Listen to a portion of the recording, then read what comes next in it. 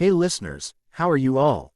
Thank you so much for being our awesome members. There's a lot to come more. Sit tight, be comfy, put your headphones, now let's begin. Ichigo was depressed. Not only did he lose to the Espada, but also it was so quick loss. He also lost his friend, Orihime, in the process. The orange-haired Shinigami cursed his weakness. He just woken up from his injuries. He was really beginning to feel weak.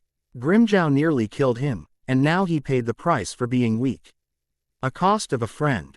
He growled at the thought. He was wandering around his town, not knowing what to do. There wasn't much to do.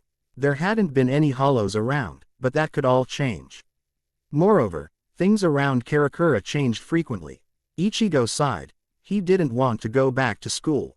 He couldn't face his friends, not with Orihime gone. Someone would ask him what happened. Yeah, she got captured by these creatures called hollows. You can't see them, but they did almost kill me. That would go over so well. Ichigo huffed sarcastically. He kicked a rock, frustrated with the events that had happened. Damn, he cursed, still rather upset with himself. Orihime, please be okay, he said to the sky, looking up. He sighed. He had been wandering around for quite some time, not bothering of coming home until late at night. His father always yelled at him for keeping his family worried, but Ichigo didn't care right now. He didn't want to be around his sisters while sulking, let alone his father. They wouldn't understand. He kicked another rock down the road, but he watched it skip across the ground, looking down the road a bit to see a something sitting in the middle of the road. What the hell? Ichigo saw the something was actually a person. Hey, get out of the middle of the road. It's not safe. Ichigo yelled. The person didn't take to his warning. He growled and mumbled to himself. He quickly ran over to the person, to see that the person small like a child. A cloak covered the person completely. Did you hear me? Ichigo asked. The person looked up to him. Ichigo found himself staring into red eyes. Where the white of the eye would be was black. Yes, I heard. A soft voice came out, but then a strange smile covered the child's face. Doesn't mean I'll listen. Ichigo saw how pale the skin of the kid was.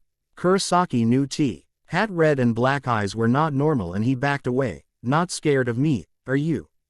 Hollow, Ichigo said, giving the child an intense glare. The child nodded, with a small laugh, and looked down. He rode as if expecting something to come. Ichigo wondered why this hollow wasn't as malevolent as the others were. I find it strange that no cars have come down this road, the hollow mumbled. The hollow almost sounded disappointed. Don't you find it strange? The childlike hollow asked. Ichigo felt the hollow was not completely here mentally. It seemed like he was speaking to more than one person. Karakura town is a very quiet place, not many people come through here, Ichigo explained to the small hollow. The hollow sighed and titled his head a little. What the hell is a hollow doing here in the first place? Ichigo asked the boy. He didn't really respond. He just stared down the road, expecting something to happen. You are a Shinigami. Ichigo's eyebrows raised. Are you not? The hollow smiled in a boyish fashion. I can tell by the way you smell. It smells of death, the hollow stated. Ichigo kept quiet, trying to ignore the hollow's comment. What are your motives? Ichigo inquired. The hollow let out an ear-piercing laugh. It sounded like a scream almost. Ichigo was disturbed out by this hollow. Motives. The smile turned to a grin, a nasty one. I have no motives. The boy frowned. Ichigo wondered if the boyish hollow was bipolar. He acted very strange. All hollows have some reason to be in the human world. Ichigo glared at the hollow. Nay, all hollows Well then I guess I have one. Mind telling me? Ichigo was growing impatient. That's a secret. The boy giggled. Ichigo let out an irritated sigh. I guess I'll find out sometime. Most likely soon. Ichigo eyed the hollow. Actually very soon. The hollow smiled darkly. You're a creep, kid, Ichigo stated. Actually I'm a monster. The boy corrected him. You should know that as well. Ichigo was taken aback. He didn't know what the kid implied, but he didn't like it. Monsters are monsters. You of all people should know that, right? What the hell are you saying? Ichigo growled. You know. Care to explain? You're just like I once was. The hollow started, and you will end up just like I did, a monster. The boy had a toothy smile. Ichigo felt the air aura pouring out of the boy. The hollow proceeded to stand. And staggered a bit. Ichigo backed away from it. It's my time to leave now. See you later. The hollow then vanished with a blink of an eye. Ichigo looked around and couldn't find where the hollow went. What the hell is wrong with that hollow? Ryu was thankful for what Urahara had done. His father leaving him in that confined place for quite some time. Ishida was now traveling around the park late at night. He had a feeling a hollow was wandering around here for quite some time. However, why it hadn't been taken care of, Ryu had no clue. He walked around He parked cautiously knowing he was nearing the beast. Ishida pushed his glasses up the bridge of his nose, readying himself for the battle ahead. He saw a large lizard-looking hollow. It looked rather hungry. It sniffed the air and moved forward, with its 6 legs, with little effort. Its eyes moved constantly, swiftly scanning the area for potential prey. Luckily, it hadn't noticed Ryu. Ishida followed the hollow, silently and efficiently. The hollow suddenly stopped, its tail stopped moving. It was ridged. Ryu was confused, but then he came into realization. The hollow's tail whipped quickly to the tree Ishida stood behind. He cursed and jumped away. The hollow wasn't as stupid as it looked. I knew you were there. The hollow growled, its tail splintered the trees in its path. Ryu drew his bow made of spiritual energy. It glowed its usual blue. He aimed at the hollow, who roared its glass-shattering cry. Ishida released the arrow, aimed for its mask. The hollow used some type of shield that destroyed the arrow when it hit. What? Ishida said. Hollow whipped his tail at Ryu again, this time succeeding in hitting the Quincy. The tail smacked the boy in the face, sending the Quincy into a tree. Ryu felt his back crack against the wood. He coughed, and landed on his knees on the grass. The hollow cackled. It neared the Quincy slowly, bulldozing the trees in its way. You tried to use his arrow to kill the hollow, only to have the hollow destroy it. Cuckoo. Stupid Quincy, you are all too prideful. The hollow chuckled, yellow eyes peering down at Ishida. The Quincy drew another arrow back. An arrow will have little effect on me, now you will die. The hollow deflected the Quincy's last attempt to kill him. Any last words, Quincy? Before I devour you, is this really my fate? My destiny? To be eaten? Ryu said to himself. His pride was falling very quick. How was he supposed to save Orihime? He looked at the ground angry with himself. The hollow laughed at him. I guess I was the fool in the end.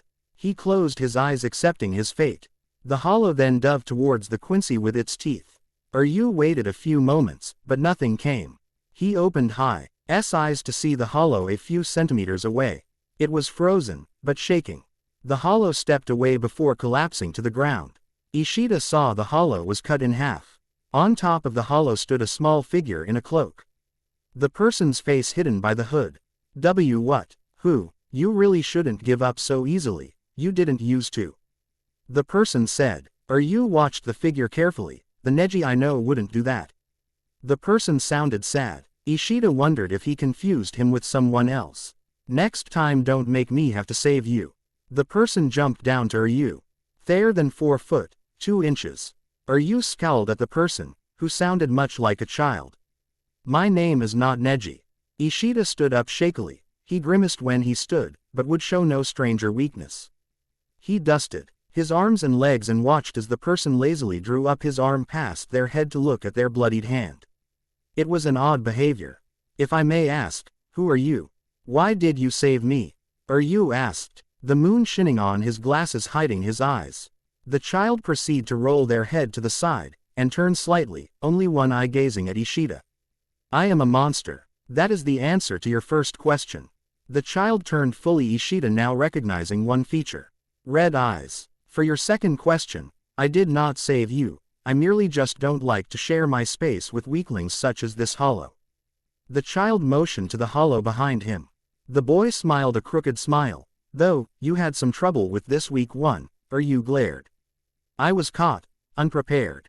Ishida explained, pushing his glasses up, and, if I am correct, you must be a hollow yourself. The child's smile faded. I am assuming I am correct. The hollow just stood there and moved slowly away from the Quincy. Ryu drew out his bow. I guess I am. The hollow laughed, and with a sudden movement vanished. Ishida looked around the area nervously, and felt pressure against the back of his neck. He froze. Do you honestly think you could defeat me? The Hollow asked, his nails digging into the back of the Quincy's neck. I could kill you so easily. It wouldn't even be funny. The Hollow said softly. The pressure faded from Ishida's neck. And the Quincy was surprised. But that wouldn't be much fun. Now would it? The Hollow walked away from Ryu. You think I am weak? Ryu asked. His voice was icier than usual. He shivered slightly of how strange this Hollow was. The childlike Hollow only stopped and looked at Ishida with sad eyes. Ryu wondered if the Hollow was planning something. Maybe the Hollow was a part of the Espada. Once upon a time, Neji, you weren't weak, but now, you falter too much. The Hollow said, if we meet again, hopefully you are much stronger. Or, you will die. The Hollow mumbled at the end and disappeared from sight. Ishida sighed and felt his sides twist painfully. He fell to one knee. It seems, I am weak. Ryu smiled sadly, griping his broken ribs. I guess I need to become more powerful. He tried to stand again.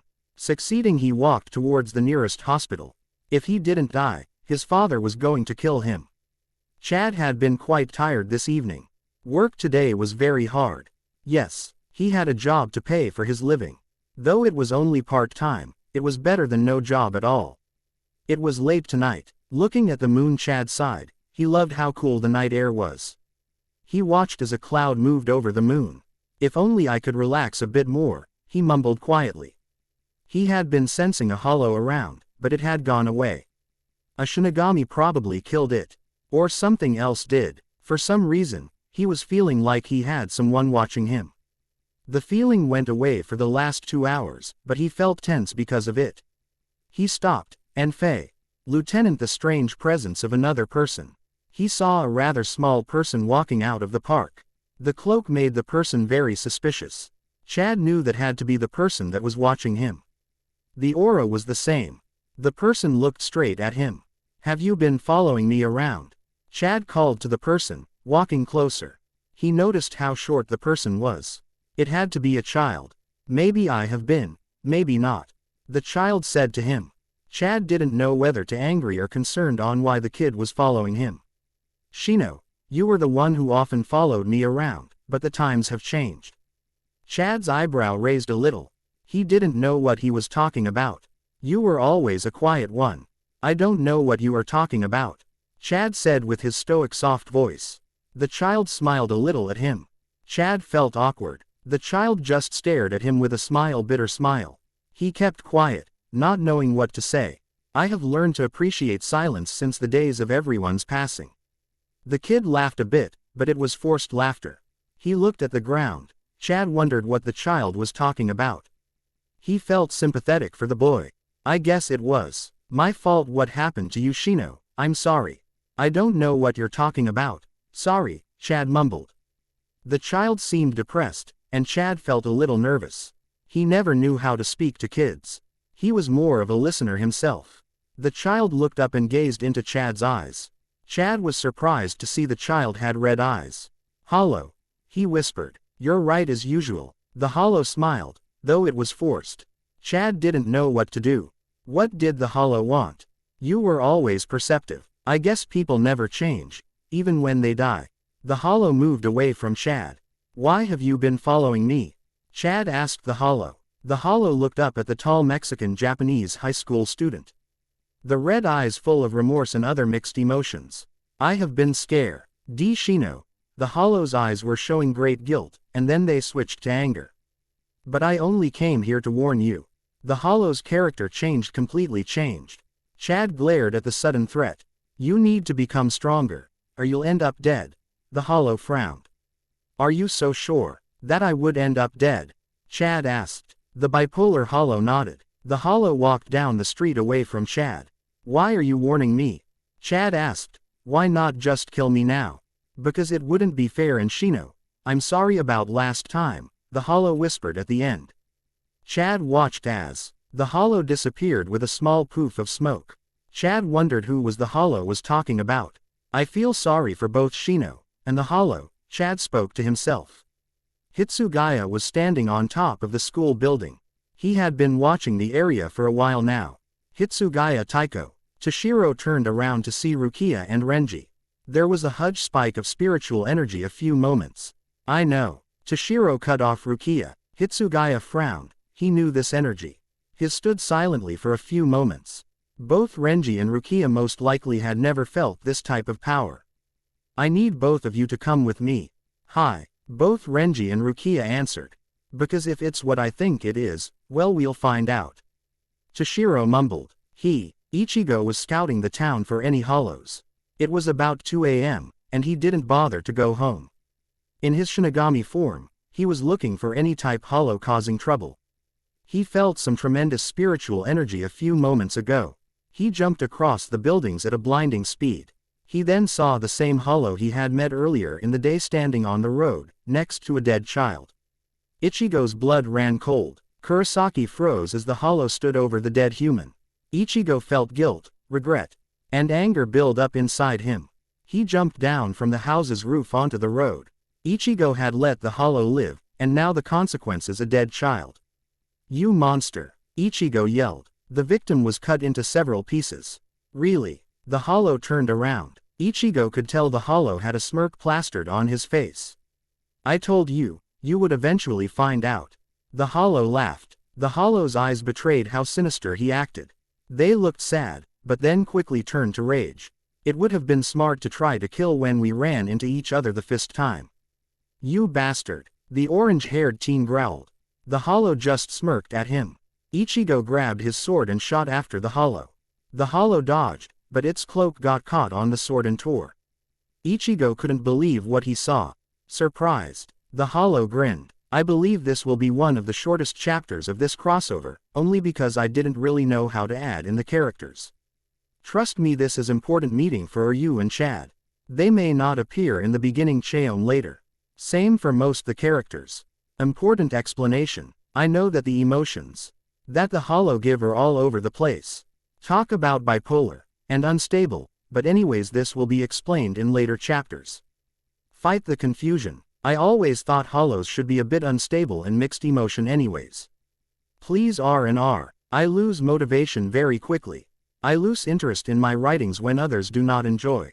5 to 10 reviews would make me motivated. More than that would be very much appreciated. Now wait for the next chapter to come. P.S. I already finished the next few chapters, but I will not publish them until I get an adequate amount of reviews. Yes, the less the reviews, the less chapters come out. Why, you may ask, because I am just that evil. The hollow grinned, his head facing the ground but his eyes locked onto the Shinigami. His opaque was black, and blood. Red iris pierced through the very soul of the death god. Ichigo didn't know how to react. The hair of the hollow was golden like the sun, but contrasted grossly with his pale skin. Ichigo looked at the strange hollow. Not being able to move. The boy started to laugh, raising his head to the sky. Ichigo was disturbed by the hollow's behavior. The hollow was in the form of a child, no older than 12. The boy then suddenly stopped laughing and faced Ichigo with a demented smile. Shinigami, part of the new order. You seem quite weak. Your potential is very high though, he stated, and stood up from his seated position on the ground. Lazily the hollow rested his shoulders, eyes now gazing upon the ground. Smile vanished. Ichigo got a better look at the hollow. Torn clothing of some type of orange and black clothing. And shackles rattle around its wrists and ankles. Disturbed nay. Ichigo looked back at the hollow, seeing the gaping hole through its chest. You wouldn't the first to think that, nor the last. Ichigo felt a tinge of bitterness in the hollow's voice. You look like a hollow, but you're different. Your energy it reminds me of. Ichigo heard the hollow let out a bitter laugh. Ichigo was unsure of the mental state of this hollow. It almost acted like it was still human, but all hollows were monsters, right? Ichigo took out his blade. No matter, you killed an innocent person and you will pay for your crimes. Ichigo said firmly. The hollow's smirk faded to a line. Ichigo didn't know what to expect.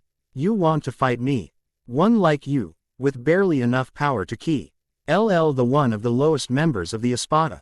The hollow shook his head, and surely I wanted to die against someone with power. The hollow mocked the Shinigami. Ichigo glared at the small hollow. But not matter. A fight's a fight. Ichigo knew he had to be cautious with this one, but being him, like always, ignored the feeling. Don't underestimate me. Ichigo growled and charged at the hollow, nearing the hollow quickly.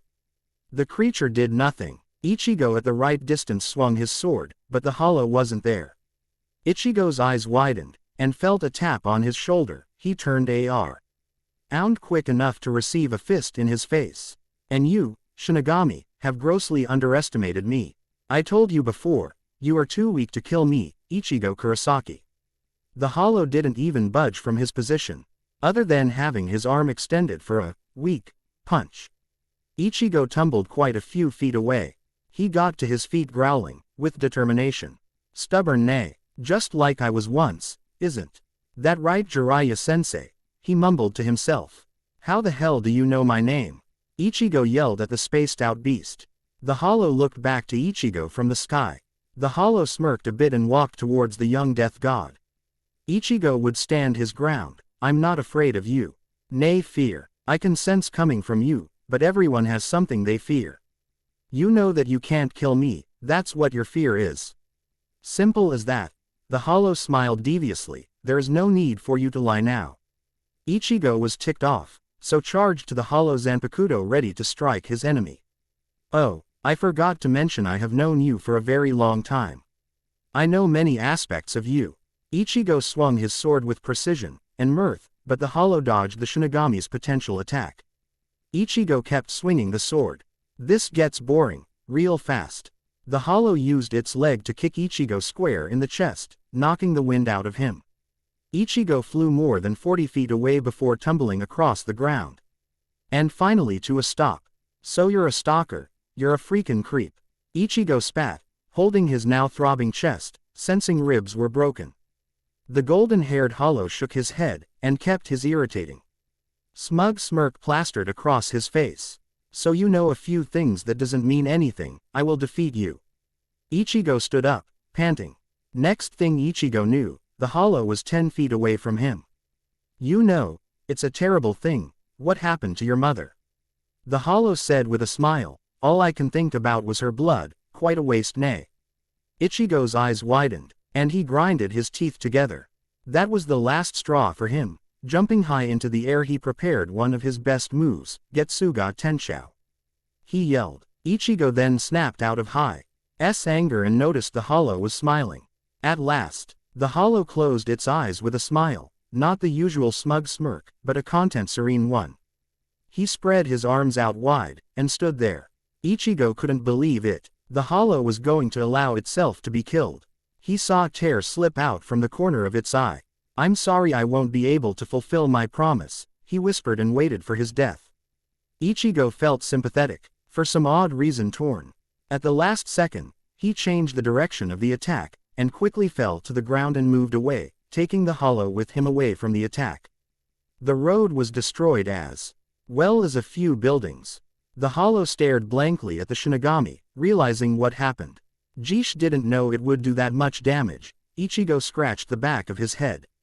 Ichigo sighed and turned around to look if the hollow had sustained any injuries.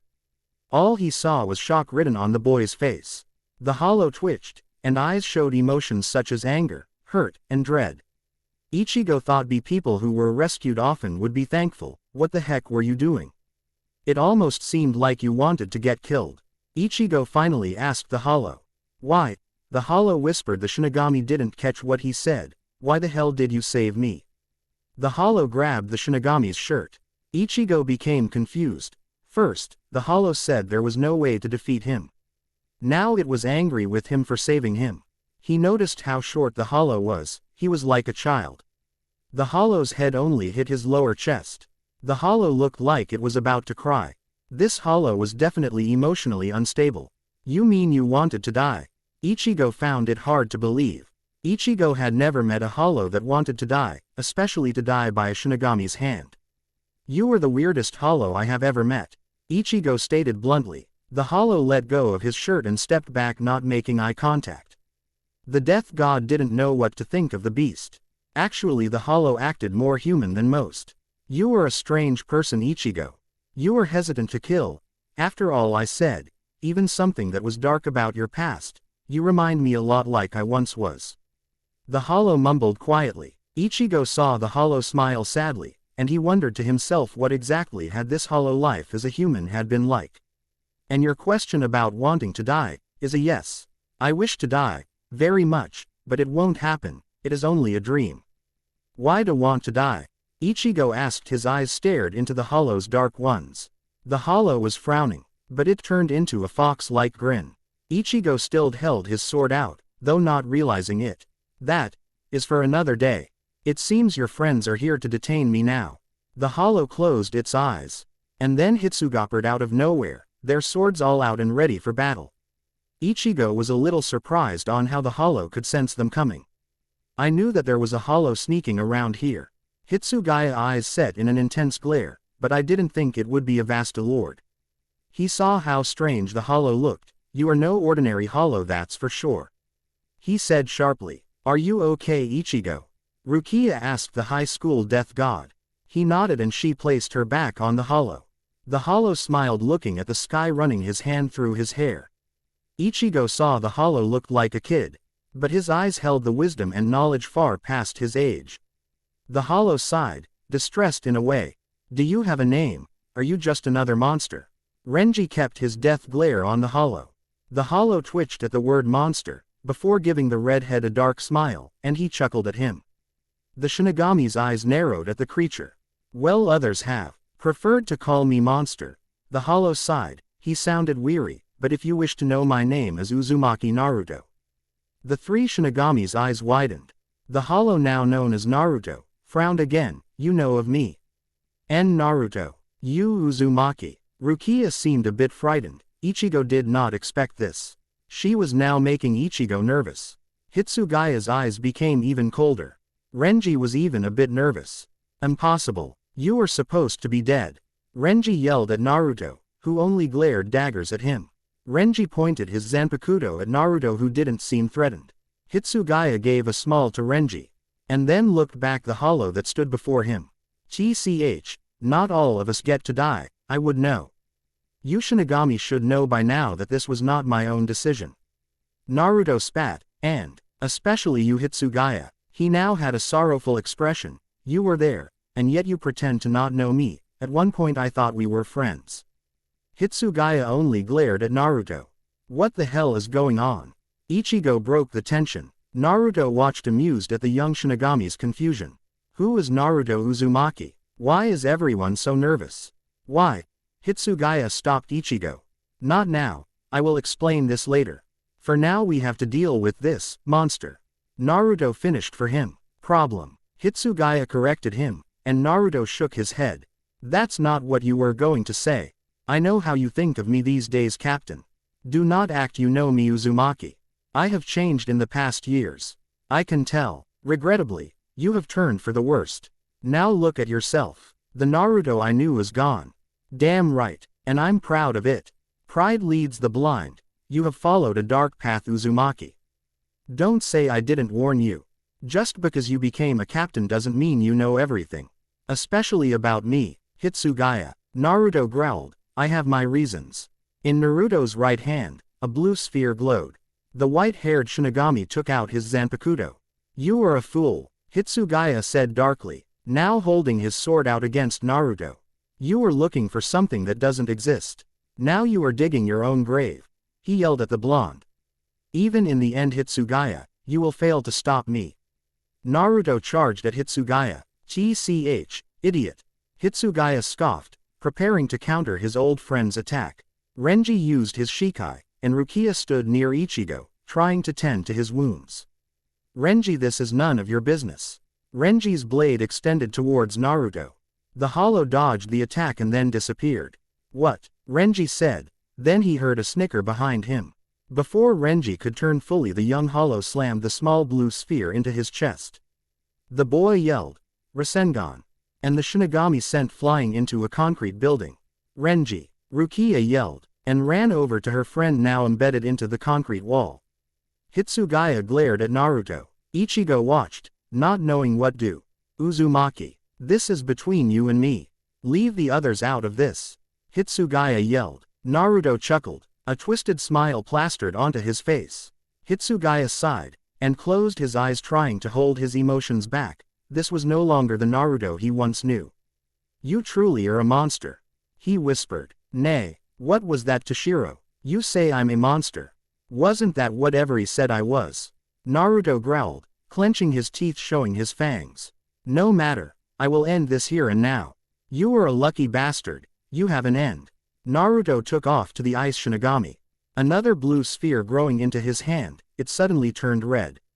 Ichigo had enough of standing in the sidelines, and ran up to Hitsugaya.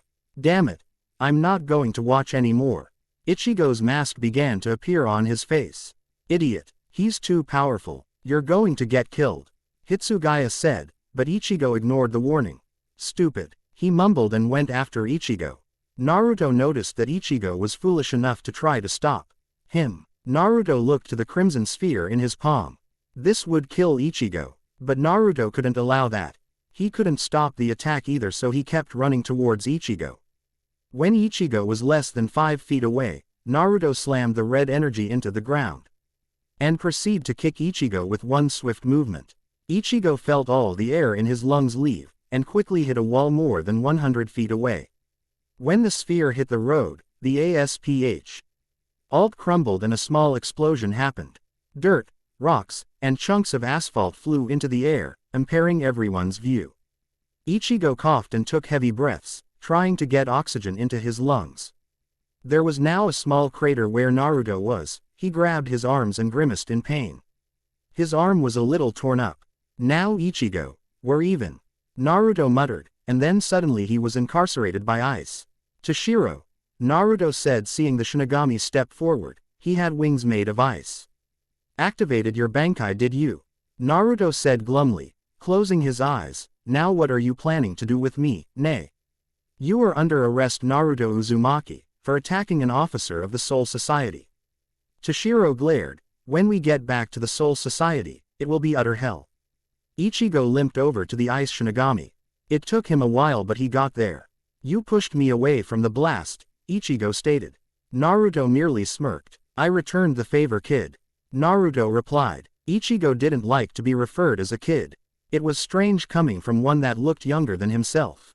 Toshiro, my question is, why are you arresting a hollow? Aren't you supposed to kill them rather than put them to jail? That is classified information, Ichigo. Toshiro answered, but it only made Ichigo pissed off. Are you going to tell me anything? Ichigo asked, his anger rising. Toshiro looked at him with a very serious look. No. What? Ichigo fumed. I got beaten up by the kid. Listen to this random crap between you two, and you're not going to tell me anything that would help this make sense. Toshiro looked thoughtful for a second, then looked at Ichigo. No, Hitsugaya. We need to give Renji medical treatment now. He has internal bleeding, Rukia said with a serious yet fearful tone. Suddenly a familiar face arrived. Rangaku stepped forward. Toshiro. I felt a surge of power. She saw Naruto and her eyes darkened. Then that would be it, she said. Naruto remembered the woman, which only brought him more unwanted memories. Naruto kept his eyes closed, his hair covered his eyes, trying to hide his face. It's been quite a long time since we've seen you, huh, Naru-chan? She spoke softly. Ichigo really wished he knew what was going on. Matsumoto, I need you to help Rukia and Renji. I will deal with Naruto. Toshiro commanded her. She nodded and left after one last look at Naruto. She walked over to Rukia and Renji, and teleported away to the Soul Society. Ichigo, there's no way in hell I will walk away from here without knowing anything. I don't care if it is classified information. I want to know what the hell I walked into. Ichigo growled. Toshiro scoffed. I want you to help me transport Naruto to the Soul Society. Hitsugaya finished. Ichi, I can't tell you anything until the elders give you permission. So for now you will have stick around if you want to know. Okay, Ichigo said before walking over the ice that held the hollow. How are we going to transport him? The orange-haired Shinigami asked. Now Naruto, be rational. Either you can bring yourself or I will have to use forceful measures. Hitsugaya asked the boy. Naruto didn't respond right away. Ichigo was finding hard to believe that Naruto would go without a fight. If you don't answer, we're going to have to take this into my hands, and I assure you it won't be pleasant. I will go. Naruto said quietly. I'll only be chased around if I get away, and I hate having people on my tail all the time. He looked into Hitsugaya's eyes, but I want you to answer a question first. Naruto said. What is your question? Toshiro asked hesitantly. He peered into the hollow's eyes knowing the question was going to be something of the past. Why, Naruto, why did you betray me? I thought we were friends. It was not my decision. Hopefully you know that. Ichigo looked at Toshiro and saw something he had never thought he would ever see. Hitsugaya was sad, his eyes told Ichigo everything. Something happened in the past. And Ichigo wanted to know. Toshiro's emotion faded away to show his usually stern look. Ichigo, I want you to keep an eye on him. I will lead, you watch from behind. He commanded. The ice that had incarcerated Naruto faded in the air. Don't try anything stupid, Naruto. The mission of escorting Naruto to the Soul Society was successful. Naruto hadn't said anything the way there either. Ichigo wondered why he had been so quiet. Then the orange-haired boy wondered what the society was going to do with Naruto. Hitsugaya was also very quiet through the trip, but Ichigo never talked either. Ichigo felt very out of place, not knowing anything. He felt tension arise when they made it into the Soul Society. Everyone was waiting at the gates, like waiting for a casket to arrive at a funeral. It was silent, and morbid. The members of the society watched glaring at the hollow. So the monster has returned. Ichigo heard someone say, then others began to gossip. Devil, filthy beast, murderer, demon, quote, disgusting creature, impure being, incarnate of the devil. These were names Ichigo heard, and he frowned. At first, he thought that Naruto was just a hollow, but it was more complex than that. He had feelings, morals, memories, and even some friends. He was like a human, a child. He saw how Toshiro was very tense, and Ichigo thought he might be nervous, but then realized that he was angry. Ichigo knew they were friends, or once friends, he really couldn't tell. Naruto's head was bowed, avoiding the harsh glares that he had been given. Then unexpected, a small rock had hit the hollow in the face. Ichigo saw the others began to pick up any rock they found, be it big or small. Naruto was being pelted but didn't bother to do anything. Ichigo was about to yell at the people, but Hitsugaya beat him to it. As captain of the 10th Division, one command you to stop. Toshiro yelled, his voice full of anger. This is none of your business. He glared daggers at the people. They all began to leave the scene, trash talking the hollow. Ichigo, you may leave now. And what if I don't want to? Kurosaki said quickly. Hitsugaya stopped walking. Trust me, it's better off if you leave, he said sharply. Ichigo took a deep breath and nodded, and Hitsugaya and Naruto walked away, leaving the young orange-haired Shinigami alone. Ichigo wondered how Renji and Rukia were. He walked around the society for a while, wondering what was going to happen to Naruto. He felt a hand on his shoulder. He turned to see Rukia. I heard you and Hitsugaya got Naruto back here. Rukia frowned. Renji received a huge amount of damage from that attack. Internally he was bleeding to death. Not to mention the wounds he sustained on the outside. She sighed. Not doubt Rukia was worried. Naruto was sure powerful. With one attack he took out Renji. Ichigo commented. Rukia glared at the ground, seemingly angry. So what's up with this Naruto Uzumaki kid? He asked his friend. She just looked at him and said. That's classified information, Ichigo. Seriously. You too. Ichigo growled. What's so incredible about him anyways? Naruto Uzumaki is not incredible. He is a horrible creature. Rukia, she muttered softly. Ichigo sighed. I can see he is not a favorite around here. Ichigo said blandly. When we walked in the gates it was like hell froze over. That's only natural, after what he did. Rukia snorted. What did he do? Sorry, but that is classified. Damn. Ichigo cursed. Did Hitsugaya tell you to wait for the answer to come? If he did, you will find out sooner or later. Rukia stated. Hopefully sooner. Don't count on it. Rukia walked away. You want to go visit Renji? I don't have anything better to do. Nay, if it isn't Yamamoto himself. Haven't seen you in a while, geezer. Naruto smirked. The old man did not take too kindly to his words. So what's my punishment this time? Death. He laughed bitterly. Locking me up in cage worked the first time. But I don't, a third will work. Naruto ran his mouth. Toshiro was trying not to smack the hollow himself. Naruto, you have done a great deal of damage on the Soul Society, your punishment will have to be thought out properly. Execution is unfortunately a choice we don't have. For the time being you will have to be put in the underground chambers of the Soul Society, but don't think you will not receive a heavy punishment.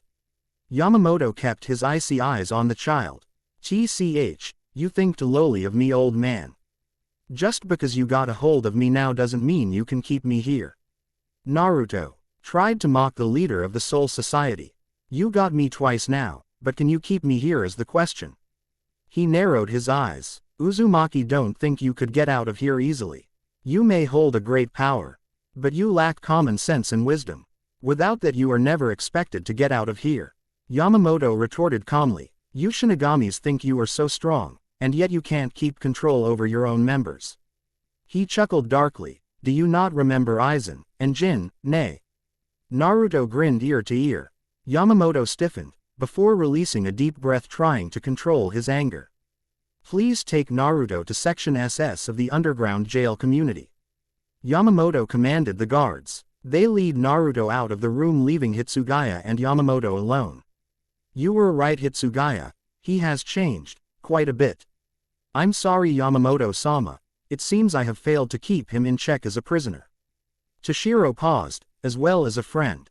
He looked at the ground sadly. It's horrible that in the end we have to treat him like monster. Hitsugaya, do not give up hope. Naruto may have changed for the worse, but he hasn't completely turned. He is not our enemy yet, and despite our original plans for him, the higher-ups have not changed it. Naruto is not a weapon, why can't they see that? Toshiro balled his hands into fists. Can't they see he is not just a hollow, but shows his human emotions too? The prodigy cursed under his breath. He and I are very different, yet the same. So much expected of us both, and yet looked down upon. Hitsugaya. Yamamoto placed a hand on the boy's shoulder. They others fear Naruto. That's why they only see him as a tool, because he can't be controlled like you and me. We can hold our own power. Naruto, however, does not have that freedom, not anymore. I understand that, but they don't see what we have seen in him. He is much different than what they assume. The white-haired boy was depressed to say at least. Yamamoto walked away from him.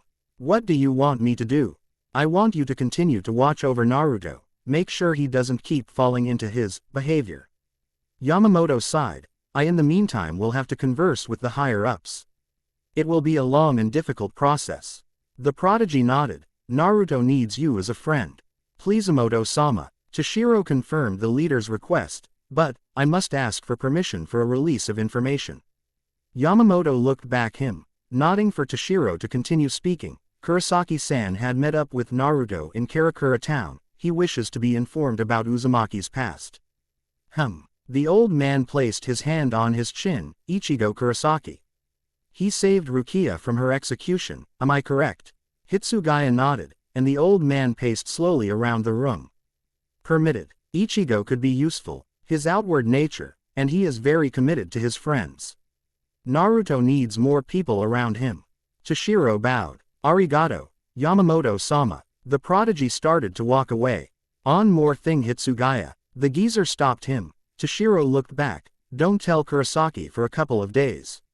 I want these things to sink in before any more excitement happens.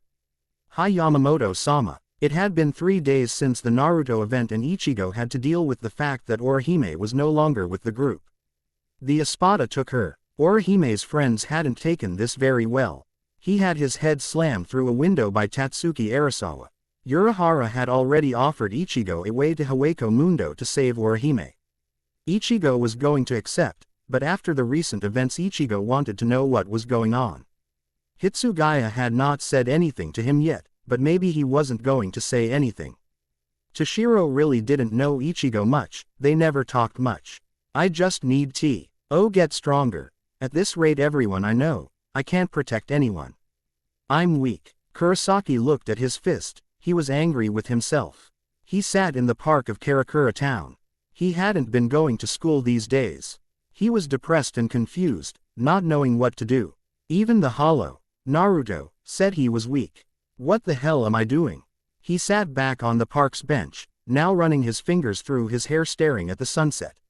Sitting here won't get me anywhere, he grumbled. It surely won't. Ichigo heard the familiar voice of Toshiro. If you intend to go save Orihime, that is, he said, walking towards him. Toshiro was in his high school uniform. I was looking for you today, but you weren't at school. Your friends seemed rather concerned about you. Hitsugaya's eyebrow raised. The Soul Society doesn't want you to go after the girl. If you do not listen, well, you catch what I mean. Ichigo turned his head away. You don't know what's going on. Ichigo spoke harshly. Toshiro didn't seem fazed by his attitude. Hitsugaya sat next to Ichigo. The Shinigami didn't respond. You may say that, but it sounds like someone I know. Toshiro calmly replied, you are beginning to act like him. Which is immature and foolish. You don't know anything, Kurosaki yelled. Toshiro glared. You think I don't feel responsible for Orihime being captured? I, a captain, couldn't stop Song. A thing I have trained to care of for more than 80 years. Do not treat me like a child, he said coolly. Ichigo's shoulders relaxed a little. Don't think this is your entire fault. Hitsugaya added. I'm powerless to protect my own friends. Ichigo placed his head in his hand. I need to get stronger, and need to be able to destroy my enemies. Ichigo growled. Toshiro shook his head. No, you need to think clearly. Strength is something you need to use to protect, not destroy. Hitsugaya took in a deep breath. Ichigo, you need to calm down before you lose more than your friend. Blaming yourself is something you must not do. Ichigo sat up and looked into the white-haired Shinigami's turquoise eyes. Ichigo's eyes full of an angry, hot fire. I already used my strength to protect. Look what it did. Orihime in the Espada's hands, or you disappeared. Chad, Rukia, Renji, and everyone else got hurt. Ichigo yelled. He was now standing. I no longer can protect. I need power to destroy those who hurt my friends. His eyes full of revenge and lust for strength. Hitsugaya with one quick movement punched Ichigo in the face. The orange-haired Shinigami fell to his back. What the hell was that for? He seethed. A friend of mine said something similar once. Hitsugaya said with venom. He was very angry. He picked up Ichigo by the collar of his shirt. He said that he wanted power. He got what he wanted, and I let him do it. His eyes full of remorse. His voice was shaking. He turned away from everyone and turned to power. He yelled. That power made him what he is. Now he is a monster. Everyone hates him, and I had to go against him. Toshiro let go of Ichigo and hid his eyes from view. All because he wanted power, and I let him do it. Hitsugaya looked into Ichigo's eyes. Ichigo was shocked. He swore he saw the captain shed a tear, so don't do it, Ichigo. Don't end up like Naruto. There was an awkward silence. Ichigo didn't know how to respond. I see. Ichigo looked down at Hitsugaya sadly. Toshiro stayed quiet. He paused, seeing the captain now collected himself. I understand. Ichigo took in a deep breath. Hitsugaya nodded. The reason I was looking for you was that I was given permission to tell you details of the Hollow Naruto Uzumaki, but before I do that, you must never tell anyone of what happened today. He added sharply. Ichigo smirked, and nodded. Now, I will have to take you somewhere private. This story is something no one else may hear. It is a shameful story to the Soul Society. He glanced up to the tall teenager. Understood. Yes, Ichigo said. Aizen was in a rather good mood. He had obtained the girl and left the Soul Society disabled. He smiled. However, his partner, Jin, seemed rather lonely since Grimmjow killed Luffy, saying there was no one to chat to now. Ulquiorra had been commanded to watch Inoue, and protect the girl. Aizen knew not all the members of the Espada were happy about the human staying in Las Noches. He saw one of the lower subordinates walk up to him. Aizen-sama. He bowed. What is it? Aizen asked. Hopefully this is not bad news. He stated. The hollow then gave him a nervous look. He frowned. It was bad news. He hated bad news. He was having such a nice day too. You asked the lower commandment to stay in the human world to watch over it. The hollow kept his eyes from direct contact with Aizen's own eyes. I did. Now what about it? He asked coolly. Well, why you see, the lower C commandment, the hollow stuttered. Aizen was losing his patience. My patience is wearing thin, now just tell me. The entire commandment was killed. The hollow finished quickly. Aizen became quiet. He was having such a calm day, now he was irritated. There was something else as well. What? He glared at the hollow. The lower being began to shake. There has been a report that Naruto was responsible and, before the hollow could finish, Aizen ran his blade through the hollow. Blood splattered on his white outfit. I was having a good day as well. Aizen sighed, and Jin with his usual grin came out of the hall. Aizen-sama, you ruined your clothes. Jin chuckled a bit. Receive bad news. Aizen stayed quiet. I see. What do you wish me to do? Jin asked. Nothing for now. Aizen sighed. I have to think of how to deal with this situation. He took a piece of his clothes and wiped the blood off his sword. Actually, Jin, would you mind cleaning this mess up? Jin nodded. Aizen wiped bits of blood off his face. He looked at his clothes and frowned. I suppose I will clean myself. He left Jin with the bloody body of the deceased hollow. You shouldn't have killed him. Jin said. What? Aizen looked displeased with what Jin had said. He was going to tell you more. Jin added with his smile still in place. We'll learn what it was sooner or later. For now I want you to send some Espada to check on things. Aizen walked a little farther, before he stopped abruptly. I'll make myself clear that I don't want any bloodshed. This mission must be of stealth, nothing more. Of course, Aizen-sama. Jin started to clean up the mess. Hitsugaya had taken Ichigo to the Soul Society, to a building of some sorts. He had ordered his tea to be disturbed. Kurosaki, you can sit wherever you like. Toshiro sat at the tatami mats. Ichigo chose to sit across from the very young captain. He didn't want to miss anything Toshiro was going to say. First of all, you should know one thing. Naruto is from a different world than yours, so things are different for him. He pointed out. The next thing is I will not repeat myself. Am I clear? Yes, Ichigo stated. Hitsugaya took in a deep breath and looked at the ground. This started 100 years ago. Toshiro started, but interrupted by the curious orange-haired teen. This feud is that old. Ichigo was surprised, but this agitated Hitsugaya.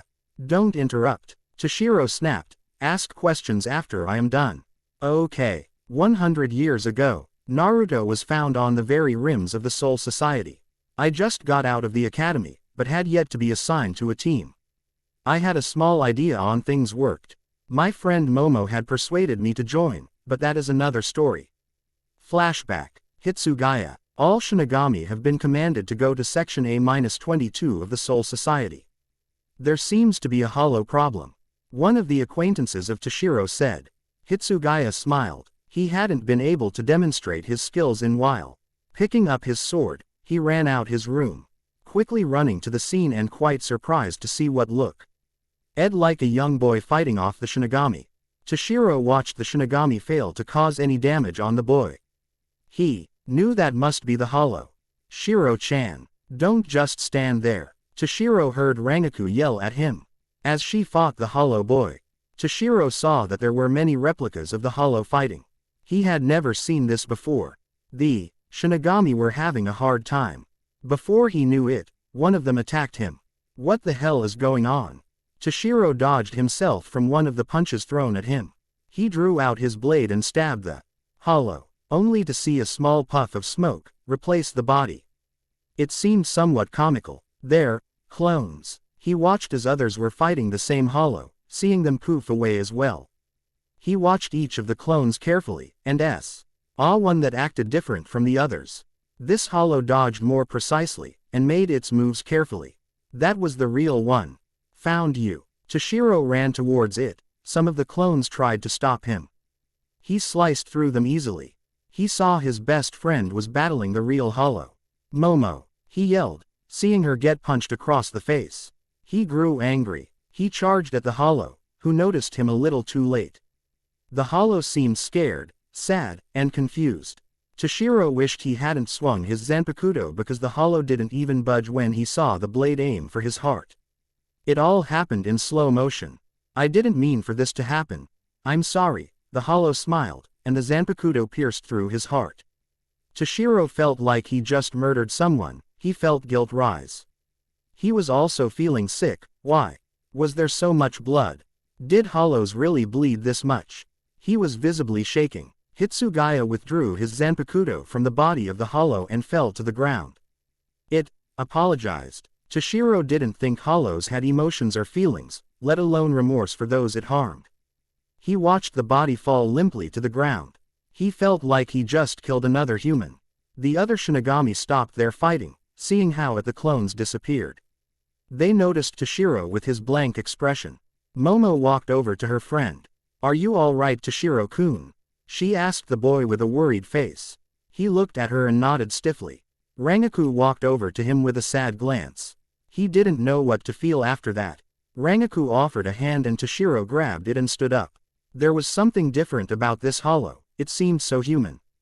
Hitsugaya stated to his friends, "I feel guilty. Like I murdered someone." He looked at the hollow more closely. It was in the appearance of a child, like himself, but older. Though strangely short, about his size. "Toshiro, I know it's hard to kill hollows sometimes," Rangaku said, placing a hand on his shoulder. "But it's for the better of the people," she added. He looked up to her and nodded. He sighed. Maybe it was just to psyche him out or something. All hollows were monsters. Some of the captains gathered around the hollow, checking it out. "I have never seen a hollow that could multiply," one of the captains said. They all mumbled and discussed what level of hollow it was.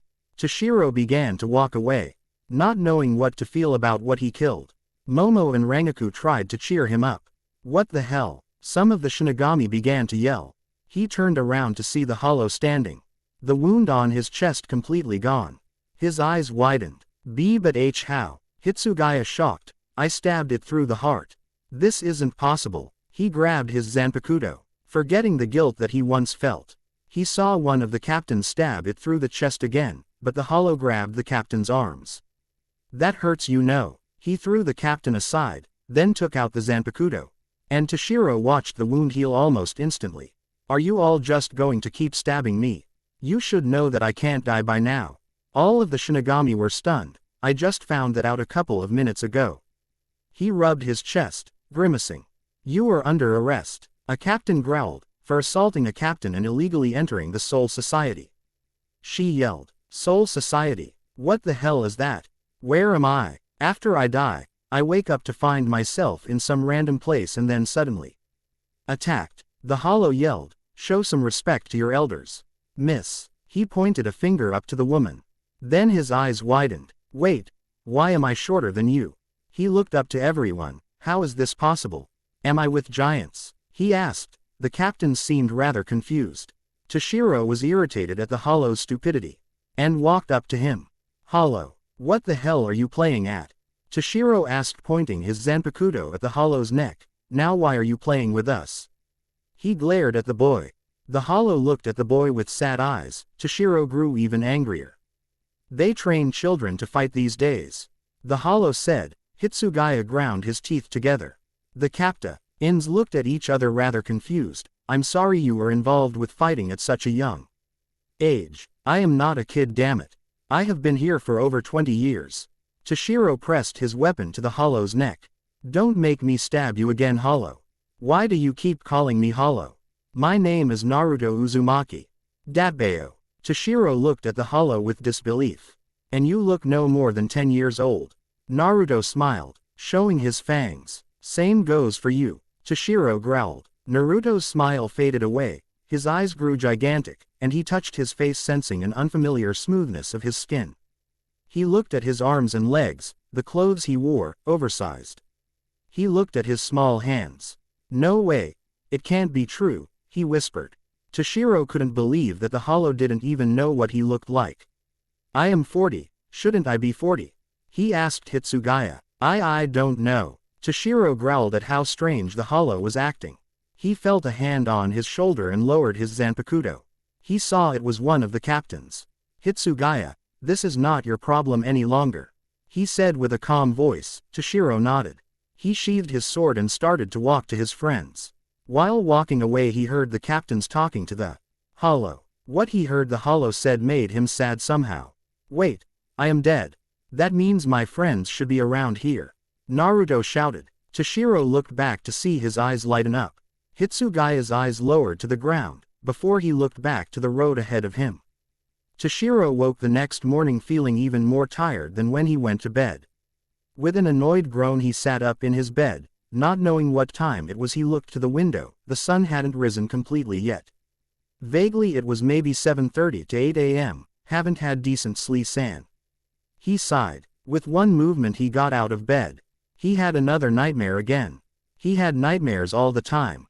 Sometimes he would dream of his life before the Soul Society in WH. He destroyed the entire town while he slept. I have learned to control my power. He shook his head, trying to empty his mind. He headed to his closet, finding his Shinigami wardrobe. He picked a clean outfit and started to dress. Once ready, he headed out of his living quarters. He was not hungry anyway, not unusual. Once he opened the door, he saw the captain ready to walk in. Is there something you need? Toshiro asked. The man laughed a bit. Actually, I was coming to get you. Yamamoto-sama wanted to talk to you about something. He said with a soft and very relaxed voice. Everyone told me you got up pretty early. Guess they were right. Toshiro knew this man, but where had he seen him? You are the captain from last night. Am I correct? Toshiro looked up to the much taller man. He chuckled. You are correct. He smiled. I am Kazuki Urahara, and well, I know you. The child prodigy. Toshiro glared when he heard the word child. Toshiro Hitsugaya. The young boy nodded. I have heard of you as well, Urahara Taiko. You are the slacker and so-called pervert. Toshiro said. Urahara laughed at him. Easy, Hitsugaya. You don't have to attack me so viciously. Urahara rubbed the back of his head. Well, you should get going. Yamamoto-sama has very important job for you. Kazuki said before walking off. Toshiro felt excited. Maybe he would finally be put into Team H. He quickly walked to the Soul Society's Central Command building. Some guards escorted him to Yamamoto's meeting room. The guards opened the door to reveal the old man who was sitting on his knees waiting patiently. Hitsugaya, please sit, Yamamoto told him. He sat at the very end of the table respectfully. I have sent someone to tell you to come here for a special assignment. Toshiro sat up straight, excited to hear what he was being assigned to. Yes, Urahara Taiko told me, Yamamoto-sama. He said. The old man nodded. Well, this is of great importance, and good intention. That's why I want you to do this. Toshiro nodded at the man's words. I have seen some good in you, and heard many things about you. Feeling a bit of pride, Toshiro, he smiled. That is why I need you to watch over the hollow, Naruto Uzumaki. Toshiro's smile vanished from his face. What? Hitsugaya said as calm as he could, trying not to show hints of anger. Which failed miserably. Did he really just hear that? You have to guard Naruto Uzumaki. Yamamoto repeated. Toshiro felt all his excitement turn to anger, disappointment, and confusion. He let out a bitter laugh. This was an insult to his power. This man had to be joking. You are joking. I have to watch that foolish hollow. He said with a forced smile. Yamamoto raised his eyebrow. I have to watch that confused monster.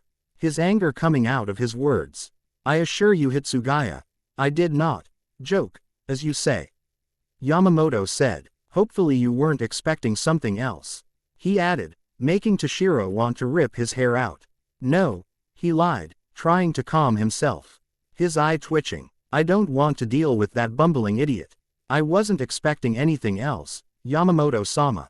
He was a horrible liar. The old man sighed. Your assignment starts today at 12 p.m. You are to report to Sector SSA, of the underground city. Yamamoto stated. You will be living in compartment A1, remember to take all of your things as well. Your days off are Monday and Friday. Do you accept? The old man asked him. Toshiro, knowing he had to accept, he sighed agitated. Hi. His eye twitched. Yamamoto nodded and stood up. Toshiro stood as well, and bowed to the Soul Society leader. Sayonara. He walked out of the room. Guards escorted him out of the building. He walked to his old living quarters fuming to himself. When he arrived at his room, he landed on his bed. Why me? Hitsugaya carried the small amount of things he had to the underground city. News got around fast apparently. Some of the Shinigami, who were still students of the academy he went to, snickered when he walked by.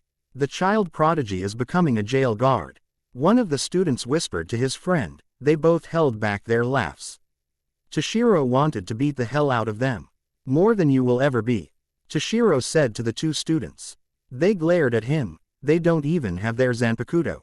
He scoffed. He got to the building that held the elevator to the underground city. Walking in the building he saw a man, half of his face covered by bandages. The man's hair sticking out in several different directions. Brown eyes and hair. He had a big smile. His eyes held a childish luster. Oh God, he said loudly. The man didn't mind. Hey, you must be Toshiro Hitsugaya. His smile widened. He held out a hand. Nice to meet ya, I'm Nari Suiga. Toshiro walked past the man. Not very talkative Well, neither is Komaru. In fact, he ignores me a lot. Toshiro was going to hate his life in the underground city. So, can I ask why you are being sent to live down here? He followed the white-haired boy into the elevator, and pressed a couple of the buttons. The iron doors of the elevator closed and the light of the sun slowly disappeared from Hitsugaya's view. He sighed. Hey, are ya going to answer my question? I have been ordered to watch over the hollow Naruto Uzumaki.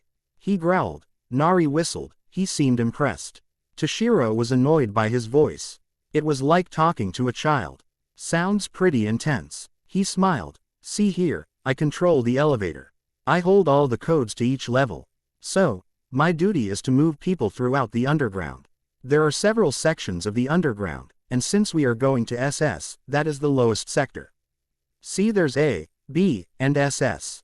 SS is supposed to hold the worst of the criminals. I rarely go down there. I live in the building where the elevator starts and it's pretty boring there. Are you even listening? Nari asked. Toshiro sighed. The underground city was rather small, so Hitsugaya heard. Different from the maggot's nest, by far. No one is allowed in the city unless permitted by the council. In fact, it must be an honor to go down here. I mean, no one comes to the underground city. They no longer use it because of the maggot's nest. Saying it's safer there than here. Do you ever stop talking? Toshiro asked as he glared at the childish man. He laughed at Hitsugaya. The young Shinigami wondered how Nari could have ever graduated the academy. Ya know, you remind me of Komaru. Always so serious, and he always asked me that question. Friend of mine ya. See. He stated. Toshiro wondered how they could ever be friends. By what he heard, they contrasted greatly. Ya. No, I wasn't always workin' at the elevator, before I was part of a team and. Shut the hell up. Toshiro yelled. The elevator became silent. He wondered if he had made Nari upset, but then Toshiro heard Nari laugh. Yep. Defiantly like Komaru. He smiled. Toshiro rubbed his temples, and wondered if he would survive in the underground city. Especially with this idiot. Ya. Need to lighten up, Toshi. It's Toshiro. The boy took in a deep breath, controlling his temper. That's what I meant. He smiled. When Toshiro entered his room, he was a bit surprised how clean the room was. The room was also very big.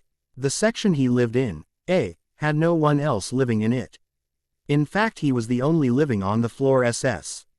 He found himself a bit lonely. The only one beside himself was the hollow, Naruto. He sighed. Why it had to be him to watch over the child hollow. I have to follow orders, he grumbled. Not like there's much else to do here. He exited his room and walked down the lengthy hall to reach the cell room. There was only 3 cells in section SS. All of them made from a very sturdy material. He heard how quiet the whole place was. He wondered if there was actually anyone imprisoned here. Until his left. So they finally sent someone down here, and I thought I was going to all alone. The hollow's face hidden by the darkness of the cell. Ah, I remember you. You're that kid. The hollow poked his head into the light. Toshiro was about to yell at the child hollow. But his eyes widened to see the hollow's golden hair. Not only his hair, but also sea blue eyes. Toshiro only remembered hollows being bland colors. The boy smiled at him. Nice to see you again.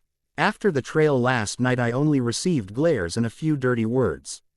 Toshiro saw how pale the Naruto was, and how his eyes and hair contrasted with his skin. Are you staring at my hair? Toshiro's face turned a bit pink and Naruto laughed.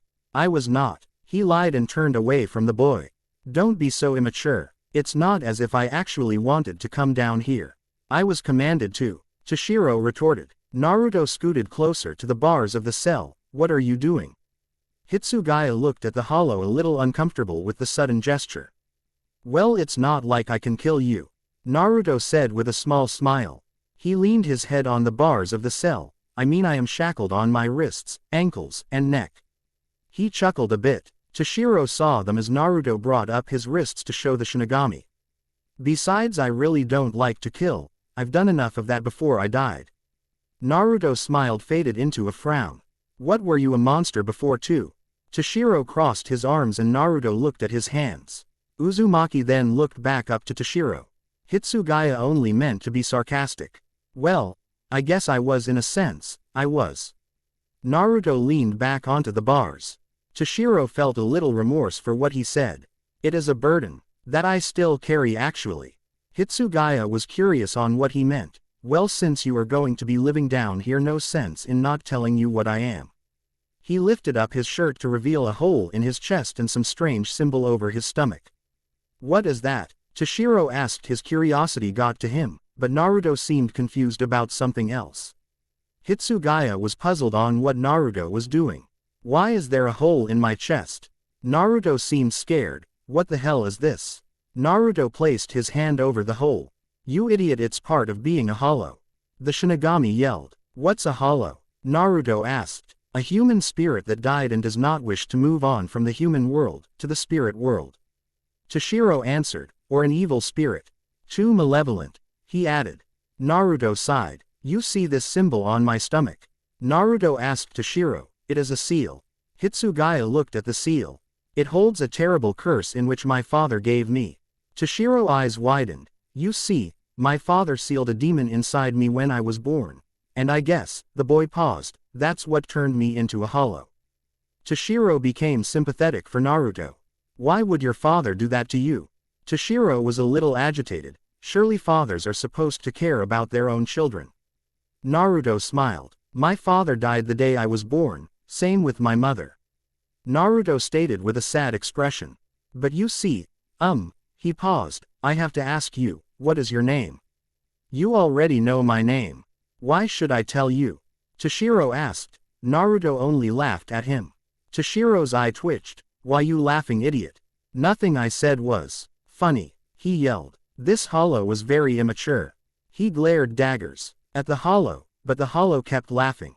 Toshiro felt like he was being treated like a kid. I like you, kid. You remind me of my old friend. Naruto smiled a very sunny, bright, and cheerful smile. So what do you say? Why don't we be friends? Naruto asked, with his smile. Toshiro was taken back. He was insulting the hollow and yet he wanted to be friends. Naruto was holding a hand out, but the chain prevented him to move his hand past the bar. An odd light was shining down on the hollow. Half his face was in the shadow while the other was showing his friendly eyes and smile. Toshiro couldn't understand Naruto. He was shocked by the sudden gesture. When others had just shunned him with his cold words, Naruto just smiled at him. Hitsugaya just glared at the hollow. Why would I want to be friends with an idiot hollow? Toshiro sneered, and Naruto still smiled at him. He growled, why didn't the hollow just turn him away as the others did? You are foolish, immature, and delusional hollow I have ever met. What's even worse is you think you could be friends with me, he yelled. He saw Naruto's smile disappear and the boy sigh. Toshiro had been hoping that Naruto wouldn't turn him away. He just didn't know how to respond to the sudden gesture. Hitsugaya felt his heart twist. No one other than Momo and Rangaku ever reached out. Toshiro growled and walked out of the holding cell area. I knew that this was going to happen, he mumbled to himself. Trying to ease himself, it's just like the others. Hey, Naruto called. Toshiro stopped in his tracks. I don't care what you say. Hitsugaya heard, and his eyes widened. You're my friend. Toshiro felt an odd warmth in his chest and a smile crept across his face. He turned around and walked back to the cell. Naruto looked up at him. What? My name is Toshiro. Toshiro Hitsugaya. The white-haired Shinigami stated. Naruto smiled. This doesn't mean we are friends. Don't get the wrong idea.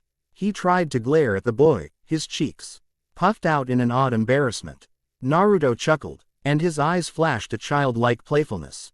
I knew you would tell me your name.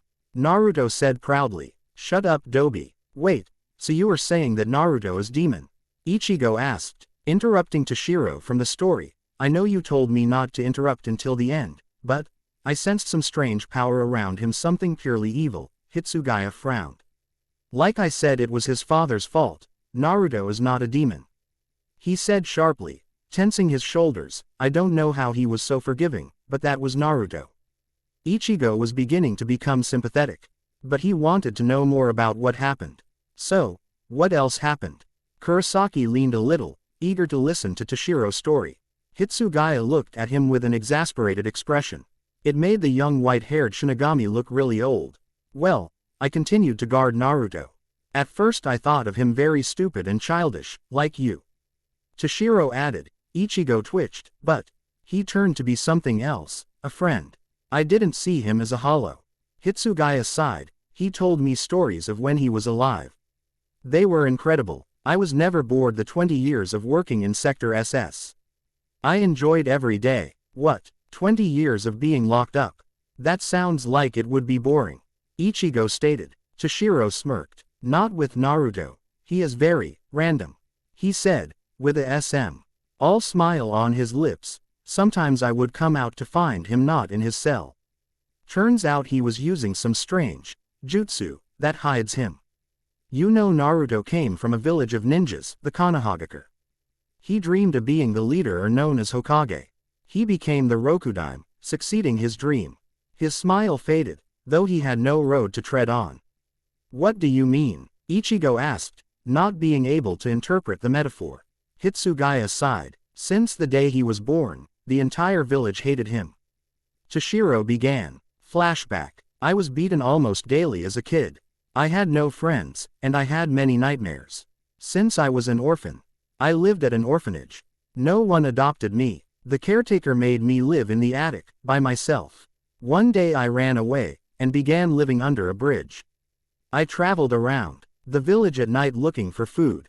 I remember all the people calling me names, beating me. I didn't know why at the time. I asked the Sandaime, but he never told me. I remember my 5th birthday. I nearly died. Twice. Once in the village, a second time a nurse tried to kill me at the hospital. I was saved by an Anbu named Kakashi Hatake, who was my sensei later, but I wouldn't learn that until I turned 17. Naruto paused. As a toddler I cried me time, but the day I turned 5, I stopped crying. I learned to smile. Even if I was sad, I smiled. I no longer wanted to cry. I wanted to live, be happy, and move forward. Even if it was delusional, I didn't care. I wanted to move forward. Toshiro was angry. Why didn't you do anything? Why not ask the Sandaime to help? Why didn't do anything? Hitsugaya asked. He flinched when Naruto's eyes met his. Sadness, knowledge, and neglect pierced the Shinigami. Naruto wrapped his hands around the bars of the cell and rested his chin next to the bar. No one would listen to me. You think that someone would care for a child that held something that killed everything they loved, cherished? Do you think a stranger would lend a hand out to a child who was hated by everyone? The Sandaime had bigger problems to deal with than an orphan who was ignored by the village. Naruto took in a deep breath. Being a leader means you avenue priorities, and the Sandaime had those. The Hokage couldn't help me anyway. The elders of the village wouldn't allow the Hokage to help me. But why? Hitsugaya growled, clenching his fists. Naruto looked in the frustrated eyes of the Shinigami. You were just a kid, he yelled. No one should do that to a child. Naruto's eyes closed, and when they opened, they were blood red. Hitsugaya felt a tremendous, evil spiritual energy surround him. Toshiro backed up. Looking into the hollow's eyes, he saw hell. Naruto closed his eyes again. Toshiro was shaking. Because in reality, I am the demon that destroyed the village. Naruto said quietly. The Kyuubi and I are living in the small body, and I depended on the demon to keep me alive, and the demon looked to me to live as well. Uzumaki turned away from the Shinigami. Even my own friends feared me. Naruto slipped into the shadows of the cell. End of flashback. That day I regret the most, because I never said that he wasn't the demon. I was scared for once. His eyes were not his own. I saw many people's deaths in those eyes, but I was so scared. Toshiro closed his eyes trying to rid of tears threatening. One of the first mistakes of many. Ichigo couldn't believe what he was hearing. Hitsugaya was sharing his feelings with him, and Toshiro was giving him more than a story. He was sharing part of his past, soul, and making himself vulnerable. The orange-haired Shinigami felt a little awkward. Toshiro was trusting him. I feel that is enough of the story for today, Ichigo. He stood up. I will share more this tomorrow. Okay. Ichigo got to his feet. And felt a little dizzy. Hitsugaya walked with Ichigo out of the building. Kurosaki didn't know what to feel other than tired and depressed. He said his goodbye to Hitsugaya only to find he wanted to find out more about what happened. He knew that Toshiro wouldn't tell him any more, so he thought of the one person who would tell him more. Naruto Uzumaki, the Hollow himself. Aizen sat rather bored at his chair. A couple of hours ago he sent some Espada to check things. They had not come back, and he was not a very patient person right now. He knew most of the Shinigami were very weak. Besides the Gote 13, but they were under his concern. The Soul Society was weak for now, and wouldn't be able to bother him. Now what are you doing, Naruto? He asked himself. The Hollow was beginning to get on his nerves the more he thought about it. Uzumaki was once a very helpful pawn. Aizen knew that Naruto had abilities beyond his own comprehension, and as an enemy. Why? Things would turn out very bad in the end. Before the Espada was fully formed, Naruto was part of it. Uzumaki was number one, and for a reason. Aizen rarely had sent to take care of anything. Aizen-sama, you seem rather bored. Or do I sense apprehensiveness and fear?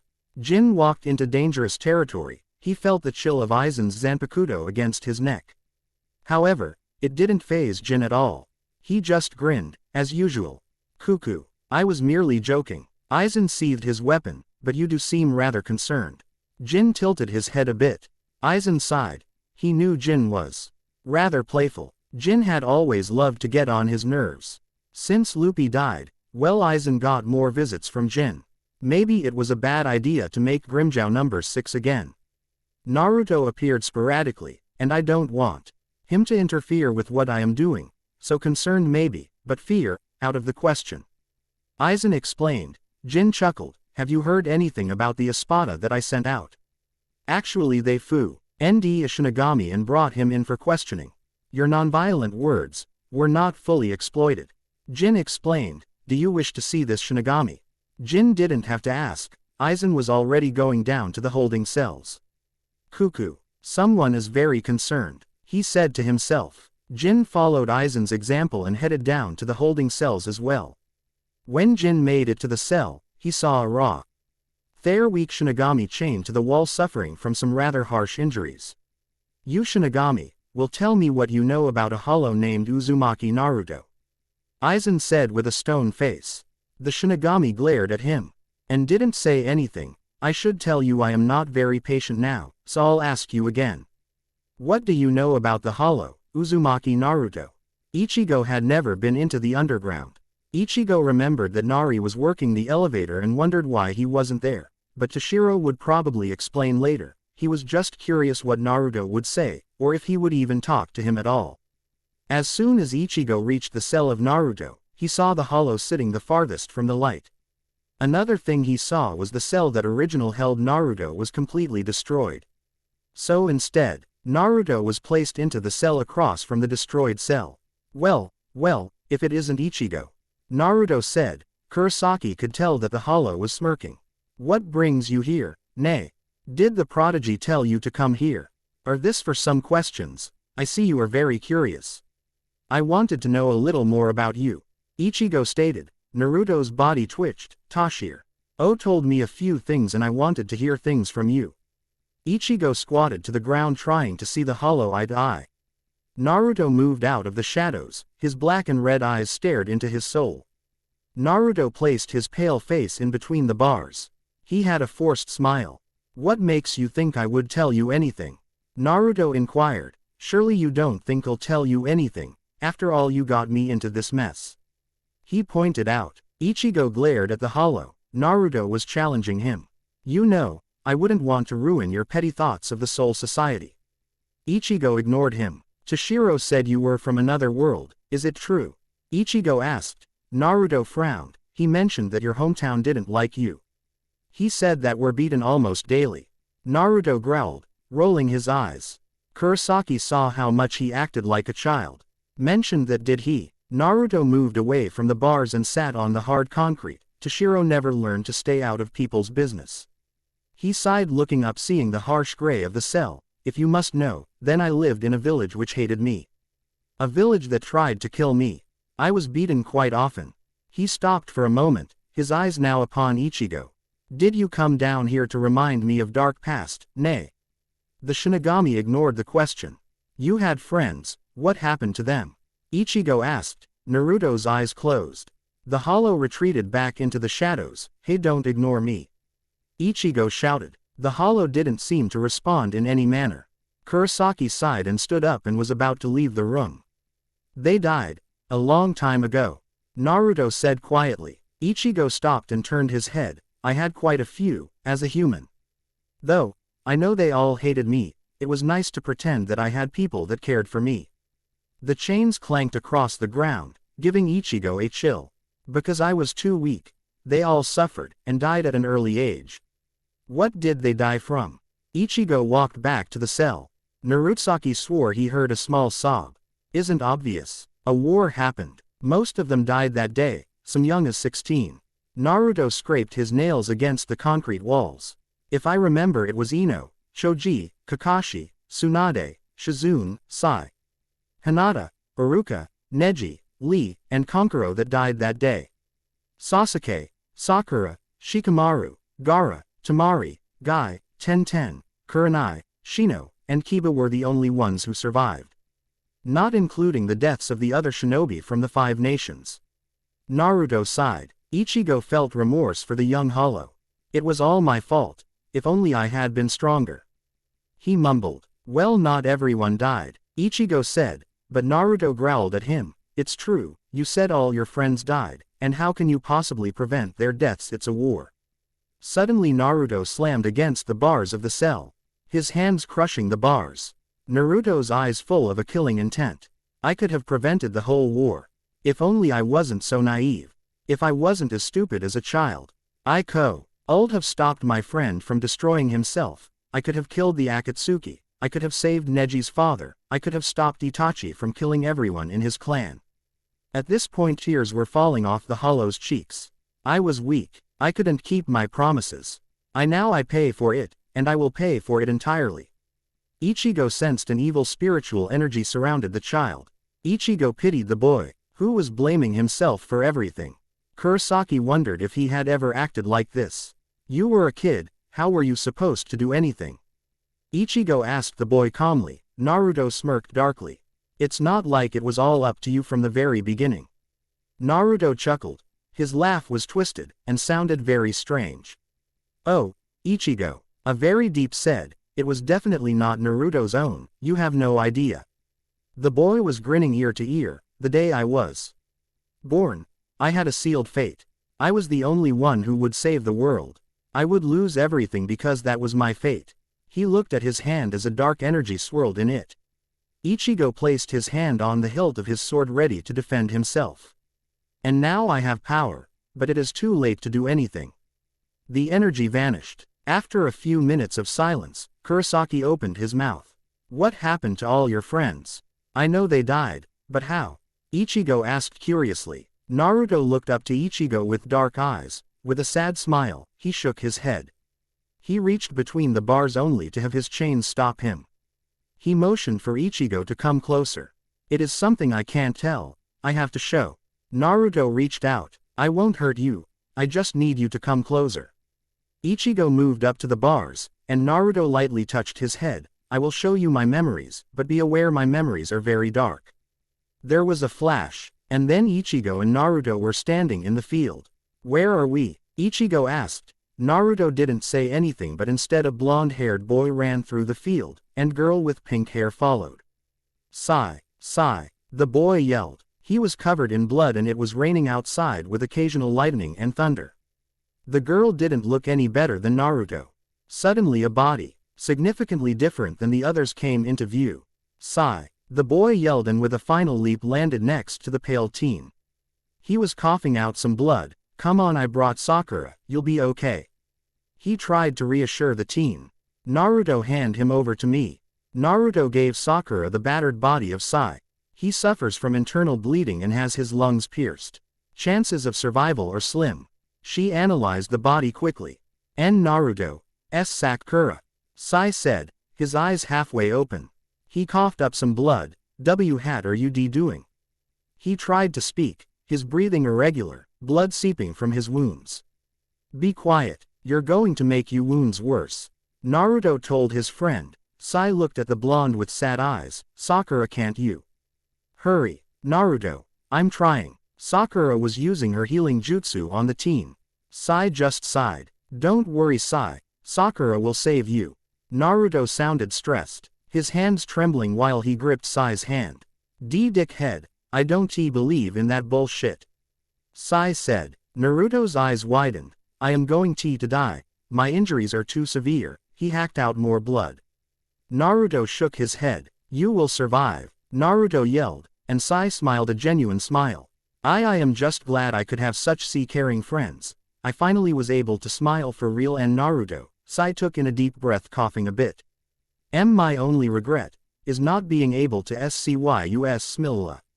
Oh, 1 meter more time. No bastard. Don't die on me. Naruto yelled at Sai, the teen still smiling. I'll SCYUA again. And Naruto, sayonara. Sai took his last breath and his eyes glazed over. Sai died with a smile on his face. Naruto couldn't believe it. Wake up. Wake up. Sai. Naruto shook his dead friend. Sakura grabbed Naruto's arm. Naruto. It's too late. He's already gone. Sakura whispered, tears in her eyes. Naruto let go of his friend, and closed his eyes. I'm sorry. I couldn't let you see me smile one more time. Sakura was fighting of the enemy, with her strong punches. And a boy dressed up in green completely, helping fend off the enemy. Damn, they just keep on coming. Sakura yelled, not knowing that one of the enemies he punched was still alive. Naruto was trying to find Sakura. Once he saw her, he saw the enemy get up, getting ready to finish her off. Sakura, Naruto yelled, trying to get her attention. Trying to run to help her, he was stopped by 3 of the Zetsu clones. He tried to get through them, but they didn't let him. He quickly killed the Zetsu clones, to find he was too late. The enemy was going to run her through with a blade. Saku, his eyes widened when he saw the boy dressed in green took the blow for her. Sakura turned around to see the boy with the bowl cut stab through the heart. Lee. Sakura trembled a little. The boy with the bowl cut smiled. She watched as the boy kept fighting. Even with a blade through his heart, he defended her from all the Zetsu clones. He released his inner gates, taking out all of the enemies around. 8th gate open, Lee yelled, as a tremendous power released. With 5 quick movements, all the enemies around them fell to the ground dead. Lee then crumpled to the ground. Sakura ran over to him. Why the hell did you do that? Sakura yelled. Naruto ran over. Several other allies surrounded Lee as well. Why the hell did you save me? She asked, anger in her voice. Lee smiled at her. Sakura-san, you are too beautiful to die. Lee stated simply, I may just be a blind fool, but I couldn't let you die. No, not you. I never loved you, and yet you still save me. Sakura held the green beast in her arms. Lee chuckled. Why? She asked him again. Sakura-san will always be the one I love, no matter what. He coughed a little. Guy, his sensei ran over to them. He dropped to his knees next to Lee. Sensei, I want to thank you. Lee, you cannot die. Guy commanded. You can't. He felt Lee grab his arm. Sensei, please live on. Lee's hand dropped to his side, and his eyes slid closed. Sakura then moved his hair from his forehead, and tenderly kissed him there. That's for being my hero. She began to cry. Naruto found Neji dying on the ground, next to his dead cousin Hinata. He silently lay next to the girl, his eyes blank and remorseful. Neji. Naruto went to check the Hyuga girl to see if she was dead. Neji watched Naruto with his eyes. She's dead, Neji stated. Naruto confirmed what Neji said. She died, protecting me. He sounded lost. Neji was bleeding heavily from his side. I won't make it either. Neji sighed, I lost too much blood. He explained his state. I wish I could have. Naruto saw Neji lift up his hand. Hold your tongue. You couldn't have if you wanted to. Neji said sharply, I have already accepted this, but the question is will you? He asked. Naruto didn't know what he was saying. He hated metaphors. Said, tears falling from his eyes, I never wanted this to happen, the blonde stated with a tired expression. Neji closed his eyes. Naruto got worried and rushed over to his side. Neji. Naruto received a light hit on his head, he became confused. Idiot. No one wanted this to happen. Neji smirked. He lowered his hand from the blonde's head. You know, Hinata loved you, so very much. Naruto looked at the body of the dead Hyuga, and smiled sadly. I never understood why when I was younger, but now, when I am dying I realize why. His smirk was replaced by a smile. You may be a dense, foolish, compulsive, and one of the most stupid ninja I have ever met. Naruto frowned at this, but why? Oh, you have the nicest, most passionate and forgiving soul I have ever met. Neji. Naruto felt guilt rising in his self. He remembered hating Neji and thinking him as the most arrogant person he met. He regretted thinking that, you taught me that fate didn't exist, you taught me I wasn't already at the end of a road, and I thank you for that. Neji laughed, and Naruto saw the Hyuga crying. IONL. Why wish I had learned what you taught me earlier in life. Maybe I wouldn't have turned to be such a damn fool myself. Neji, you are not a fool. Naruto placed his hand on the Hyuga's shoulder. Neji smiled brightly before he closed his eyes. More tears falling from Neji. I am a lucky bastard, aren't I, Hinata? Neji looked to his cousin's dead body. He laughed again. I am happy that I got to live life fully, and even through my darkest times, I have no regrets. For I learned valuable things, from even the most foolish people. His chest started to rise and fall less and less, but in the end, I was the fool. Neji stopped breathing. What was strange was that both the Hyuga died with smiles on their faces. Sakura and Naruto had come upon Shikamaru, who was mourning the last two members of his team, Ino and Choji. Naruto watched as Sakura ran over to her best friend and rival. Naruto walked over to Shikamaru, who sat next to his best friend Choji. He smiled sadly at Choji. I guess it's time to say goodbye, Choji, Ino. Shikamaru looked at the two. Hey, don't make me hurt you, lazy ass. Ino said playfully, I'm not dead yet. She grinned. Shikamaru smiled at the girl. Ino was missing her left arm and she was slowly bleeding to death. Yeah, Shikamaru, I'm not dead yet either. Choji repeated to his friend. Sakura sat next to Ino and wrapped her hand in Ino's. Ino squeezed Sakura's hand as tightly as she could. Ino. Sakura felt tears forming in her eyes. I. Ino glared at the pink-haired Kunoichi. Ah, save me the tears. Ino laughed a bit. I know why. Oh, you were stronger than that. She tried to comfort her oldest friend. Wouldn't want it to ruin your pretty face. She smiled weakly. Sakura gave Ino a big hug, but Ino didn't have the strength to return it. You will always be my best friend. Sakura sobbed holding her friend. Ino chuckled softly. I guess in the end you got Sasuke, huh? She said, but Sakura didn't let go. You next time I won't go so easy on you. Sakura placed Ino back on the ground. Next time Sakura gave the blonde girl a sad smile. Come on Sakura. Ino yelled as loud as she could. Let me see your dazzling smile. One more time. Sakura smiled, tears coming down her face. Ino then closed her eyes. That's more like it. Ino then looked to Choji. I'll see you later. She winked, and blew a small kiss to Choji. He smiled, and then Ino looked to the sky. I'll see you. She passed on. Sakura sobbed loudly. So in the end Ino loved you, Shikamaru said to Choji with a smile. That's just like her, hiding her feelings until the end. Shikamaru felt the sting of tears. Come on Shikamaru. Not you too. Choji laughed a bit. We don't need Sakura and you crying. Shikamaru laughed a little as well. Choji's wounds consisted of many deep gashes, too many, his body beyond repair. I guess not. Shikamaru rubbed away the tears from his face. Ino and I will be seeing Asuma-sensei. Shikamaru looked at his friend and nodded. That you will do, Shikamaru confirmed. Now you have to find yourself a nice girl, can't let a fat ass beat you. I will. Shikamaru knew that Choji was going to pass on soon. Just tell one thing to Asuma-sensei. Tell him I know who the king is, and I will protect the king. Shikamaru said. Okay. I will tell Asuma-sensei. Sayonara my friend. Choji's head rolled the sighed and Shikamaru let a few tears fall. Sakura was still grieving for her friend. In a medical tent, Naruto sat next to his two sensei, Iruka and Kakashi. Both in critical condition. Kakashi had been impaled through the chest. Iruka was found missing a leg, now bleeding to death. Naruto had just found out. Kakashi-sensei, Iruka-sensei, I didn't ever want to see this happen. Kakashi and Iruka turned to look at their student. Well, hopefully not, Kakashi said with a little humor only to grip his chest painfully, coughing. Naruto put his head in his hands. Naruto, I'm sorry, he whispered. Fresh hot tears rolled down his flushed cheeks. Kakashi and Iruka watched the boy with sad eyes.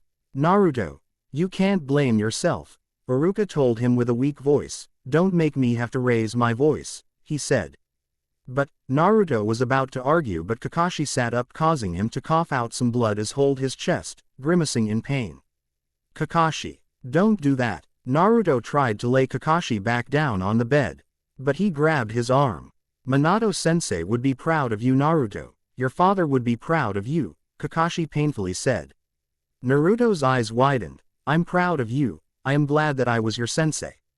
Kakashi. Oji-san. Naruto felt Kakashi becoming very weak. He pulled the silver-haired man into a hug. I am glad you were my sensei, he cried. Kakashi weakly GGED back and Naruto carefully placed the older man back on the bed.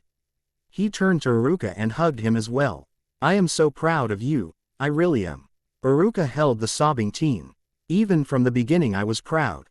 And now, even at the end I still am. Chu-san, Naruto sobbed. He let Iruka go, and not being able to bear seeing another one of his precious people die. I'm sorry but I can't stay. Here, he left the room crying his heart out. He is a good kid. I guess I'll have to tell Minato, Kakashi smiled. I'll miss that troublemaker, Iruka added. Both his teachers agreed. It was 3 days after the war, and the world was at strange peace. Tsunade requested that Naruto, Shikamaru, and Sakura visit her. Naruto had no idea why, but it had to be important. As the three walked into the Hokage's office, he saw Gaara standing in the office with Temari. Kankuro was not with them. Gaara, is your Naruto? Saw Temari give him a glare, but Naruto understood what had happened. Naruto, I'm glad you came. Tsunade said she was facing the window leaning back in the chair. Her desk was clear, which was odd.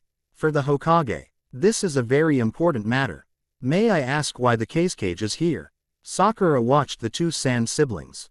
Tsunade sighed. I thought friends of Naruto should be here. It is a very special day, Tsunade added with a rather soft voice. Naruto was concerned why she was acting so different. Shikamaru's eyes widened, before he looked at the ground with sad eyes. What's going on? Ba-chan, Naruto asked the old woman. Tsunade didn't say anything.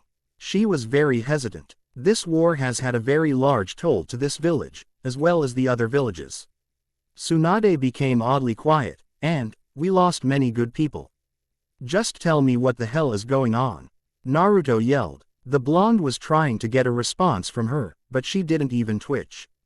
Congratulations Naruto. You have been elected to be the next Hokage, Tsunade announced. Naruto gasped slightly, he smiled.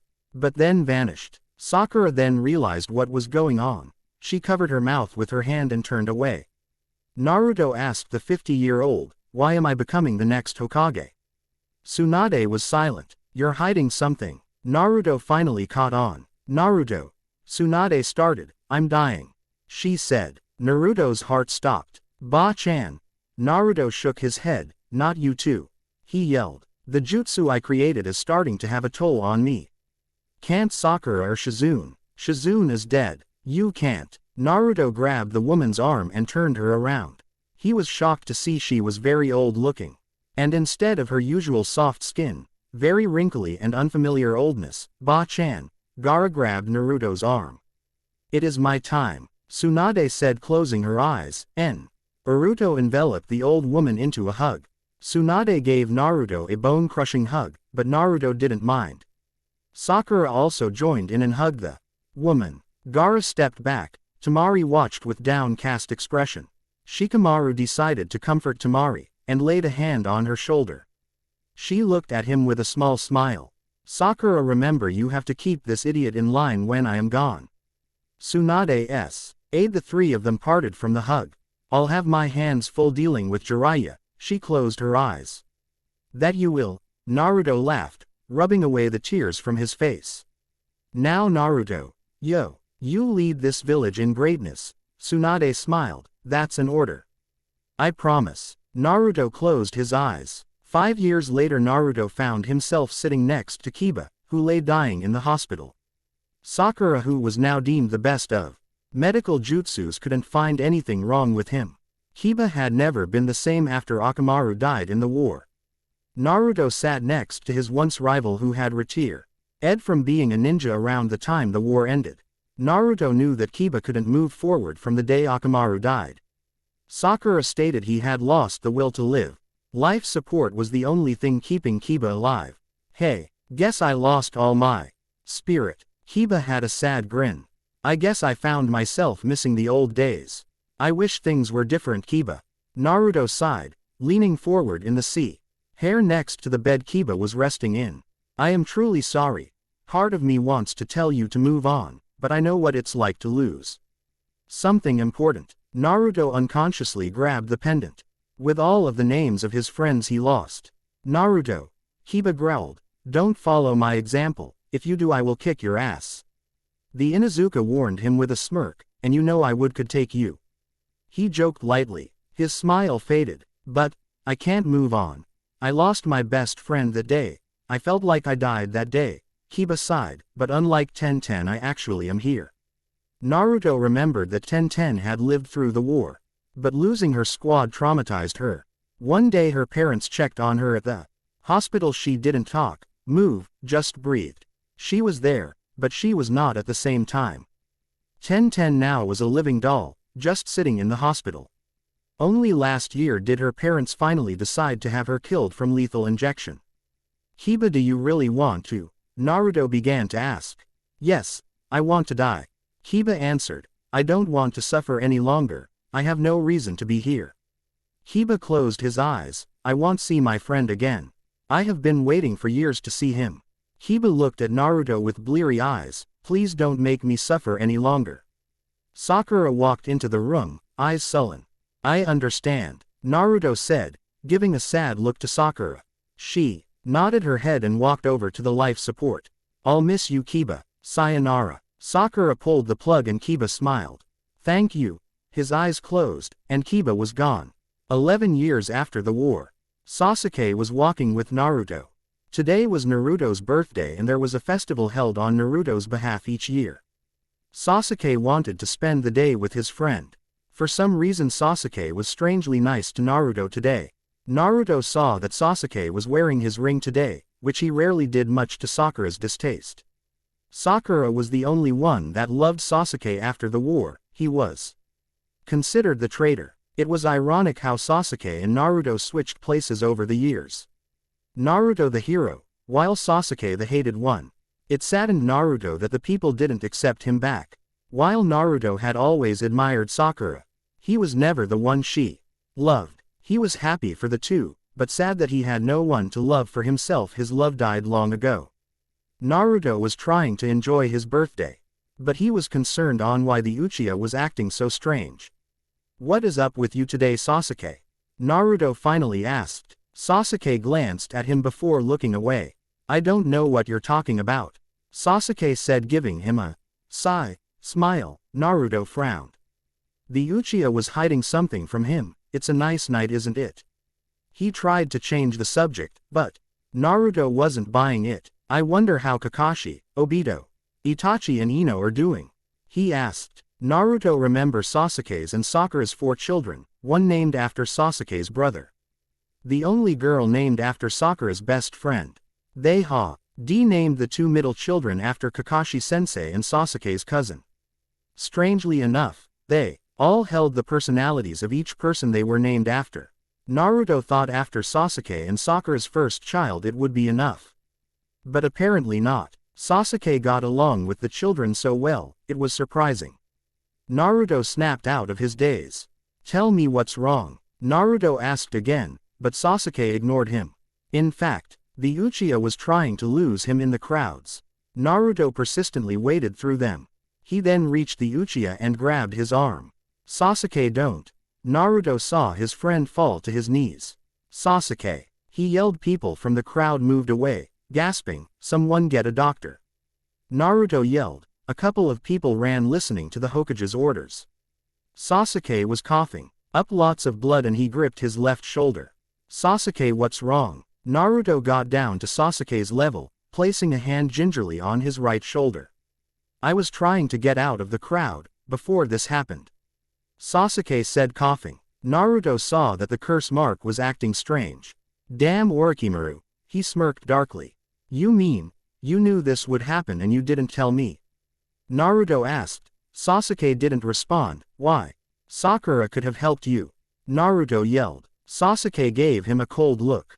"Dobi, you and Sakura have worried over me too much. I didn't want you to." Sasuke heaved over and coughed out more blood. Naruto said quietly, "That's because we care about you.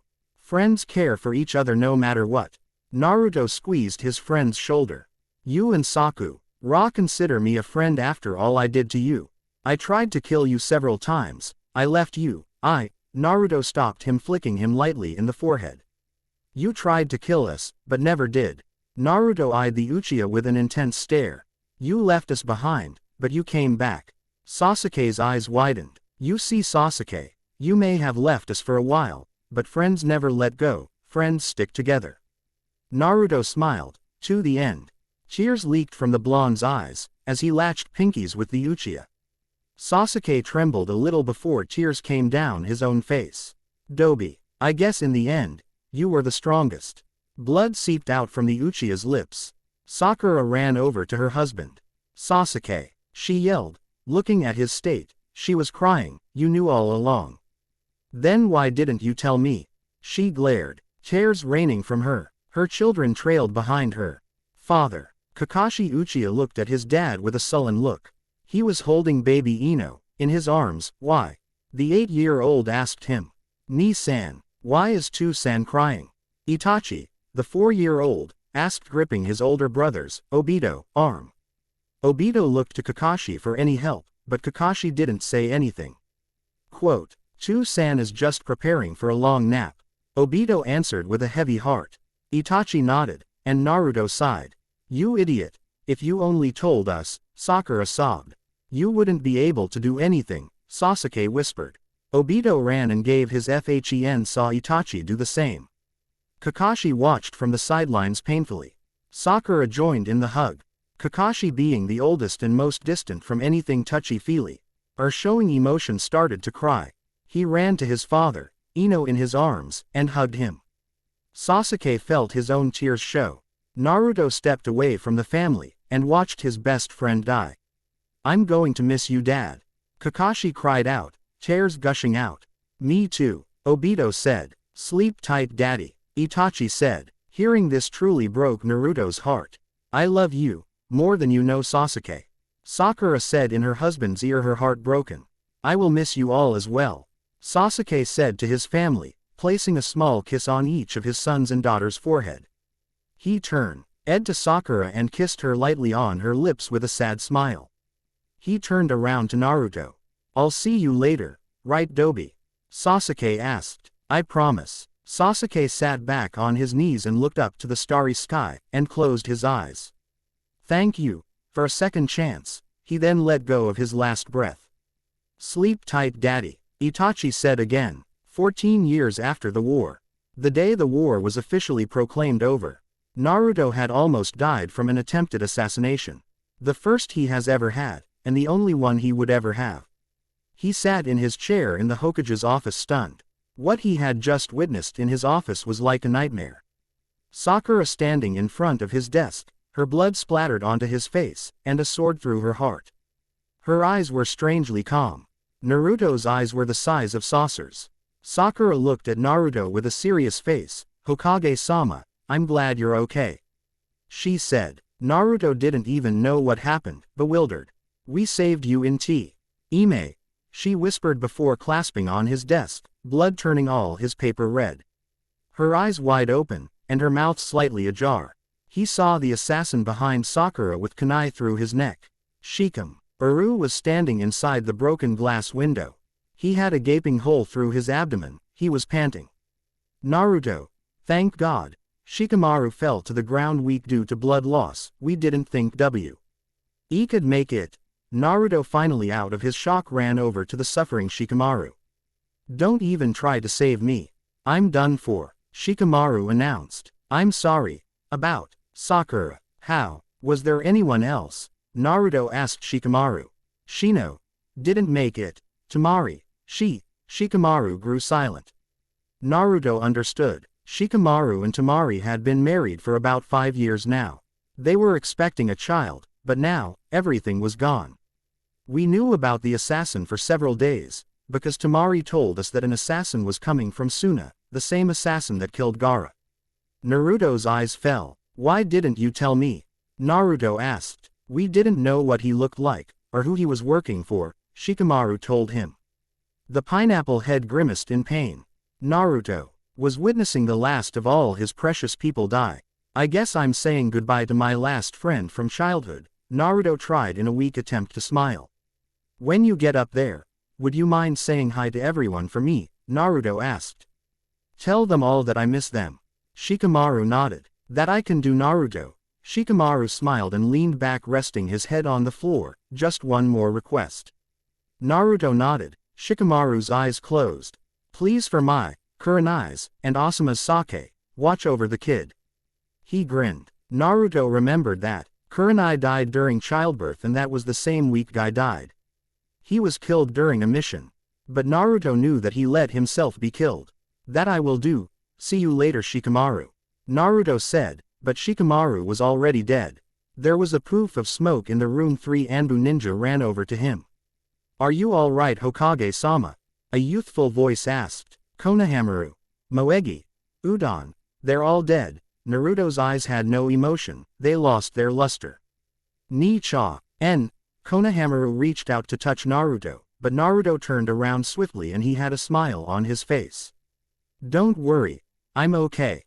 He walked past the trio. "Now I'm quite busy, I have a funeral to plan."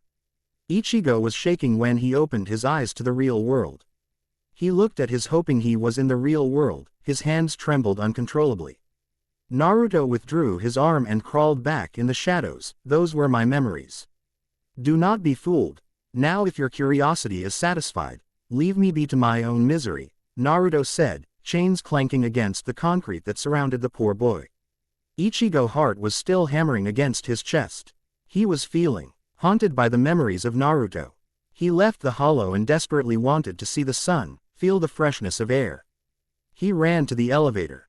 Once he reached the outside, he let out a deep breath. He knew he wouldn't sleep much tonight. End of the depressing chapter. I felt it was necessary to explain how everyone died, so you know what Naruto came from. Reading the manga Naruto, I get the vibe that things aren't going to end well. If you ever read 666 Satan, Masashi Kishimoto's brother wrote it. Saishi Kishimoto said they have similar writing and drawing style. 666 Satan's ending not a happy conclusion. Besides that, I think Naruto needs to bring out more dark qualities. I don't like writing romance because people are excessively picky on who should be with whom. This is the only time pairings will show up, I think. I will not be adding in any romance into the story. Sorry if you were expecting that. I know some pairings were strange, like Choji and Ino, but I thought it would add more drama to the story. The Sasuke and Sakura pairing, I know most people dread. The reason why I choose it was because Sakura was the only girl who still loved him after all the crap he did. I would call that commitment, or desperation. I only named Sasuke's and Sakura's kids after previous characters is because I didn't know what else to name them. Of course, you can give a character a random name, but it doesn't quite fit. I also wonder who had the most depressing death. My brother said Sasuke's was the worst, only because children were involved. Though Neji's and Sai's were sad. Overall, everyone's deaths were horrible. I love writing tragedies though, don't ask why. Don't think the flashbacks won't end after this. They will continue. Didn't I would explain the entire life of Naruto in the Soul Society all at the beginning. Toshiro help me. Naruto yelled at Hitsugaya, the Shinigami surrounded him. They just started to attack me randomly. Toshiro's face was emotionless. The scared aura radiated from the blonde. Hollow. Hitsugaya took his Zanpakuto out and pointed it at Naruto. Naruto was taken back. He looked at the prodigy with confusion. Toshiro, he croaked. You are being placed under arrest, by the order of the Soul Society. Hitsugaya said. Naruto stared the white-haired boy with disbelief. Naruto froze in his place. His eyes wide. Toshiro face blank and eyes devoid of any feeling. Naruto began to tremble. He lowered his head, hair hiding his eyes. Why? Naruto whispered, and then snapped his head up. Why? Naruto yelled, tears falling. Hitsugaya didn't even flinch. The other Shinigami grabbed him, but Naruto began to fight back only to quickly lose. Two Shinigami held his arms behind his back, and forced the blonde to the ground. Uzumaki looked back up to Toshiro. I thought we were friends. Naruto yelled. Shackles snapped onto Naruto's wrists and ankles. The new captain of the 10th Division watched, as his team dragged him away. Hitsugaya began to walk away when he heard Naruto yell, I hate you. Little did Naruto know a tear slipped down Toshiro's face. Hitsugaya waited patiently as the elevator was moving to Section SS of the underground city. He was empty of all emotion, and Nari sensed it. The happy-go-lucky elevator man wanted to say something, but he knew this was not the time. Toshiro felt the elevator come to a stop and Nari opened the doors.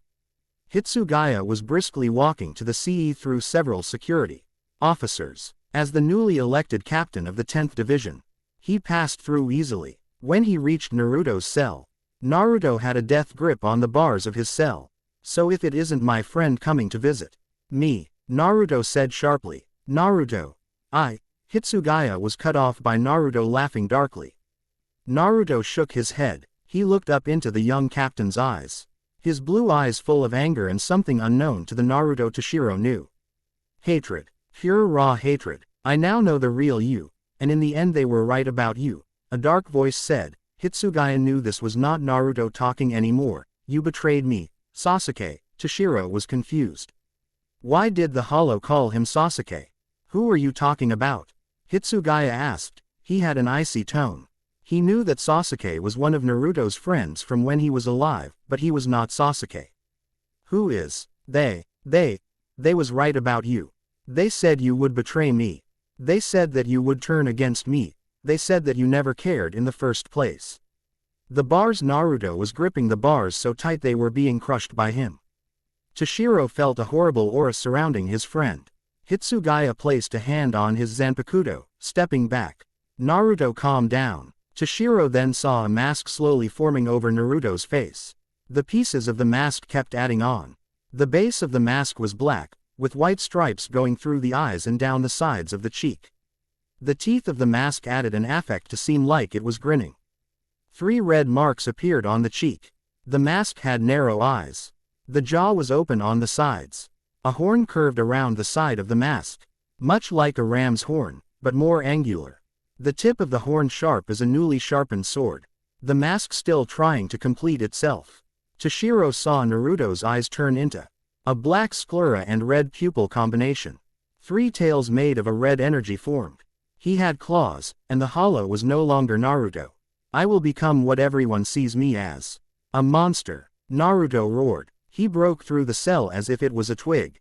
Naruto then lunged at Toshiro. The Shinigami tried to move, but Naruto was too quick. Hitsugaya held his side and Naruto smiled, licking his hand that had the prodigy's blood. Hitsugaya knew he had to get out of there and ran down the hall. Toshiro. Running away? Nay, but I want to play. The beast mocked and chased the Shinigami.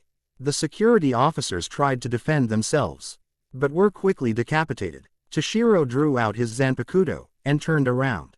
Sit upon the frozen heavens. Higher Inmaru. Toshiro called to the ice dragon.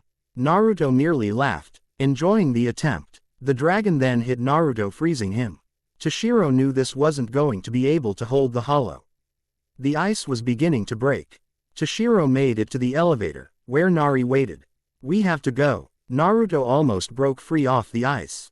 Nari pressed the buttons but then stepped outside the elevator. "What the hell are you doing, Nari? I told you, my job is to see that no one that's locked down here to get to the surface."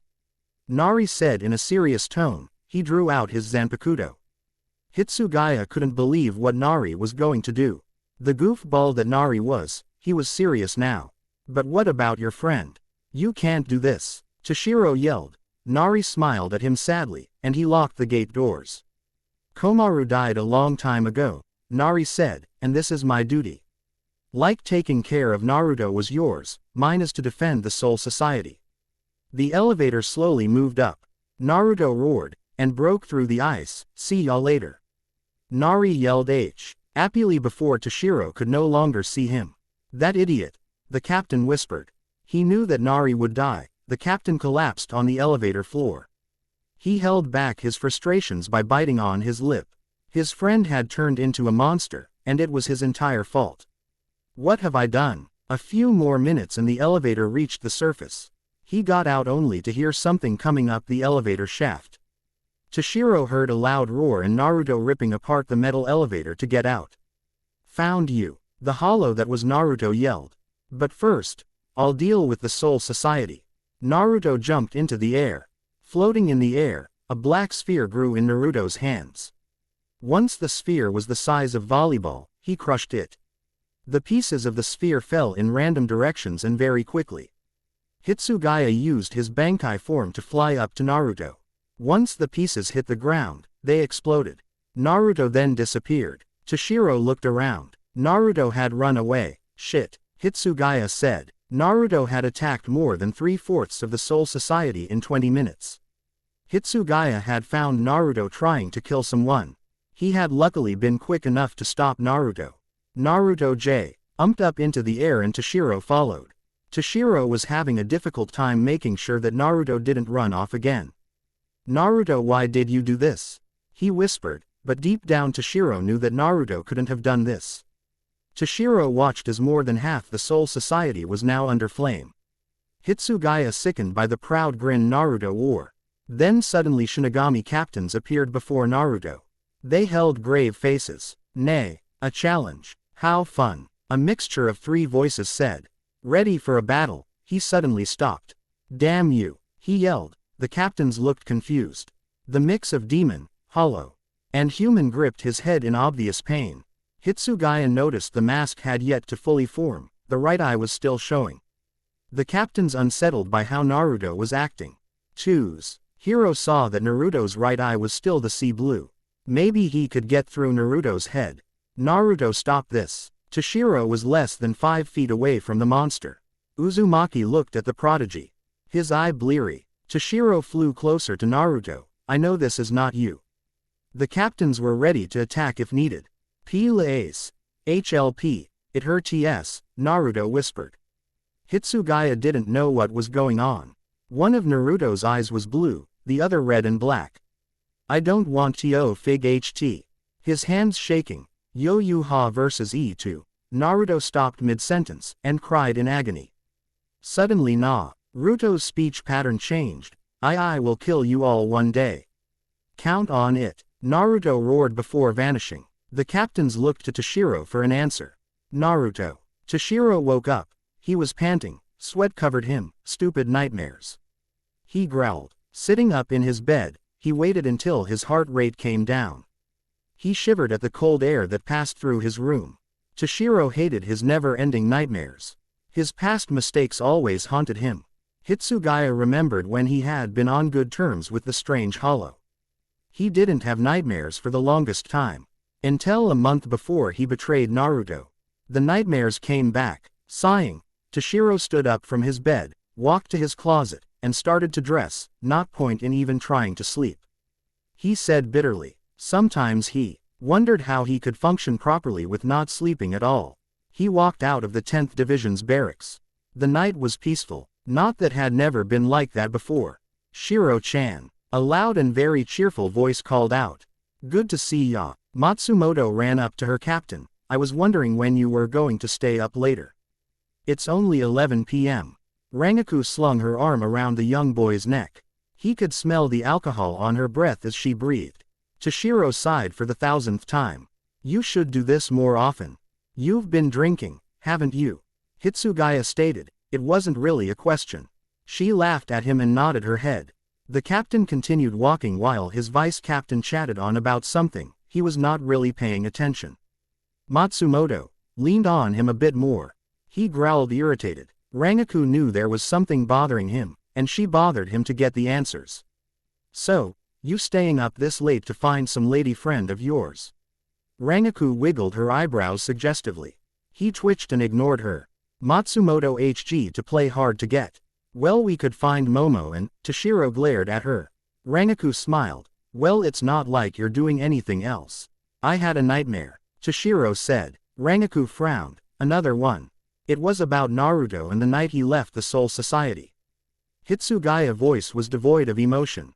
Matsumoto listened to her captain.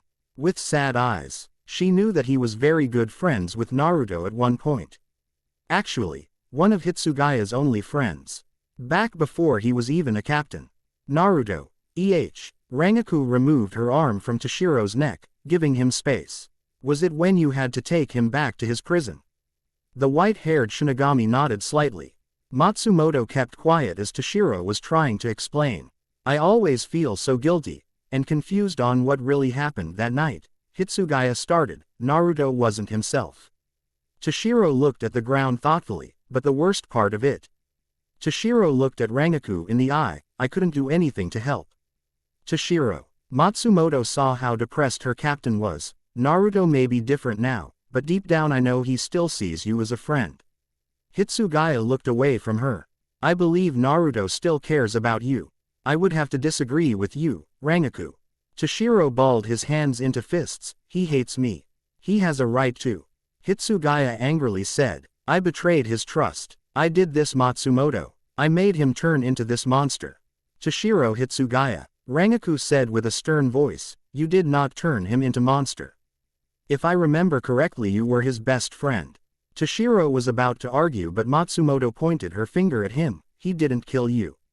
He didn't try to run away from you when you detained him. I think Naruto still sees you as a friend, but he needs you and the others to help him see that not everyone hates him. I see. Hitsugaya stayed quiet. Matsumoto placed her hands on Toshiro's shoulders and looked him straight in the eye.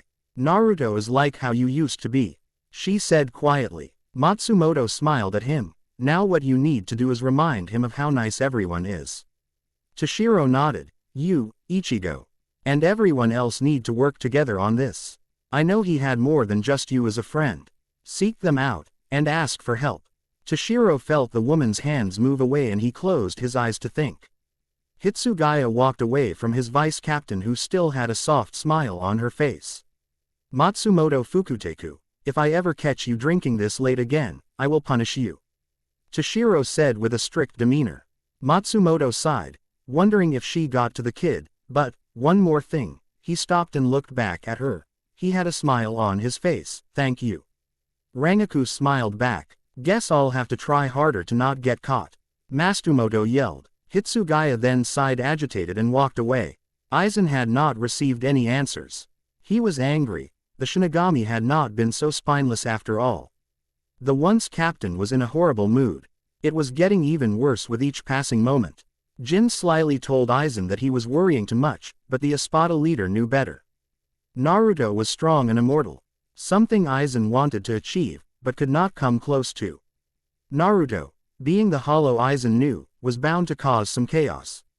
He wanted to get rid of problem before it grew to something that was not under his power. It seems that Naruto is becoming a thorn in my side. It would sound like that, Jin said from the shadows of the meeting room. Aizen ignored the ex-captain's comment. What do you plan to do? It's not like you can kill him. It would already be done if it was that easy. Jin mused. Aizen sighed and looked at his rather pale friend. If you are here to bother me, it would be best that you leave. I might actually kill you if you are not careful. Aizen glanced at his still smirking friend. Jin merely chuckled a bit before walking towards Aizen. If I was scared of you I wouldn't have come in here at all, mind you. Jin tilted his head a little. Besides, I merely wanted to know what's going on in that head of yours. I need to know what the Shinigami are hiding. They may know where Naruto is, and if I know where he is, well, the leader of the Espada paused and looked at Jin with amused eyes. I can take care of him. Take care of him? How so? Jin asked. Aizen smirked and placed his hand on his Zanpakuto, unsheathing the weapon. If I can't kill him, I can always convince him to join us again. Aizen smiled. Naruto is too naive for his own good. I remember the first time I talked to him. The leader sighed. I told him the Soul Society would lock him up forever. I told him they would betray him. He looked at his Zanpakuto, examining it. He didn't listen, but that was to be expected. It was all part of my plan. Of course it was, Jin said with his normal smirk.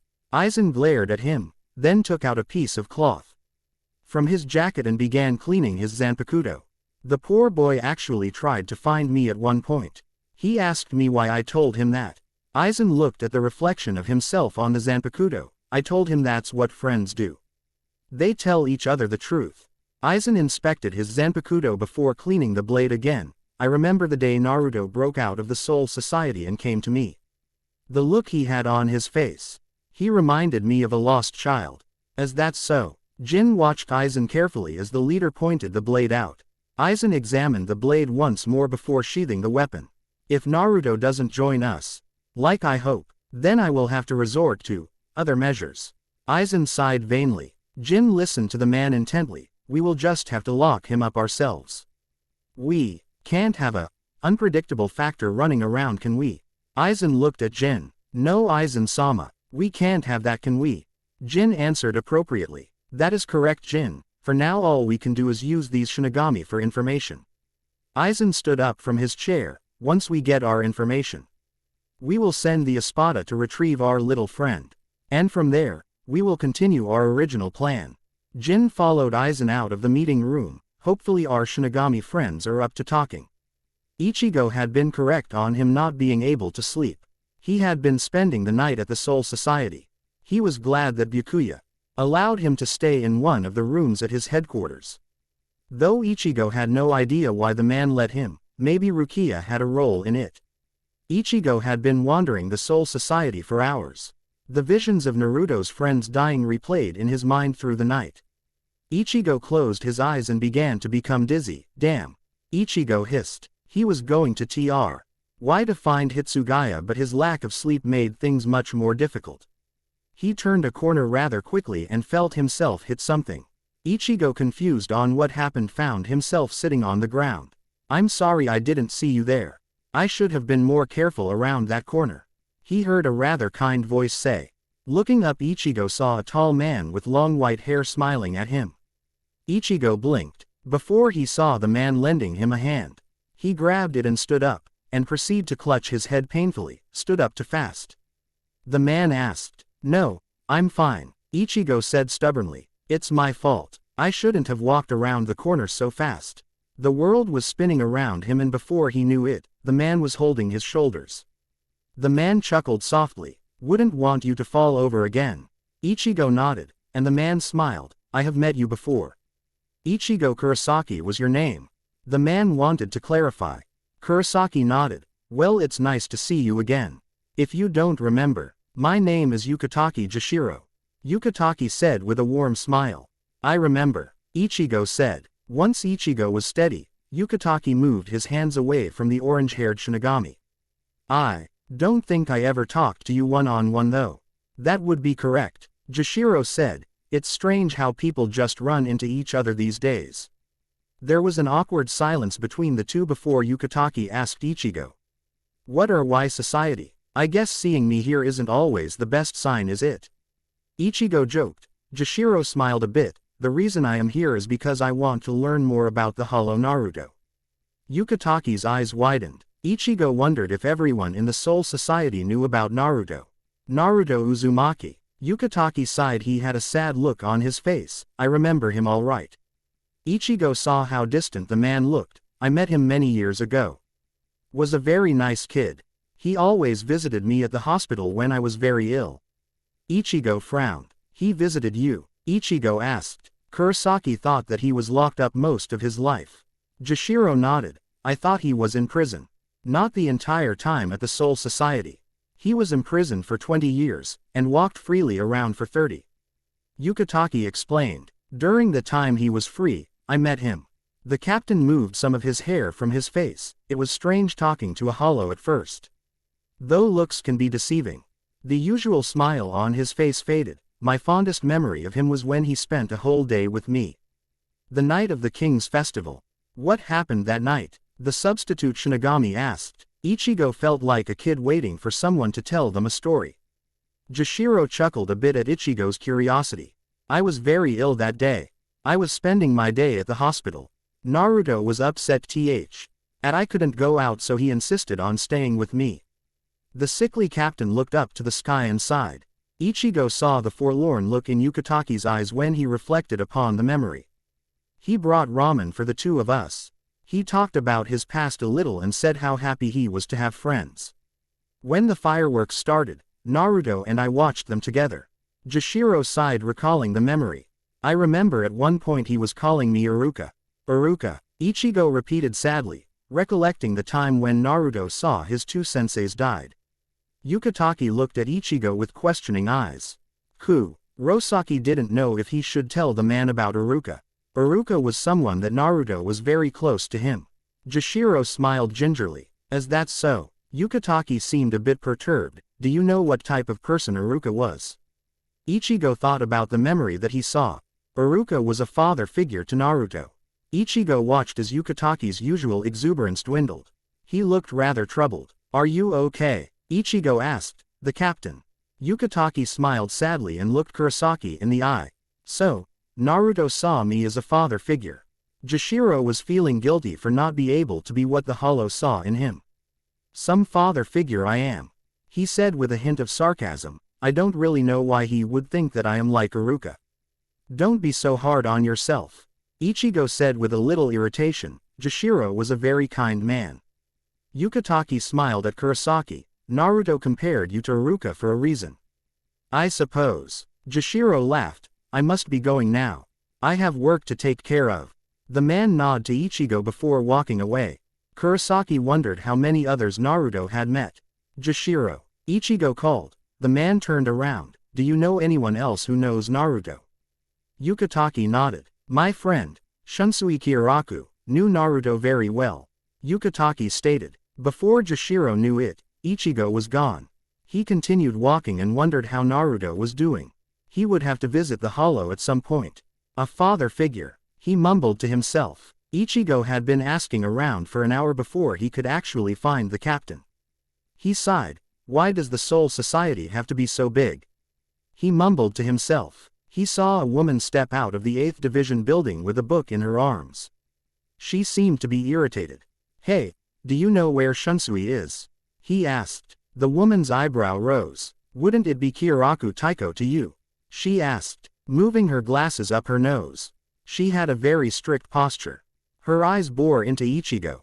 Yeah, whatever. Look, I need to talk with him. Ichigo said to the vice captain. She was about to scold him on not respecting her captain when Shunsui walked out with a very bright smile on his face. My Nanao-chan. Don't leave me, Shunsui called, trying to hug the girl. She ended up using her book to hit him in the face. Ichigo watched with an unimpressed look on his face. Nanao growled. Ichigo has come here to see you. If you need me, I will be at the library. She stormed off, mumbling about restraining orders. Ichigo looked at Kiraku, still smiling, and wondered how Yukatake befriended Kiraku. Oh hi Ichigo. What brings you here? Shunsui asked, readjusting flowered pink kimono he wore over his shoulders. Ichigo, still unimpressed, looked at the man's strange attire. He was definitely a pervert. I was talking with Yukatake, and he told me you knew Naruto. I was wondering what you could tell me about him. Shunsui smiled dimmed a bit. Ichigo wondered if memories of Naruto had that effect on everyone. Naruto, why don't we sit down in my office for this?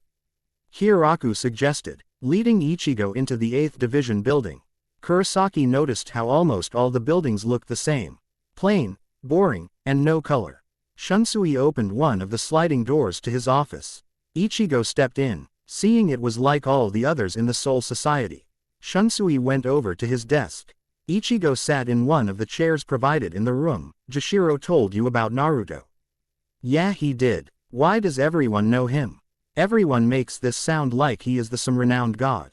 Ichigo stated. Shunsui chuckled a bit before taking out a cup and bottle of sake. The perverted man poured himself a cup. I wouldn't say renowned, more of infamous. Shunsui said, taking a sip of the sake. Ichigo wondered how this laid-back man could be a captain. Naruto was a very unique hollow. He said with a hint of amusement, he often tried to get me in trouble. Get you in trouble? Ichigo's eyebrows furrowed. Why did he try to do that? Shunsui smiled widely, reminiscing the old memories. Well, you see, I was walking one day, enjoying the lovely weather, and I came upon a hole. There was a hole in the fence to the woman's bathhouse. Being a gentleman, I had to see if they were okay. Then Naruto does the most unreasonable thing and yells at me, calling me a pervert. Shunsui sighed. Honestly, I was only checking to see if they were alright. Ichigo's eye twitched. Hiraku was a huge pervert. I don't really think Naruto was overreacting. Ichigo said with a monotone voice. Hiraku sighed, shaking his head. Young people never understand. Shunsui took another sip of the sake. Besides getting me into trouble, he always wanted to talk to me. Shunsui then displayed a rare frown. That kid always smiled. Even when people told Naruto he was a monster. I found it strange. He never once seemed bothered by it. Well, until one day. What happened? Ichigo leaned toward Shunsui, his curiosity getting to him. Hiraku took another sip of the sake. Hitaskaya shish. Owed up one telling me that Naruto was nowhere to be found. Naturally, I wanted to help, so I went looking for him. Shunsui placed the empty cup back on the desk. When I found him, he was crying, sitting on the ground in an alley. Shunsui filled the small cup with more sake. Crying. Yes, Naruto was crying. I found it hard to believe. He was talking to himself about something. I couldn't hear him. Hiraku rubbed his chin, thinking. He was a bit frightened. I asked him why he was crying. Naruto said he was a monster and he was going to show that to everyone. I don't know who he was. Ichigo sat back in his chair. Why does it feel like I should know what he's talking about? Ichigo muttered to himself. Naruto called me Jiraiya-sensei. Ichigo hadn't heard of that name. He tried to. Oh, think of the memory of Naruto's friends' deaths. Jiraiya hadn't been brought up. To think he called me a teacher. Shunsui smiled. Yeah, that is weird. Ichigo mumbled. He couldn't put his finger on it. But he felt like he knew what Naruto was talking about. Shunsui knew Ichigo was onto something. There are others. Ichigo looked up to the captain, others who befriended Naruto. He sipped his sake. Many people liked him. He looked Ichigo in eye. Sui Feng, Retsuyu no Hana, and Shuhei Hisagi are a few examples. Ichigo nodded. Thanks. Ichigo stood up, running out of the 8th Division building. Shunsui leaned back lazily in his chair. Looking at the empty chair in front of his desk, he closed his eyes and took in the silence of the room. Ichigo Kurosaki He opened his eyes, a smile etched on his lips. You will have to save us from our mess yet again. He took another drink from his sake. Yep, more people that Naruto compare with his old life. I always thought Jashiro was a fatherly figure. The truth was I was already done with this chapter. While the first 2 chapters were published, I was writing this chapter. I'm finished the 7th chapter now. So, how was this chapter? Good, bad, boring? I will never know, if you don't review. So remember R&R. P.S. I might stop writing this story. I haven't decided if I should or not. You should know by the next chapter. Discussions over tea. Yay, another chapter done. This is just one of those chapters that is a break from all the drama and stuff. It is fairly short though. Thank you reviewers. Kleemerl, Sildra Zero, Hedwigfan, Hidden World Walker, R-Hatch89. ZXZ Fick Hunter, Bedlam, Haseo Uzumaki Kurosaki, Dark Yamato, Meros, Matchu, and Final Black Getsuka. Now read on. Urahara was sitting very bored at his shop. He could tell that something happened around Karakura town. That's when Yoruichi told him Naruto appeared. So that's what got Ichigo's attention. The ex-captain sighed. Not every day you have to deal with a hollow that can never die.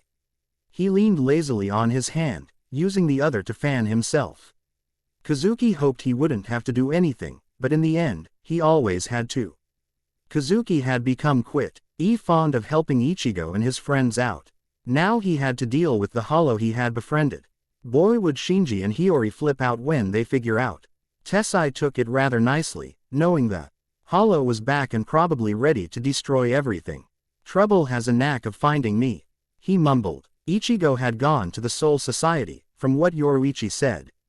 The cat always knew what was going on. Knowing the Soul Society, they locked him up again. He slowly stood up from his lazy sitting position. So you are finally going to take this seriously? Yoruichi asked, leaning on the wall.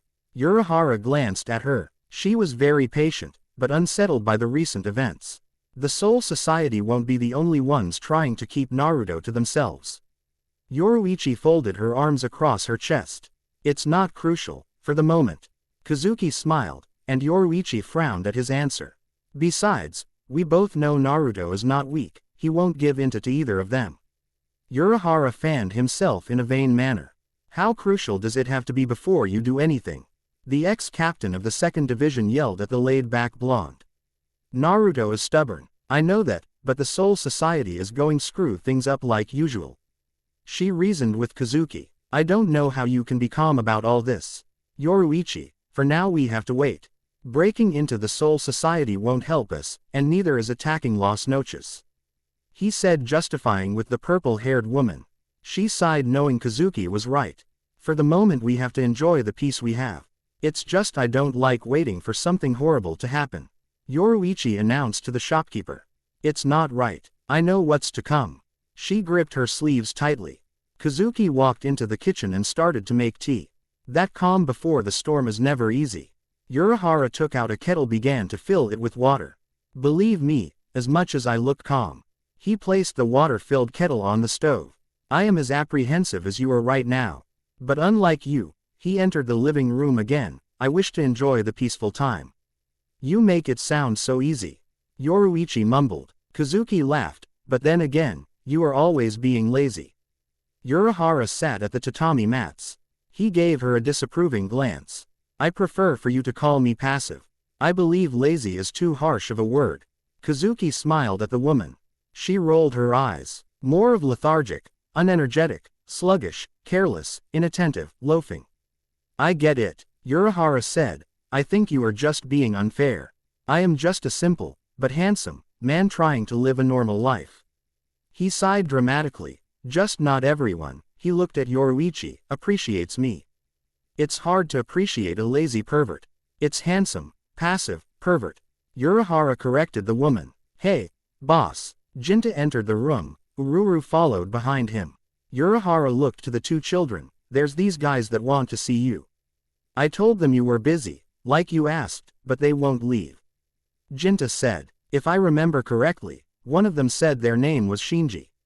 Ururu said with her small voice.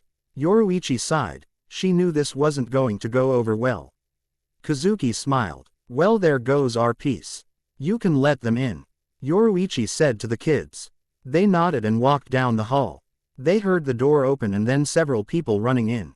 Shinji, Rojiro aka Rose Mashiro, Love, Hiyori, Lisa, Hachigan, and Kensai burst into the living room. I'm guessing you heard the news. Kazuki asked the visored group leader. Shinji had an irritated look on his face. I'm guessing you did. That's right, you ass. Why the hell didn't you tell us? Hiyori growled. If it's true that Naruto's running around, then we need to take him down before the Soul Society has him. Yoruichi stopped the aggressive girl. Hiyori glared at the woman, though she ignored it. Shinji grumbled, and shook his head. That's no better than having him running around Karakura town. Shinji stated. Ultimately, they are going to get themselves killed. Lisa added. Soul Society is not what it used to be for sure. Kensai snorted. The kettle in the kitchen began to go off. Well, despite that, does anyone want some tea? Urahara asked the group. Kensai grew a little agitated at his comment, but Hiyori threw a shoe at him, hitting him in the face. We want answers, you damn pervert. Hiyori yelled. I will take some tea. Hachigan said. Kazuki went to the kitchen and grabbed a couple of cups, green tea packets, and the tea kettle and placed them on a tray. He returned moments later and placed the tray on the small table.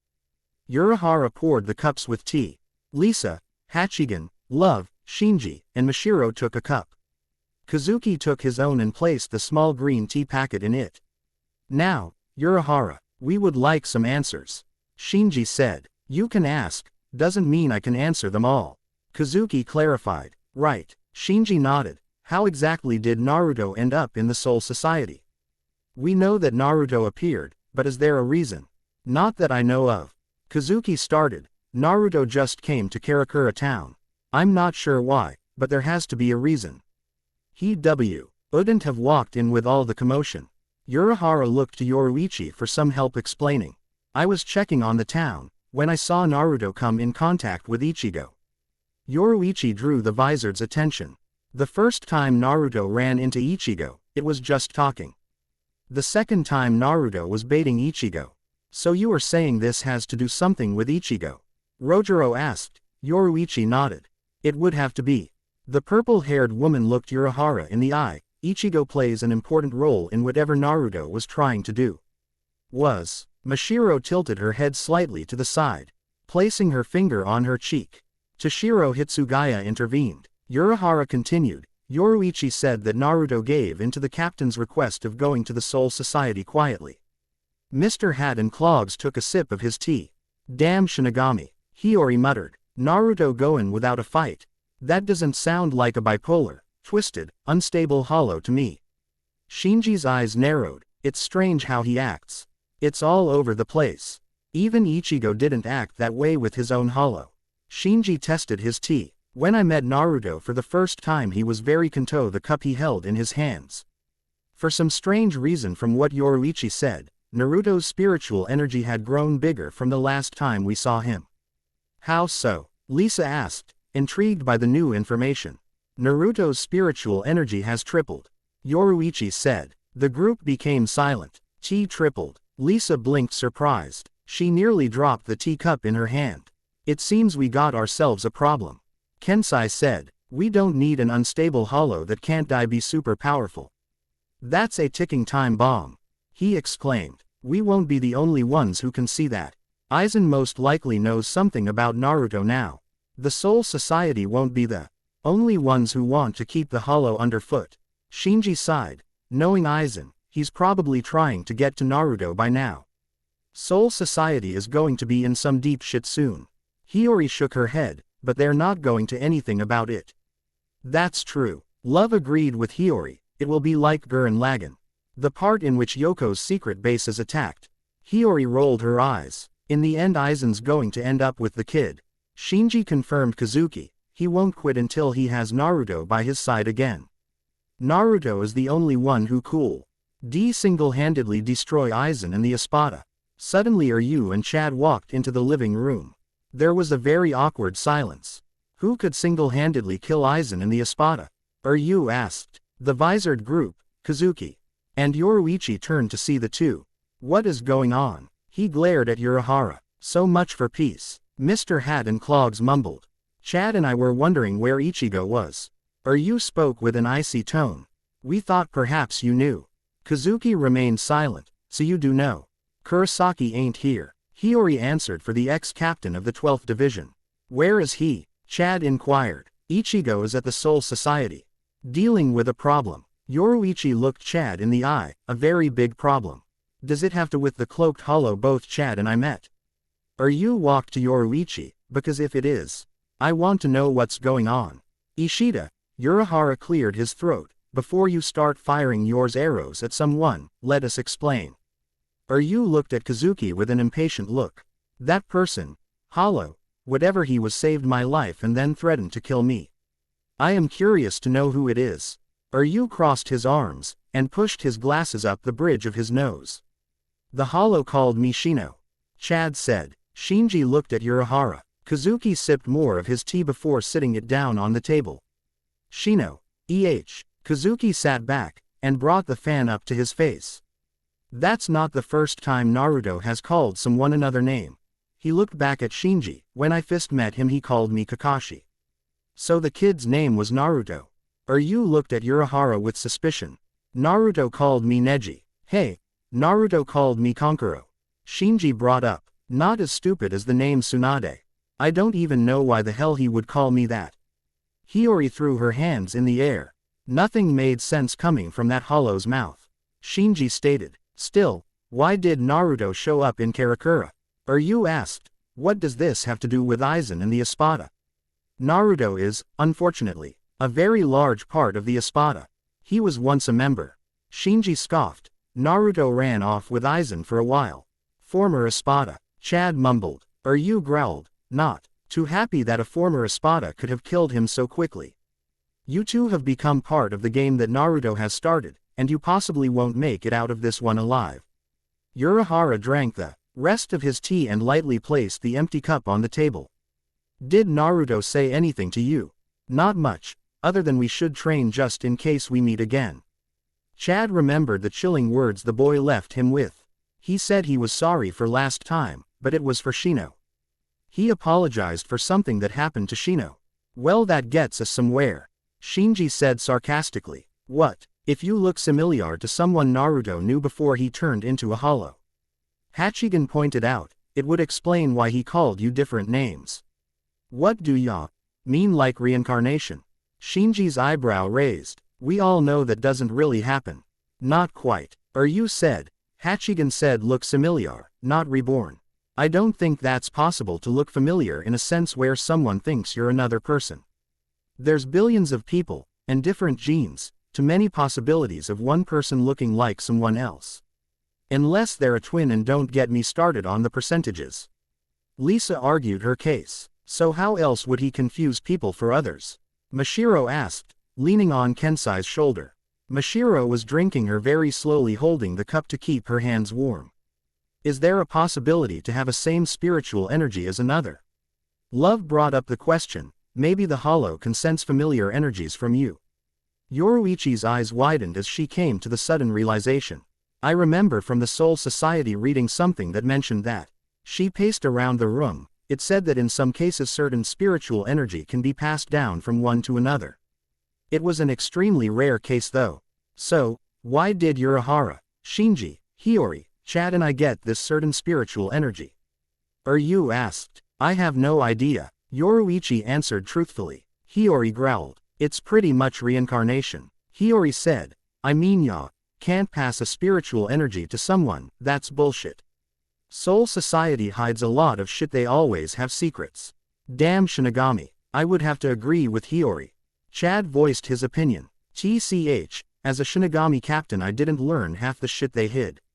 I'm agreeing with Hiyori. Kensai added. I'm with Kensai. Mashiro smiled. Well, whatever you believe, Naruto had a connection with those people, not doubt. Urahara shifted his sitting position on the floor. What we need to do is discuss a way to protect him. Protect him? You sounded confounded. He's a hollow, why would need to protect him? Ishida's eyes narrowed. Because whoever has Naruto on their side wins. He can't die and his spiritual energy is more than you can fathom. Shinji glared at Ryu. If ya go into bitch about it, then ya might as well leave. Naruto can't die. How is that possible? Chad looked for someone to answer him. Everyone was silent. We aren't sure. Kazuki answered. The day he came to the Soul Society he didn't even know where he was, let alone what he was. We have to protect a hollow who doesn't want to be affiliated with anyone from the Soul Society. Ryu watched as everyone's heads nodded. Life's not easy. Kazuki whined. Life's a bitch. Hiyori corrected her used to be captain. She cracked her neck. It was sore from keeping it bent. With Naruto nothing is easy. Even when he wasn't a complete monster. Yoruichi sighed. You guys sound cheerful. Tessai walked through the room. Ah, everyday life for us. Rojiro smiled briefly. Yeah, every damn day of our life. Hiyori growled. You could say life for us is eventful. Urahara laughed nervously while Hiyori gave him a death glare. He coughed, clearing his throat. Anyways, we know at some point Naruto's going to leave the Soul Society, whether it's Aizen or himself. I think we have to get Ichigo. Yoruichi suggested. Naruto was after him for some reason. And eventually Naruto needs to get a hold of Ichigo. He's in the Soul Society. Chad reminded her. We would have to bring him back. Shinji stated, shrugging. Not that hard. Yeah, it won't be that easy either. Ryu retorted. Ichigo is stubborn. If has a reason to stay at the Soul Society, he will stay there. We could kidnap him. Mashiro offered. Everyone stared at her. It's an idea, right? She smiled. You kidding me? It wouldn't work. The Soul Society would be on our tails. Shinji rolled his head back. Damn it. We need to think of something. Hiyori, yelled. She looked at Urahara with fire in her eyes. Use that big head of yours for once. Well, killing me wouldn't help you at a pigtail girl. I think we would have to use Yoruichi's plan. It's the safest way for us. Who would we send? Ryu asked. Everyone looked at Ishida and Chad. Us. You are the only two that doesn't have a death sentence. Yoruichi reminded the Quincy. That's true. But how would we get into the Soul Society? I will take you. Mr. Hat and Clogs raised his hand lazily. I know how to get into the Soul Society, but you're going to have to look for Ichigo yourself. Chad and Ryu nodded. So when is this little trip going to take place? Shinji asked. In a few days. Kazuki said. In a few days. Yoruichi couldn't believe what he said. Remember, Yoruichi, to enjoy the peace while you can. This will be a war like none other. Urahara snapped closed his fan. Yoruichi sighed, and the Shinji's group started to leave the house. Ryu and Chad took their leave as well, leaving Yoruichi and Urahara alone, once again. Yoruichi sat across from Urahara with a tired look. I wonder, who will win? The cat woman asked the used to be Shinigami. He stayed quiet. He fanned himself, tired from all his talking. Yoruichi stared at her knees, wary at what was going to take place in the nearby future. You know, Yoruichi, I really don't know. Kazuki answered with an unsure voice. I guess that's the part of life where you must live in mystery. He gave her a small smile. That's the fun part of life, so I've heard. Yoruichi smiled and shook her head. It may be fun for humans, but Shinigami. That's a whole other story. Yoruichi crossed her arms and looked at the cold tea kettle. Urahara's smile turned into a frown. He looked at Yoruichi with a questioning glance. You're hiding something, Kazuki drawled. Yoruichi's eyes widened. Now I know you met Naruto, but how? They leaned on the table. The woman smirked. Nothing gets past you, does it? She smiled. Escorting him to the underground city the night we found him in the Soul Society. Naruto asked me all sorts of questions. I didn't really answer them. Yoruichi sighed, looking at one of the pictures in the room. She recalled the memory. Naruto called me beautiful, and said I reminded him of Kurenai. Urahara smiled, and thought of how he first met Naruto. I remember the night we found him. He was babbling on how his friends should be around. When I told him the possibility of finding his friends was very slim, he looked at me with a weird expression. Kazuki paused, remembering the moment. It was like he saw something. Then he said, Kakashi, it's strange how everyone can be connected through one person. Yoruichi said with a soft voice. Urahara stood up and took the tea kettle into the kitchen. Yes, very strange indeed. He dumped the water out into the sink, and popped his head back into the living room. Would you like some tea? He asked. Well, if I am to enjoy this piece. Yoruichi nodded with a grin. Tea would great. Tatsuki wished she knew where Ichigo, Chad, Ryu, and Orihime were. They had been gone for some time. She always wondered what happened to them. They would disappear for days, and then come back with injuries and horrible excuses. She sighed, irritated that Ichigo hadn't shown up in school in 2 days. Mizuhiro Kojima and Keigo Asano were always asking if she had seen Ichigo any time lately, but Tatsuki always replied she didn't know. Being friends with Ichigo since they were kids, she always had concerns about him. Even Ichigo's sisters asked her if she had seen Ichigo. This made her very sad. She just hoped that everyone was okay. Please be safe, she whispered into the wind. Unfortunately, for Tatsuki, the world wouldn't follow her wishes. For a storm brewed over Karakura town. Certainly, war would break out. Karakura town would only be a victim of what was to come. Tatsuki swore she heard someone call out a strange name. Tamari. Yep, Urahara and the Vizards. It was hard to write all the talking. I loved writing Hiyori and Shinji talking the best, because the personalities. Hey, I bet some of you are confused on things like Hiyori having been compared to Tsunade. I found it appropriate. I would have used Retsu Hana, but she didn't have the temper to match. I know this is a little late, but it slipped my mind. Thank you Sildra Zero. Being compared to Shakespeare was very flattering. As a humble person, I would have to disagree with you on that though. Thank you all reviewers. I love to read what you people think about my story. I smile every time I get one. I wouldn't have been able to get this far. So, remember R&R. P.S. I will continue this story. I believe it wouldn't be fair to just drop this story. I will finish this story. Grudges. Next chapter is here. I hope that it's good. I had trouble writing this chapter. Why? Just wait and see. Thank you reviewers. ZXZ Fick Hunter, Mark, Sildra Zero, R Hatch 89, Yuki Kruger 2, Beastman 1500. Experienced, Dark Yamato, Fez 8745, Jason Blood, Hidden World Walker, and Daniel 29. Now on with the chapter. Naruto was sitting in a throne in his inner world. The throne was cracked, and falling apart. Thorns grew around the stone throne. He sat there, his eyes unfocused, and gray. Naruto looked like he once did. Blonde, spiky hair, sea blue eyes, tan skin, and 3 whisker marks on each cheek. He looked like a doll, lifeless. His eyes covered by his overgrown hair. Naruto's head bowed, looking at his feet. There was chuckling echoing around the inner world. Naruto's inner world consisted of broken buildings, dirt, and endless night. The buildings crumbling, some had already fallen apart, and then a few of them destroyed by something. Naruto shuddered, as the chuckling got louder. From the shadows a person appeared, with a very large smile on their face. Naruto, the person said. The person was deathly pale, a distinctly large hole in their lower chest. Crimson marks spread from the hole. The person's hair was black. Eyes consisted of a black sclera and red iris. Naruto ignored the person. He grabbed Naruto's chin, forcing the boy to look at him. When I talk to you, I expect you to look at me. The hollow smiled. Shut up. Naruto yanked away from the hollow's touch.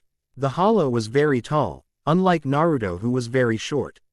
I don't have to listen to you, Naruto yelled, glaring at the hollow. The hollow smile. Grin grew even bigger. The hollow gently brushed Naruto's hair. The rash blonde tried to punch the hollow, but chains stopped him. He wanted to kill the hollow. The hollow had a narrow face, and it reminded Naruto of Ichigo, but the hollow had wider eyes, which were like an older Naruto. The hollow's hair almost like Naruto's, but much longer in the back. The hair reached the hollow's lower back and was not spiky, it was straight. Naru-chan, he shook his finger in the boy's face, you don't have to be so hostile. I'm your friend, your only friend.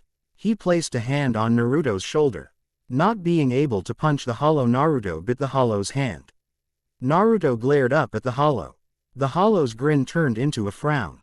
His eyes narrowed. At the sudden gesture, using the other hand, the hollow punched Naruto hard in the face. No need for you to be so animalistic. You remind me of that stupid fox. Naruto recovered from the punch. You were the animal when compared to the Kyuubi. Naruto yelled, grinding his teeth in anger. The hollow grinned again, and shook his head.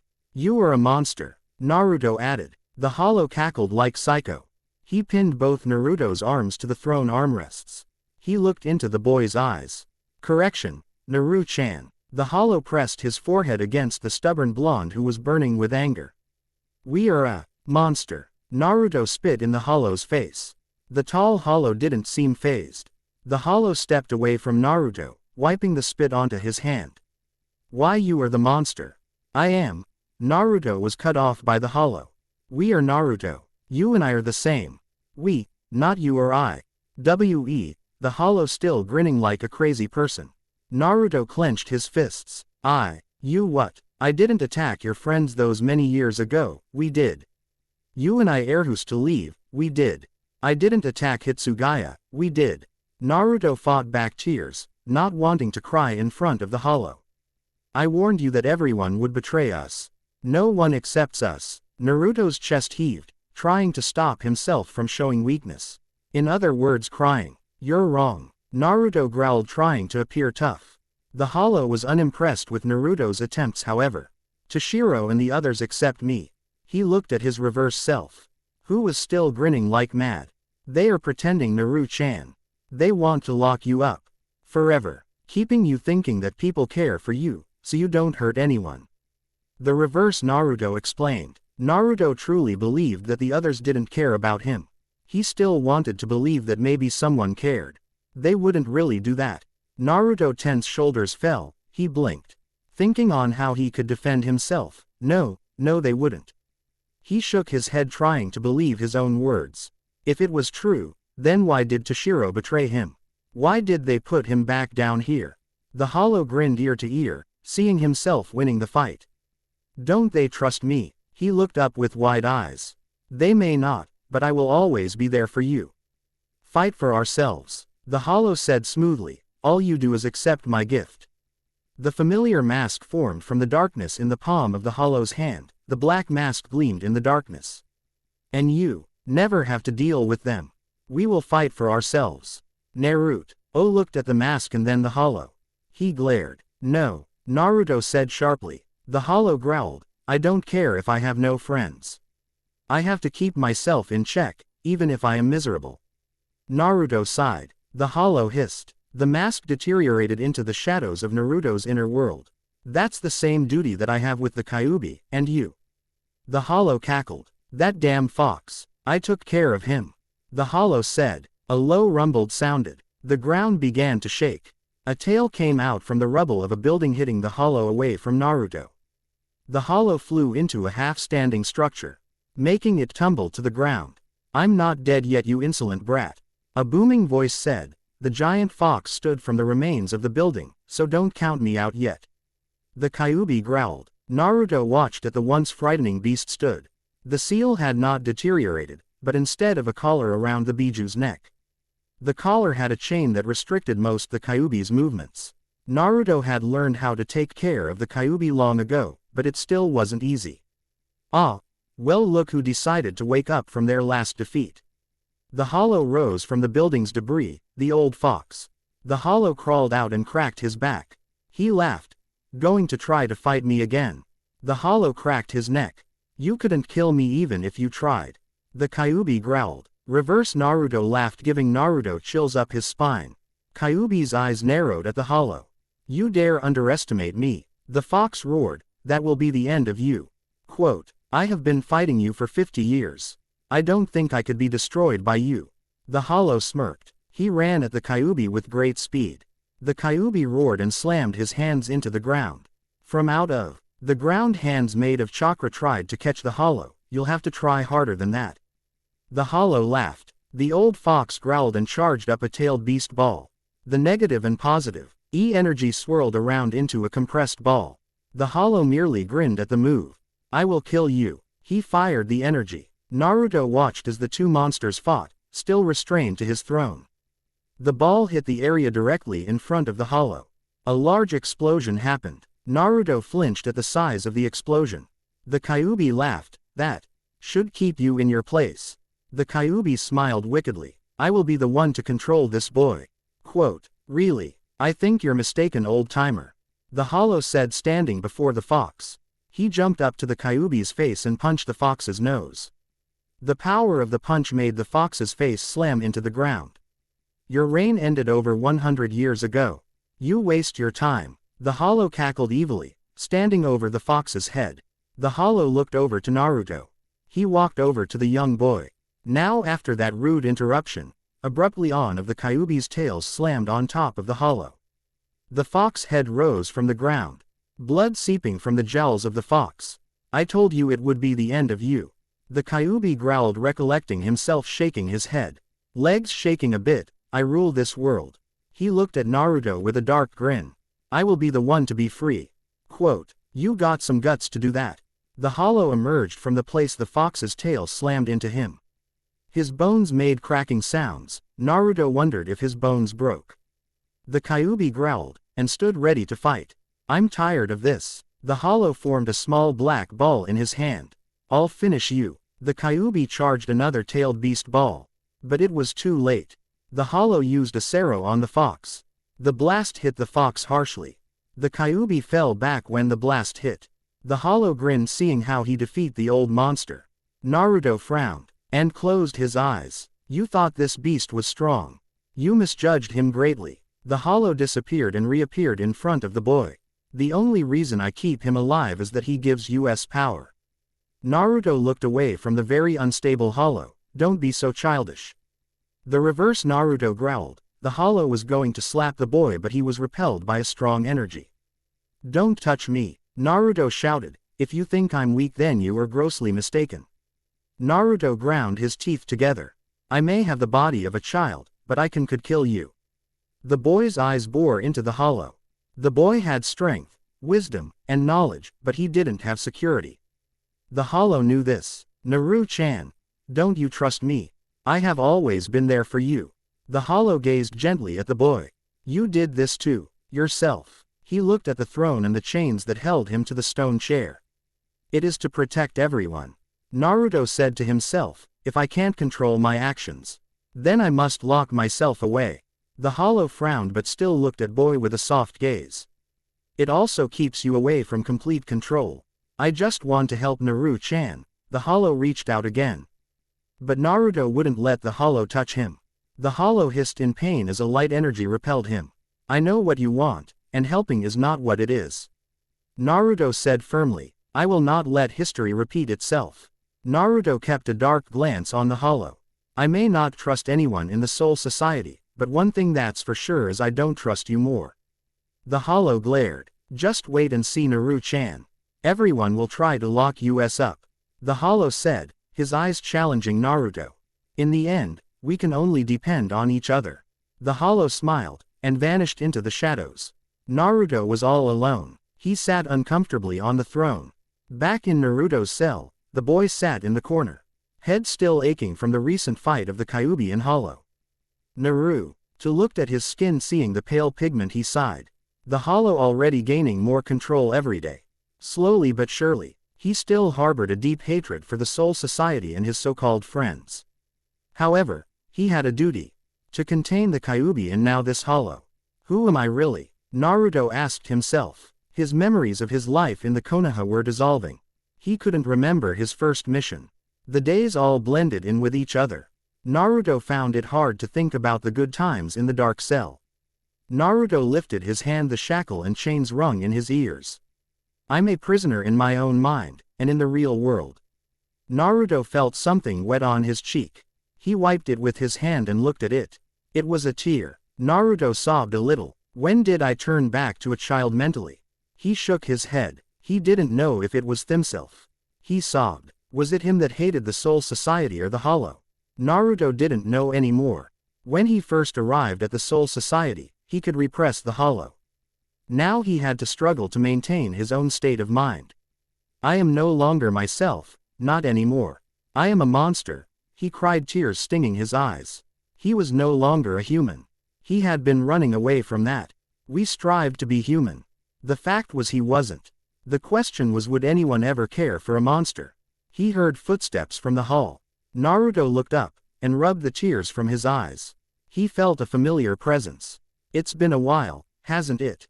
Naruto Uzumaki. The aura was very familiar, but Naruto couldn't see who the person was. Naruto thought of the energy for a few minutes. Closing his eyes, he couldn't really remember the person's name, but it was the same as someone from when he was human. His eyes snapped open in the sudden realization. Itachi. It had been a day since the talk with Shunsui. Kurosaki didn't sleep for a second night. Ichigo had been looking for any of the people Shunsui mentioned. Retsu Unohana was busy, and he didn't know where Sui Feng was. Kurosaki hoped he could find Shuhei Hisagi. Running to what he thought the direction of the 9th Division. He thought it was the right direction. Should have asked if they had. Map, Ichigo said sarcastically. Turning the corner rather quickly, Ichigo came face to face with Kenpachi. He hit the man in the chest and fell back. Kenpachi just stood there. He really needed to stop turning corners so fast. What are you up to, Kurosaki? Kenpachi asked. He smiled darkly. Come for a rematch. Yakiru looked over the captain's shoulder. She smiled and jumped to the ground. Hi Ikki. Yakiru waved excitedly. Actually, Kenpachi, I was looking for the 9th Division building. Ichigo looked at the intense man. Well, you are heading the wrong way, Kenpachi stated. Ichigo slapped his hand against his forehead. And groaned. I think, Kenpachi added. Ichigo knew this man's sense of direction was the worst. Okay, Ichigo said and turned the other direction to see if he could find the 9th Division. Yakiru grabbed orange-haired Shinigami's arm. Kenny, we should help him find the 9th Division, the pink-haired girl said. Yakiru then jumped onto Kenpachi's back. You're not doing anything anyways. She smiled. Ichigo wished she hadn't offered to help. They would most likely get him even more lost than he already was.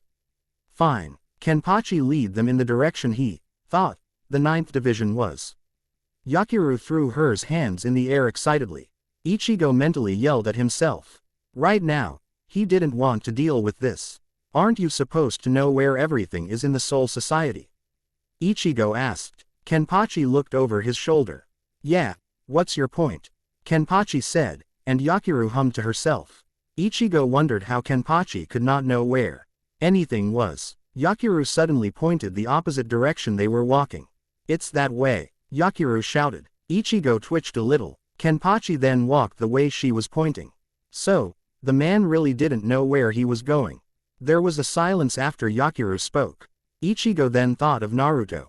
The Hollow had been sitting in a cell for a couple of days, and it had been 2 days since he visited the Hollow. The saddening memories still haunted Ichigo. He wondered if anyone else had bothered to visit Naruto.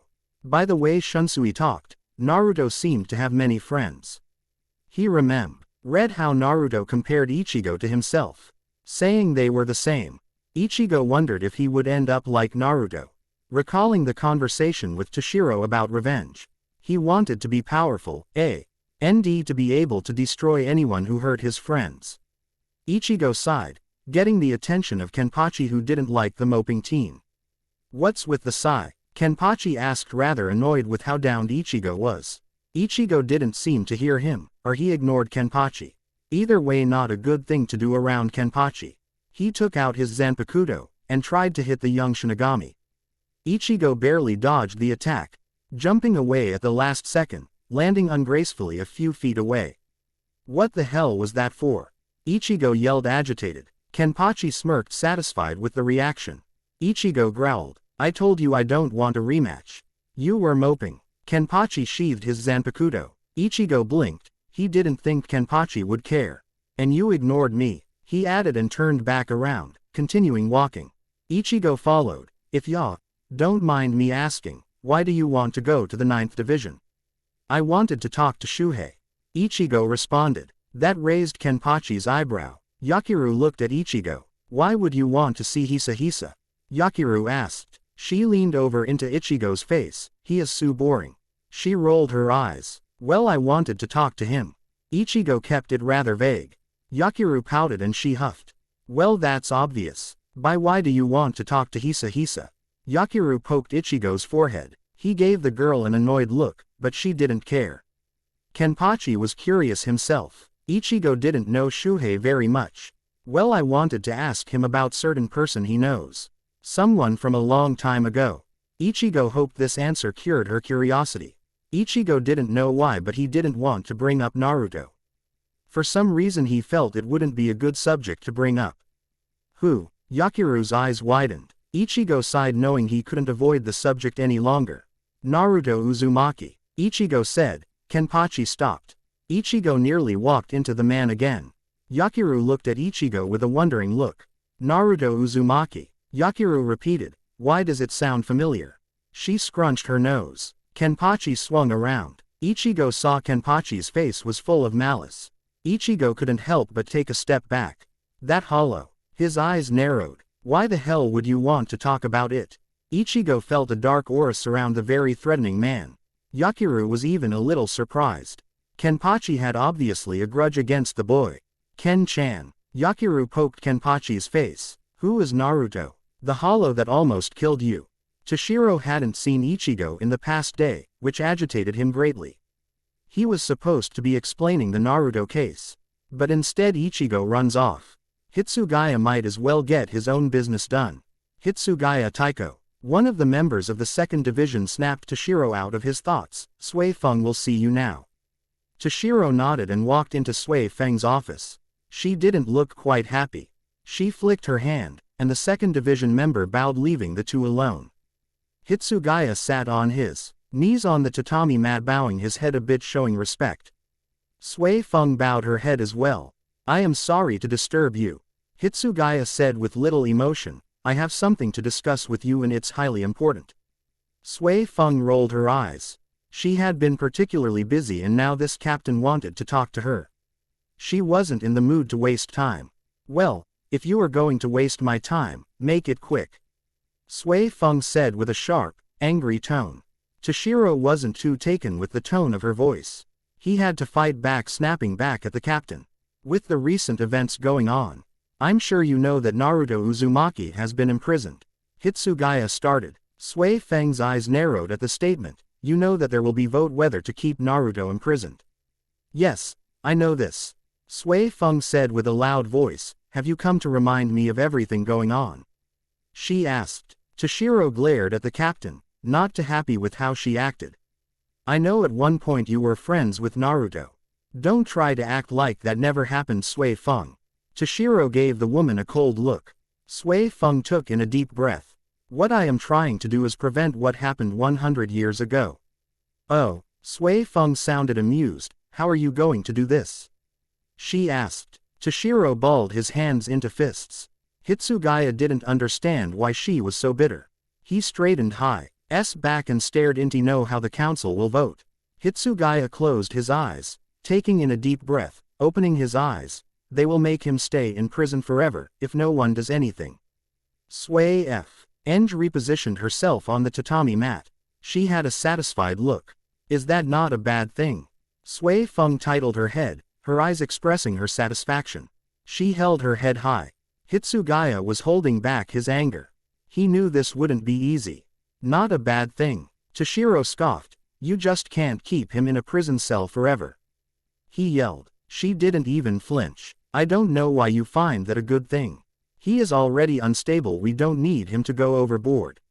I don't see what's wrong with keeping him in the Soul Society, where he is not hurting anyone, where he is safe from enemy hands, Sui Feng said. Hitsugaya stood up. We need to get him out of the prison.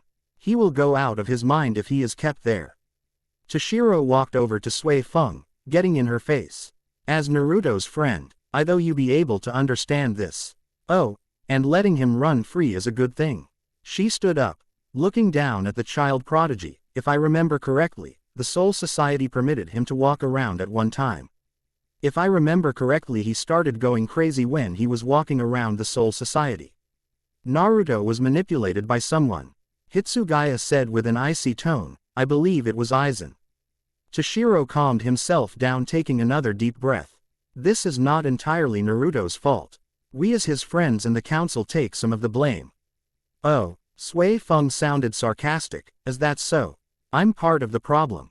She tried to get Hitsugaya to argue with her again. He ignored her. Just listen to me, he asked, looking at her with a gentle gaze. Sui Feng sighed and nodded for him to continue. As you know, there is a way to veto the council's decision, if all the captains disagree on the action, he said with a quiet voice. Yes, and you want me to agree upon your terms, she hissed, turning from Toshiro in a childish manner. Absolutely not. I agree with the council, Sui Feng said, crossing her arms. Please, Toshiro pleaded. He sat on his knees. He was going to hate himself for this. I am begging you not to let the council do this. He bowed humbly to Sui Feng. The girl watched at the humble display, back still turned. She sighed. I will be in your debt. Toshiro felt humiliated by his own action. I will think about it, Sui Feng said after a moment of silence. The prodigy looked up from the floor. Now get out of here. I have work to do. Hitsugaya stood up and walked to the door. He paused for a second. Thank you, he said with hushed tone. Sui Feng rolled her eyes. Just leave. Toshiro nodded and left the second division base, hoping that the others would be easier to convince. I tried to make Naruto's hollow, dark side, different the other hollows. The reason was that I thought it would be cool. My friend complained that the hollow wasn't creepy enough. I tried to make the hollow a little bit more sophisticated. The hollow observing Naruto more than Ichigo's own dark self, hollow would. There is still more explaining with the hollow stuff as well. Not everyone is friends with Naruto. However, there will be surprises coming up in the next few chapters. The Kyuubi will be explained as well in due time. Remember to R&R. P.S. I believe the next chapter is going to be very long. Multiple things will happen. Done. Discoveries. Yes, I finally finished this long chapter. I am so tired after writing this. I hope this is great chapter. Because I spent hours writing this one. Thank you reviewers. Mark, TOOSTROOing, Hidden World Walker, Umbra 8191, Joker's Wildcard, Dark Yamato, ZXZ Fic Hunter, and Sylvdra Zero. Read it and hopefully like it. Naruto looked up at the familiar energy that was Itachi. Though he couldn't remember who it was really. Ever since he got to the Soul Society, he saw illusions of people he on. CE knew though they were becoming very distant. The aura was the same as the people he knew in the Konoha. Itachi, do you not remember me Naruto? The person asked, with a very calm voice. Naruto Mauve, ed closer to the bars of the cell to get a better look. You, Naruto hissed at the man. I didn't think you would ever grace me with your presence after that night. Naruto gripped the bars with anger. The man sighed, and walked towards the cell looking down at the hollow with emotionless eyes. Byakuya Kuchiki, which is my name. Do you remember? The man said. You knew me as a kid, he said. Naruto glared. Byakuya sighed again. You hold a grudge from the past. Byakuya's eyes fell. Naruto laughed at him. Oh no. I completely trust you after voted to put me in this hellhole. Naruto yelled. His dark eyes burned through Byakuya's stale gray eyes. The head of the Kuchiki family closed his eyes. It was better for the Soul Society. You were not acting as yourself. Byakuya calmly stated. Naruto growled. His killing intent rose. Naruto, I was hoping you would come to be mature about this. I totally forgive you. For locking me up. For having to be down here in a city that is abandoned. Naruto hissed. Byakuya opened his eyes held melancholy. However, his face was remote like stone. You hold on to such dark feelings. Byakuya sounded sympathetic. Do you remember any of the times we played together as children? He asked. Like the first time I met you. Flashback. A young Byakuya sat in the grass of the field. He missed Yorichi. She used to talk to him and spend time with him. Well, before she was named a criminal of the Soul Society and disappeared. It left a little angry, but not as much as Sui Feng. He didn't obsess over the woman as Sui Feng did. He pouted. Today marked the anniversary of the day she left the Soul Society with the others. He looked about 16, but of course, he was over 30 years old. He laid his chin on top of his knees. His long hair up in a ponytail. With the same ribbon Yoruichi stole from him those many years ago. Byakuya had been the head of the Kuchiki family for about 5 years. It wasn't really a good thing skipping his duties to come and reminisce on the past. He was sitting against an apple tree. Why did you have to go? He mumbled. Randomly an apple fell on his head. Byakuya jumped in surprise, rubbing his he looking up to see some kid in the tree. These are so good. The kid squealed happily. He munched on the apple with great mirth.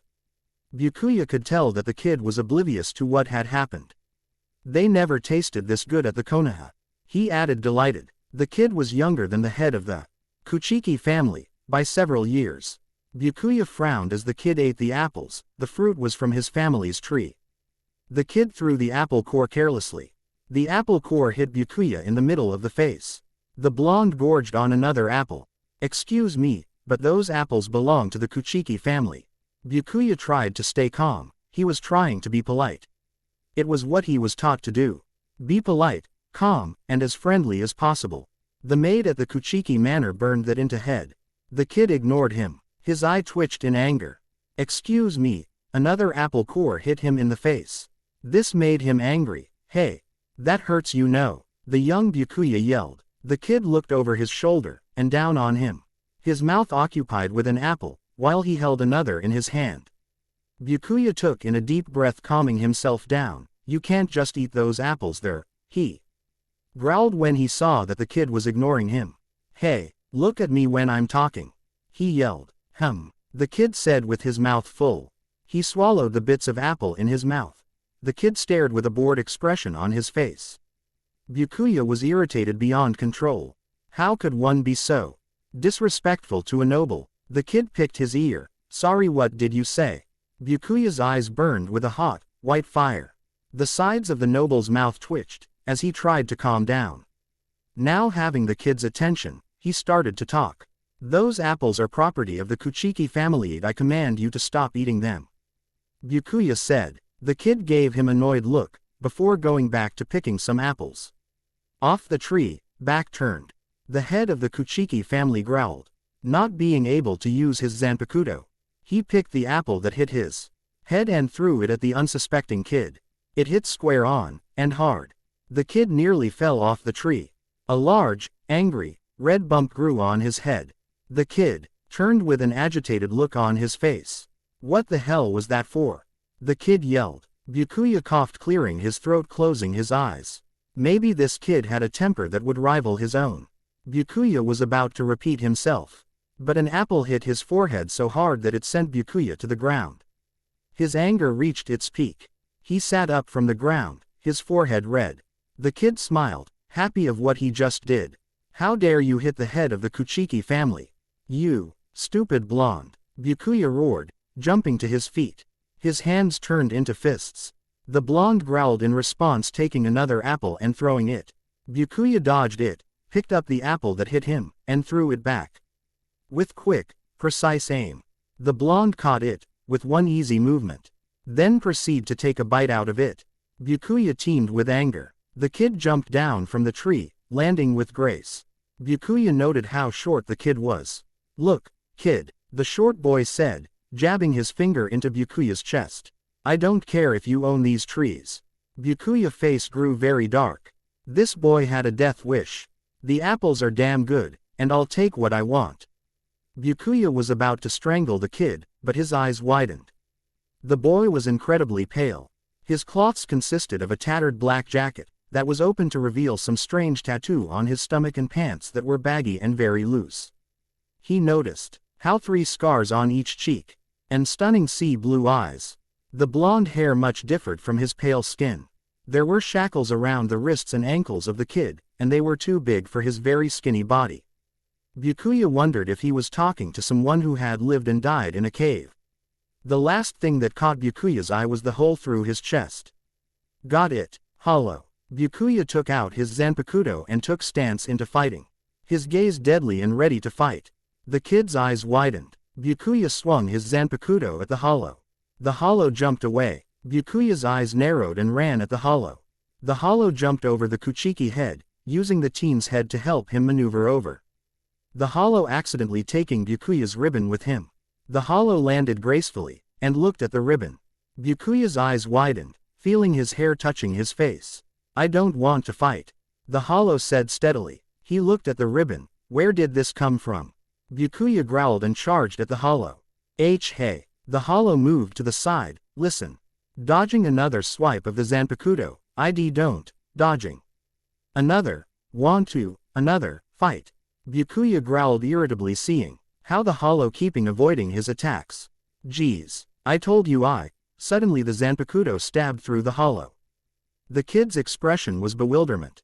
Byakuya smiled proudly. You shouldn't talk when you fight, you'll get yourself killed. Byakuya withdrew his blade from the hollow. He frowned. He felt a little guilty for killing the kid. There was a sudden poof of smoke. And where the hollow once was a log sat. What? Byakuya yelled. He looked around for the hollow. The head of the Kuchiki family had never seen anything like this. He felt something on his shoulder. He looked to see the boy standing on his shoulder. Byakuya wondered how the boy was so light. I told you, I don't want to fight. He jumped off the Kuchiki's shoulder and onto the ground. Byakuya swung the Zanpakuto, only to receive a hard chop to his wrist. His Zanpakuto fell from his hands and the hollow grabbed it. Byakuya held his wrist. He grimaced as he rubbed it tenderly. The young Byakuya felt cold metal against his neck. The hollow had no emotion in his eyes. Byakuya wondered if the hollow was going to kill him. The hollow then took the sword and stabbed it into the ground. Byakuya's Zanpakuto, Senbon Sakura, was halfway into the earth.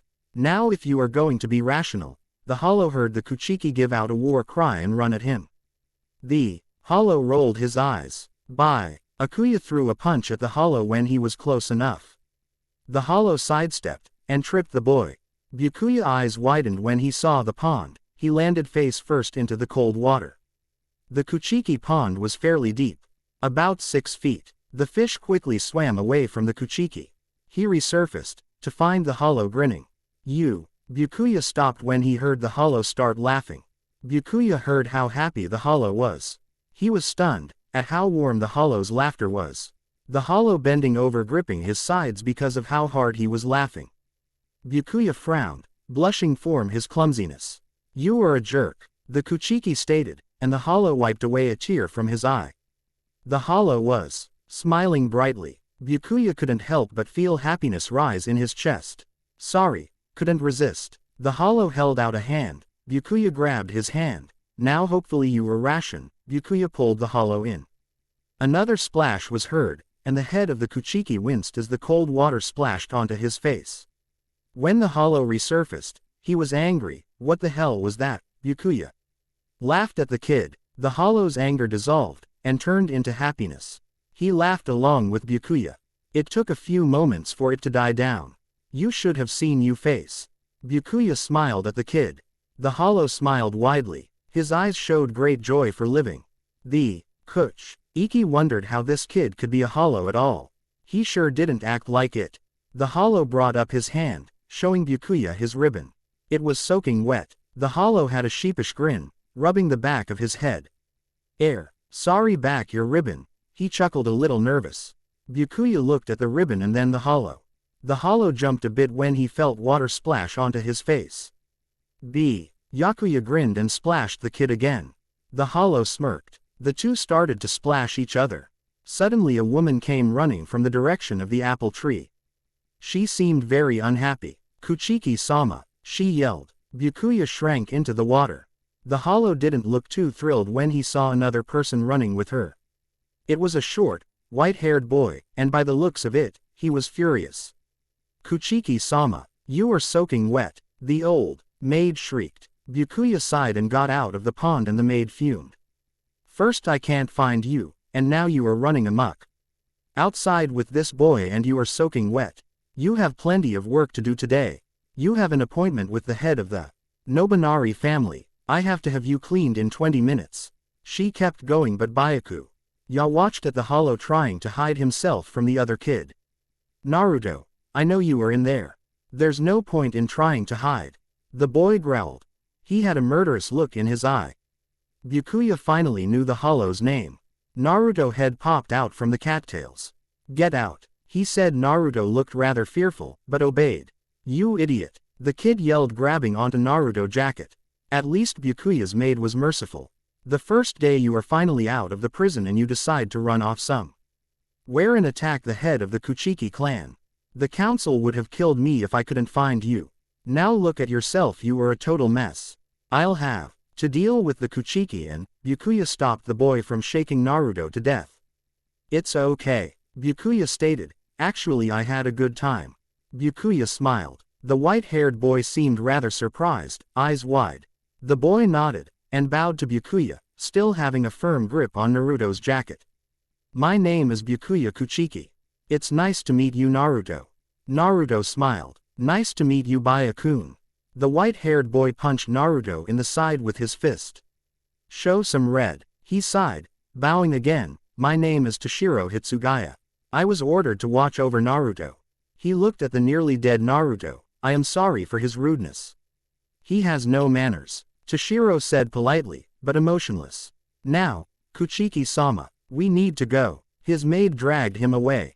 The two were stopped by Naruto, who held Byakuya's arm. He looked into Naruto's sea blue eyes. He had a smile on. You forgot your ribbon. Naruto placed the red ribbon into Byakuya's hand. Byakuya smiled back and death gripped the ribbon as if it would disappear. Naruto was pulled back by Hitsugaya, who began lecturing him the correct way to greet nobles. Naruto looked at Byakuya with a big smiling. Forcing his eyes shut, Byakuya's attention was then directed to his maid. Who was telling him about? The head of the Nobunari clan. He looked at the ribbon and smiled. Today would no longer be a sorrowful day. End of flashback. That was a long time ago. We both have changed, Naruto said, baring his teeth. Byakuya held out an apple. Naruto looked confused, and Byakuya did something very rare. The man smiled. Naruto hadn't seen this in 50 years. You may not think me as a friend anymore, but I can still be kind to you. Byakuya said with a gentle voice. We might have changed, but I still see that boy I met those many years ago. No matter how many times you deny it. He showed Naruto a red ribbon. It may be childish, but I want to hold on to those who are precious to me. Naruto's eyes softened a bit from the harsh glare. The hollow didn't know what to think. Byakuya lowered down to Naruto's height. Taking Naruto's hand, he placed the apple and ribbon in his hand. Byakuya then squeezed the boy's hand. The head of the Kuchiki clan then stood up and walked away. Naruto was at loss. Byakuya. Naruto seemed frantic. Byakuya looked back. Naruto didn't know what to say, but didn't know how to express it. Byakuya patiently waited for Naruto to speak. I still haven't forgiven you. Naruto finally said. This hurt Byakuya, but he had to accept it. This new Naruto had been through betrayal more than once. A broken spirit that could never die. A truly horrible life. He sighed. This was Byakuya's own doing. The Kuchiki gave Naruto a sad smile. I already knew this, Byakuya said before leaving Naruto. Doesn't mean I can't hope, he whispered. Naruto looked at what Byakuya gave him, and sighed. He blinked and felt a tear run down. He gazed at the gifts, and laughed quietly to himself. He felt so conflicted. He looked at the ceiling with teary eyes. What the hell's wrong with me? He tried to wipe the tears away. What happened to the Naruto I once was? He asked himself. His answer was the cold silence of his cell. He wanted to rip the ribbon to shreds, but he couldn't bring himself to do it. His hands shook as he tried to pull apart the ribbon. A horrible twisting feeling sprang inside his chest. He cried. He didn't know what was going on. The ribbon fell to the cell ground. His heart was split. He didn't know what he really felt. We both have changed, Itachi. He sobbed. He looked at the ribbon again and picked it up gently, brought to his face, tears falling onto the red fabric. Trying to remember the first time he met Itachi in his past. Only to find it blank. In the end you changed for the better. Naruto whispered, holding the ribbon against his chest. Sasuke would have been so happy. And Naruto almost killed me. Yakiru asked. Kenpachi was still glaring. Yakiru became quiet, which was rare. Kenpachi snorted. Don't tell me you sympathize with that hollow. Kenpachi growled. Ichigo gave the tall man a firm nod. If he ever shows himself to me I will kill him myself. He gripped his Zanpakuto. You can't be serious. Ichigo glared at Kenpachi. The man smiled wryly. Naruto hasn't been himself. I'm sure that he didn't want to kill Yakiru. You weren't there. His eyes full of lust for blood, already killing hundreds. Kenpachi stated. I would call that a monster. Naruto wouldn't do that, Ichigo said, but his heart betrayed his own words. You're just like me, were the words that echoed in Ichigo's mind. Kenpachi laughed. Oh, want to bet?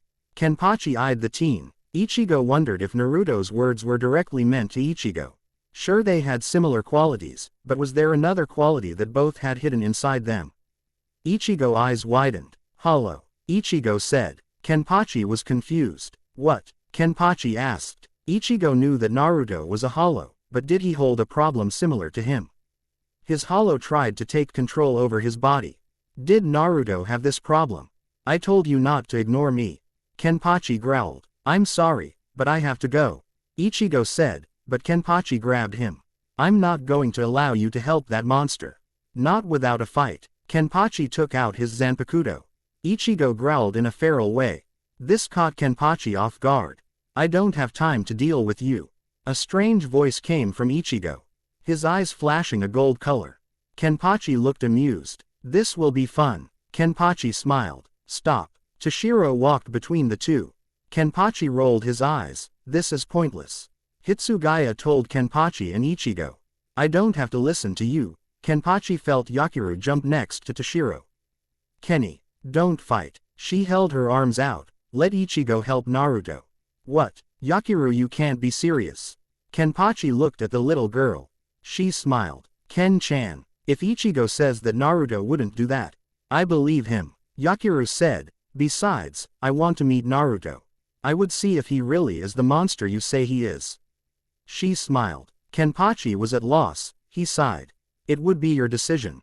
Kenpachi said, I don't entirely agree with it, but I'm not the one who was almost killed by his hand. I know you want to protect me, Ken-chan, but we both know that death can't be avoided. I am still alive though. My time hasn't come yet. She smiled. Kenpachi nodded. Toshiro let out a long breath. You can go, Ikki, she said. Thanks. Ichigo ran past the group. Toshiro, you better explain some things when I get back. Ichigo yelled. Hitsugaya smirked, and turned to Kenpachi. There is a reason why I stopped you too. Toshiro started, it's about Naruto's release. The council meeting is going to be in 2 days. Hitsugaya told Kenpachi. I imagine you are siding with Naruto. Yakiru jumped back onto Kenpachi's shoulder. Of course, as his caretaker. You would think I wouldn't approve of the council locking him away forever. Hitsugaya's eyes held their iciness. Kenpachi's brow rose and he smiled. Of course, Kenpachi said, looking to Yakiru, what do you think? Nope, I don't. It's fair to lock someone up forever. The pink-haired girl pouted. Stupid council. There's your answer. Kenpachi told Hitsugaya. You have my thanks. Hitsugaya bowed slightly. I'm sure all the captains will agree. You hope they do. Kenpachi smirked. I wouldn't care if Naruto was locked up forever. Hitsugaya glared at the 11th Division captain and left the man. After Toshiro went away, Kenpachi recalled the memory of the day Naruto nearly killed his daughter. Kenpachi was walking around the Soul Society. It was a quiet evening. He had been the captain of the 11th Division for about 30 years. He felt a something tug at his hair. He looked to see Yakiru smiling happily. Kenpachi rolled his eyes. Kids, he mumbled. The girl learned to talk this year. Though sometimes she didn't make any sense. Kenpachi wondered why kids were so talkative. Yakiru was with Kenpachi for about 45 years. Since Shinigami lived longer, aging didn't happen very fast at all. The captain didn't really get kids. From the day he took her in, he didn't know all the responsibilities. How was he supposed to know that you had to clean them? Or feed them? He never remembered his childhood. He looked at the sky, and saw what he thought a shooting star. He squinted at it, only to find it wasn't a star. Whatever it was, he knew it wasn't good. When the thing hit the ground, it exploded. He jumped away, only to see that there were even more. They exploded. Oh, disturbance. Kenpachi saw as the buildings were now on fire. The Soul Society was under attack. He looked to see Yakiru reach out to one of the strange exploding fragments. Shit. Kenpachi swore he pulled Yakiru into his arms, protecting her from the explosion. He felt his back sting. Zaraki Taiko. Akaku yelled. Kenpachi grimaced. Akaku ran over to his captain. Kenpachi glared at Akaku. The bald man knew to back off. Yamichika was not too far from Akaku. Most the Soul Society is under flame. Yumashika told him. Kenpachi wondered who could have done this. I want to meet whoever did this. It seems like it would be a great fight. Kenpachi smirked. Akaku gave him a wary look. He must be very powerful. Akaku nodded. Zaraki Taiko. We should help with the fires. Yumashika reminded him. Kenpachi growled, but nodded. Kenpachi began to help Akaku, Yumashika, and other Shinigami with putting out the fires. He felt an immense spiritual energy come closer to them about 15 minutes into working. He looked up to see a small hollow, with 3 red tails, and a black mask. Well, it seems the enemy shows itself. Kenpachi placed Yakiru down and ran towards the hollow. The hollow was busy attacking some weak Shinigami, and Kenpachi used this to his advantage. He jumped up, using his Zanpakuto.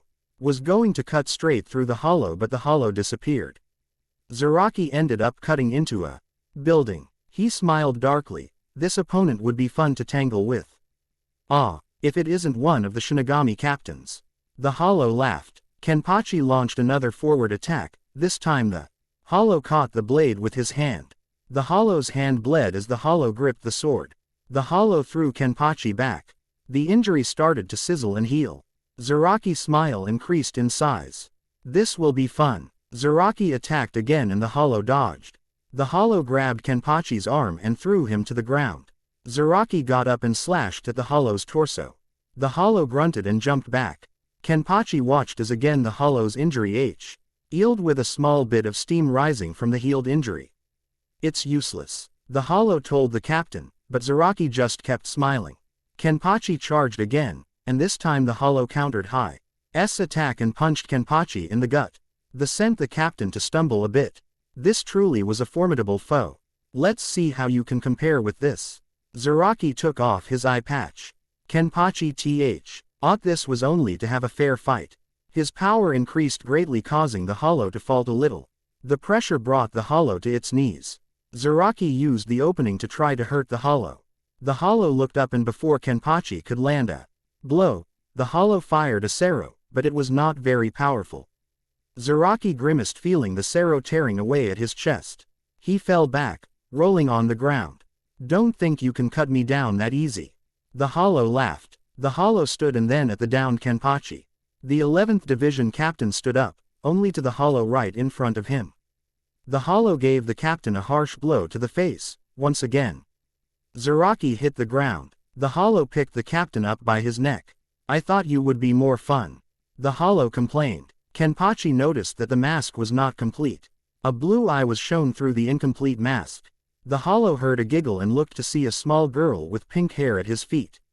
What's this? A little girl lost her way from her family, or did I kill them already?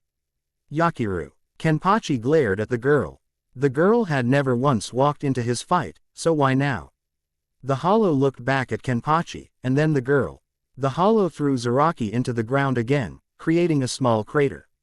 The hollow picked up the small girl and laughed. Kenpachi for once felt fear, as the hollow inspected the tiny girl. You know this girl, nay. Yakiru is it? The hollow cackled. The girl merely smiled at the face of death. He gripped the girl around the neck and Kenpachi growled and tried to attack the hollow. The hollow, however, punched the captain back down into the ground. I want to see your head pop off. Let's see if your dear old dad can handle to watch his dear little girl die. He applied pressure to the girl's neck, causing the small girl to choke. Let her go. Zaraki jumped to his feet and swung his word at the hollow. The hollow disappeared and reappeared a few feet away. The girl's body trembled, and tears ran from her eyes. I'll kill you. Kenpachi ran at the hollow. When Kenpachi was 2 feet away, a small sphere grew in the palm of the hollow's hand. It had blue and red swirling around. Rasengan, the hollow said with quiet voice.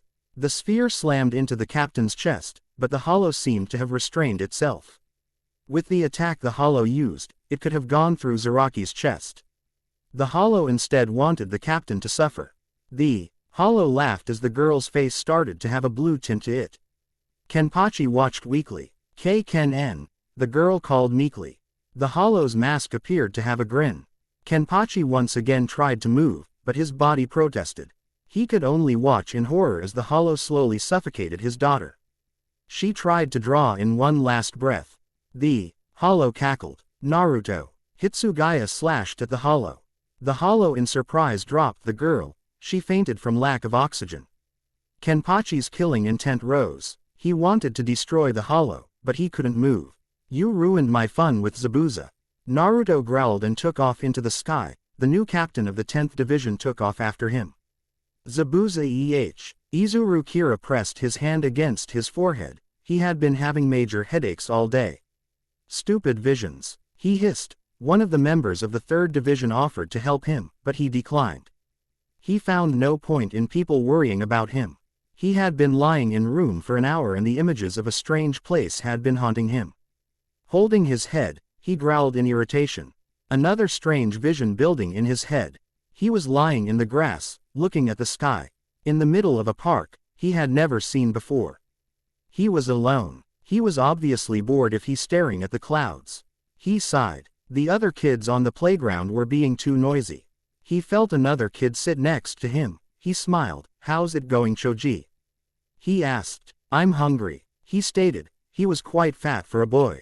Whoever Izuru was smiled, knowing that Choji would this. What about you, Shikamaru? It's too noisy. I can concentrate. Shikamaru heard his mother call, "What a drag. I have to go deal with that woman." He stood up and walked towards the woman that was his mother. Izuru got up and walked out of his room stumbling. Hira wondered who was the pineapple-haired boy was. He felt some deep connection with him. But he didn't know what was going on. He felt the pressure build in his head. He opened the screen door to only fall out of his room. Groaning, he smirked. "What, am I going to die now?" He, shaking, stood up. "Hira Fukuteku, are you okay?" One of the members of the 3rd Division ran over, helping Izuru stand. The stunt drew more attention to Izuru than he wanted. He growled, moving away from the member. Several others came out wondering what the noise was. "I'm fine," Izuru lied, feeling yet another intense pain flood into his mind. He heard voices echo into his mind, talking about many things. He leaned on the wall for support. "Protect the king. Hira Fukuteku, please, you aren't feeling good." The 3rd Division member tried to reason with the vice captain. I'm okay." More people came out. Izuru felt a tear come from his eye. His eyes narrowed. Damn. I have to protect the king." Izuru's eyes glazed over and he fell to the floor. Everyone started to freak out at the sudden collapsing of their vice captain. "We have to get him to the medical center now. Protect the king." The pineapple-haired boy smiled at him. "I already have, but will you?" Ichigo ran out of the elevator. It took his 30 minutes to finally get down to the elevator and waiting for it to reach Section SS. Once he got to the end of the hall, he saw Naruto sleeping on the ground, back against the bars. The chains from the shackles lying loose on the ground. Ichigo saw Naruto holding a red ribbon next to his chest. Another thing he noticed was an apple core on the floor. Ichigo stood in silence, unsure if he should wake the hollow. "I'm not asleep." Naruto startled Ichigo. Naruto sat up from his resting spot. "What is it you want? Make me remember how I died. You said we are similar.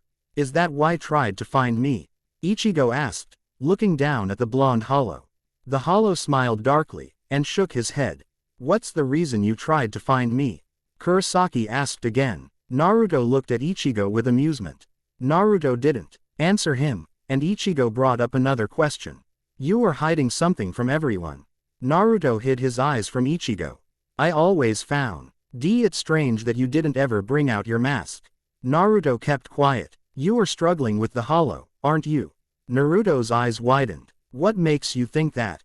Naruto smirked at Ichigo, staring into the orange-haired teen's eyes. "I don't have a problem with my hollow. I am perfectly fine," Naruto said with firm tone. Naruto wondered why he denied it. Ichigo looked into Naruto's eyes and saw a great sadness. "If you are talking about him, I am repressing him. He has no control over me." Naruto didn't know what he was saying. "I don't believe you," Ichigo growled. For some reason he wanted to kill Naruto. "Go ahead, kill him. I don't like his stench. King, that boy is under the control of him." Ichigo heard a voice say, "No doubt his hollow." Naruto growled, his lips turned into a wide grin. "Have a problem with a hollow? We are the same." Naruto cackled. Ichigo knew this was the hollow was speaking. "We can only depend on each other." The grin grew bigger. Ichigo fell. His hollow trying to control him as well. "Unlike your weak hollow, I can actually help my host." Quote, "Naruto, you have to fight back. People care about you. Jashiro, Shunsui, and Toshiro want you back." Ichigo said, "I don't like him, King. I'll kill that third-rate hollow." Ichigo ignored the hollow. "Naruto, Toshiro is trying to get you out of this cell." Ichigo yelled, "Don't let that hollow control you." He growled, "Damn it. Don't think people don't care about you." Naruto clutched head painfully. Ichigo knew Naruto was fighting the hollow for dominance. Damn you." The hollow Naruto hissed. Naruto stood up. Ichigo hated watching the kid in pain. It was necessary for Naruto to not even let the hollow have partial control. It didn't help that he was locked down here all alone. Ichigo wondered how Naruto could repress his dark self without any help for 50 years. He knew that Naruto was 40 when he died, but Ichigo wondered what type of power he must have. "Ugh, I will kill you. Count on it." Naruto dark self spoke. Naruto's chains rattling constantly, from Naruto's sudden movements. The Naruto stopped moving. His eyes turned to Ichigo. They were blue. Ichigo. I can't. Naruto tried to speak. The reason I tried to find you was because of your Zanpakuto. Ichigo's eyes widened. Naruto's eyes started to turn back into black and red combination. Why your Zanpakuto is the only weapon that can kill me. Naruto fell to the floor. Why you need to kill me? Naruto yelled. Ichigo watched. I'm sorry I'm weak. Naruto, you are not weak. Repressing your RK self for 50 years and still be able to control yourself partially is better than I could have done. Ichigo said. I can't kill you. Ichigo added. Not like this, knowing this isn't you. Please. Naruto yelled. Tears coming from his eyes. I can't. Naruto hands shaking, as he tried to fight back his dark self. He choked. Ichigo watched as Naruto was losing the battle. Naruto looked at something past Ichigo with a soft smile. Sorry. Naruto stopped moving. Ichigo let out a breath of relief to see that Naruto was still breathing. For an odd reason, he thought Naruto had died. He felt someone other than himself and Naruto was here. He looked to see Jashiro standing with a crestfallen look. I hoped to talk to him. Yukatake said. It's terrible, what has happened to him? Jashiro sighed, eyes gazing on the unconscious boy. He walked over to the cell, and placed a small envelope on the floor inside the cell. Hopefully he'll read it. Yukatake, he smiled. He apologized to me. I don't know why. He chuckled. Ichigo glanced at the captain, seeing a tear run down the captain's cheek. Horrible things always happen to good people. Naruto, Ichigo said, looking at the small body of the hollow. He noticed that Naruto's hair grew longer. He saw how it was shoulder length in the back. He wondered how it was straight in the back. Yukatake must have noticed the same thing. Ichigo saw Jashiro fell to his knees. Yukatake held his head in pain. Jashiro. Ichigo ran over to the captain. Upon touching the man's shoulder, his head began to pound. Images ran into his mind. Now what? A blonde boy asked a tan man, with a spiky ponytail. He had a scar running over his nose. He looked a little embarrassed on what he was about to say. He sat on a large stone sculpture in the face of the mountain. He scratched his face with his finger. The blonde kid looked like he was scrubbing the sculpture. He looked rather annoyed that the man got his attention again. Well, if you clean this all up, I'll buy you some ramen tonight, the man said. The blonde boy's face brightened. Immediately, surprising the tan man. The boy started to scrub harder, getting what seemed like paint off. Okay, I'll work hard. I will, he yelled happy. The world skipped to another strange vision. One day I'm going to get the name Hokage, and then I'm going to surpass all the previous Hokages. The blonde pointed his chopsticks at the scarred man. The boy then continued to eat ramen. The man looked a little shocked. It skipped to another vision. I've found you. The man sounded angry as he peered at the blonde. He looked very tired and battered. The boy panted. He had a very large scroll on his back. He grinned up at the man. He stood up and pointed to the man. Oh, I found the nose bleeder. Naruto yelled. Idiot, I found you. The man noticed how beat up the kid was. He. You found me. I've only learned one skill. Hey, you're all beaten up. What were you doing? Never mind that. Hey, I'm going to try an incredible skill. If I do it, let me graduate. The blonde boy yelled, smiling, proud of himself. The boy was about to do something, but the man stopped him. Naruto. The boy looked up at the man. Where did you get that scroll on your back? Oh, this. Mizuki-sensei told me about this. And this place too. Naruto looked at the scroll on his back. He said that if I showed you this skill, I'd definitely graduate. Naruto smiled. The man wasn't so sure about this. Suddenly kunai flew out at the two. The man pushed Naruto out of the way. Another vision flooded in. Yeah, Naruto, you must have been in a lot of pain too. The man had protected Naruto from a gigantic shuriken. It was sticking out of his back. I'm sorry, Naruto. If I had done a better job, you wouldn't have had to feel like this. Tears falling from the man's cheek. Ichigo let go of Yukataki's shoulder and fell back. Jashiro looked at Naruto with a small smile, tears running down his cheeks. It's true. His eyes closed. If I had done a better job. He was now lying on the prison floor. You wouldn't have to feel like this. Jashiro closed his eyes. Ichigo knew that it was what seemed to be Iruka. He felt bad for seeing something that he wasn't involved with. Ichigo stood up. He had to get Yukitake to the medical center. He picked up the captain, and placed him on his back. Jashiro's arms over Ichigo's shoulder and head resting against his back. It was a bit awkward, seeing how he didn't know the man very well, but it didn't matter now. He dragged the eye vision, and himself to the elevator where a Shinigami helped him place the captain down. Ichigo didn't know why, but he felt connected to Iruka. Aizen was visiting their guests, down in the prison. He had the Espada to find more Shinigami, and this time they caught 6. They were probably looking for the first Shinigami they had captured. Pity, they were already dead. He tried to be kind, the first few times. However, these Shinigami were being rather difficult. Jin watched from the sidelines. I will ask once more. Where is Naruto at the moment? He asked with a calm voice. The 4 Shinigami only glared at him. All had sustained some sort of injury. Except Aizen had killed 2 members already. They were a mixed team, 1 from the 4th division, 3 from 2nd division, and 2 from 5th division. The ex-captain watched the 4 of them carefully, looking for any sign of giving in.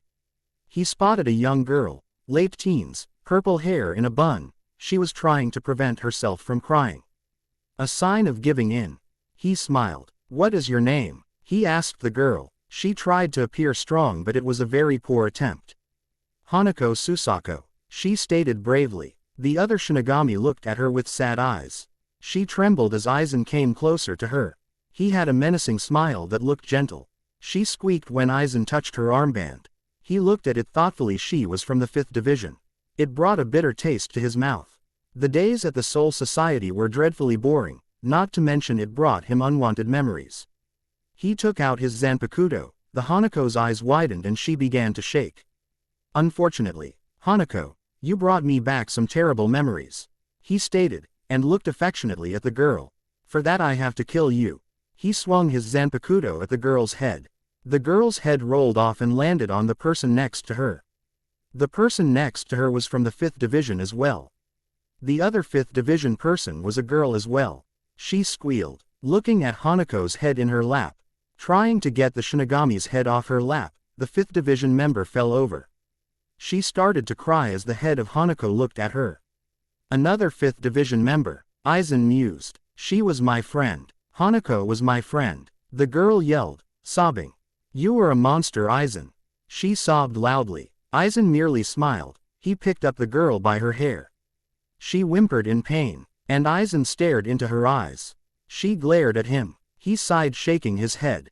The other Shinigami looked at the scene with despair, knowing that their fate was just around the corner.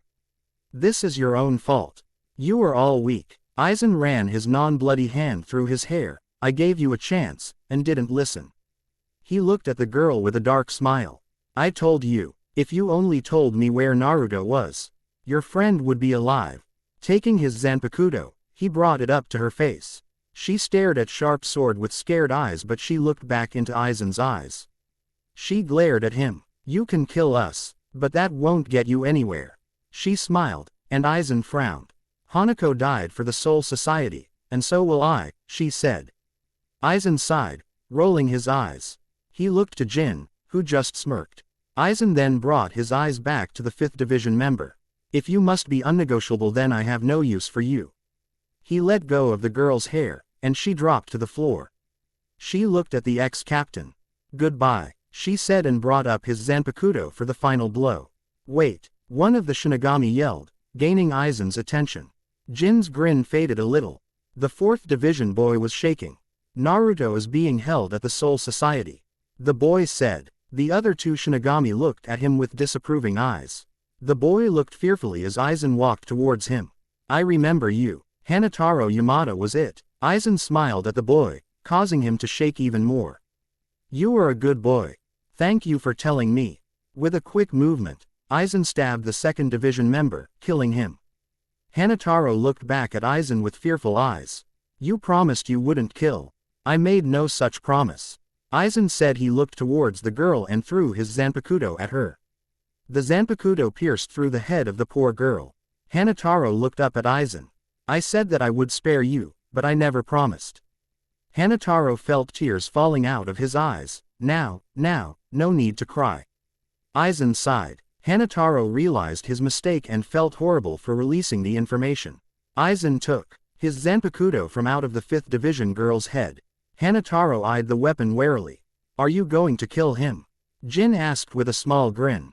Aizen was surprised by the sudden question. Hanataro looked at Jin with sad eyes. He can't do anything to harm us. There is no point in harming him. Aizen gave his friend a stern look. Jin merely grinned as usual. Aizen sighed once again. Besides, maybe we could use him for more information. Aizen sheathed his Zanpakuto. I guess there's no point in killing him. Aizen gave a small glance at Hanataro. He returned his dark gaze back to Jin. For now we get an invasion party ready.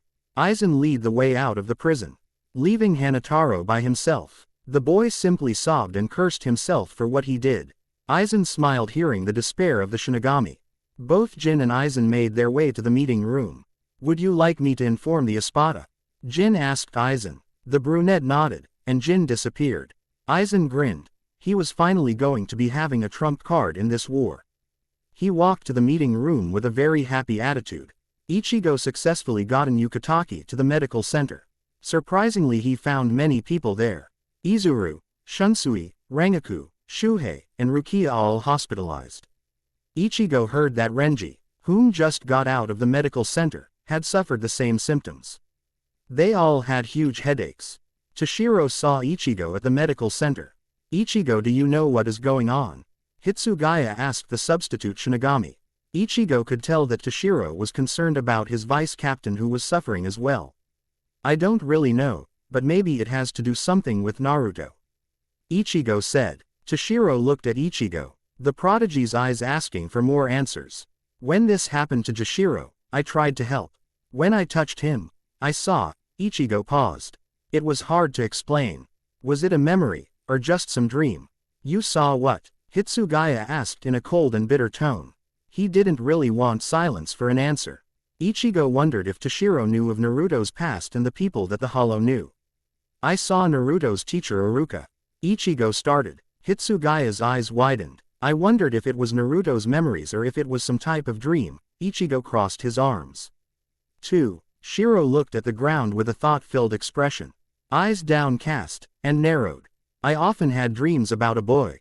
Toshiro said. His eyes flickered up to Ichigo. Naruto used to always call me Sasuke. Though he repeatedly apologized for it, and said it was unfair to compare someone who died a long time ago. Hitsugaya's eyes flickered to the ground. Toshiro had a soft smile on his lips. Why dreams were always about a boy with black hair and his family. The smile faded away, though I do not for sure if they were of Sasuke. I know what Sasuke looks like. Ichigo stated. Hitsugaya nodded. Hair rises in the back. Some loose around the face. Dark brown eyes. Ichigo said. The reason I know this is because Naruto showed me one of his memories. Toshiro looked at Ichigo with narrowed eyes. Showed you his memories? Toshiro sounded a bit upset with Ichigo. Tell me about Naruto's memories. Ichigo started to explain what he had seen. Hitsugaya remained very calm through the entire lengthy story. So, he told you how all his friends died. Ichigo nodded. I see. Hitsugaya sighed. To tell you the truth, I'm a little envious. Not once did Naruto show me any of his own memories. He rarely talked about his past with me. It wasn't all that great to see. Ichigo said. However, Hitsugaya appeared to disagree with him. Everyone is reacting to this at the same time. Ichigo decided to change the subject. It is quite strange. Toshiro agreed. Hearing some people walking into the medical center, they saw Yamamoto walking in with a couple of people from his division. Toshiro bowed in respect. Ichigo just looked at the old man. Surely that's not how you grade your superiors. The old man commented. Ichigo didn't bow. The old man chuckled. I did not expect you to do this. He said. Toshiro looked at Ichigo with a small glare. A medical assistant came out and greeted the man. Yamamoto-sama, it appears that Yukatake Taiko, Hisagi Fukuteku, Hira Fukutaku, Matsumoto Fukuteku, Hiraku Taiko, Abarai Fukuteku, and Rukia have all passed out for the same reason. The medical assistant told the 1st Division captain. I know. Yamamoto replied. I have. Just come here to tell Hitsugaya something important, he told the assistant. The medical assistant bowed and walked away. What have you come to tell me? Toshiro asked, hoping for good news. After tea, recent events, the vote will be moved to tomorrow, Yamamoto explained. Toshiro's eyes widened. What? Hitsugaya sounded frustrated. He cursed under his breath. Vote. Ichigo looked at Toshiro with an uneasy look.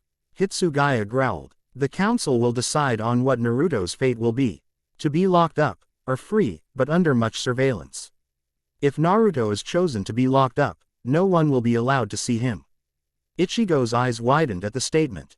That's completely unfair. Ichigo clenched his fists. How can the council do that?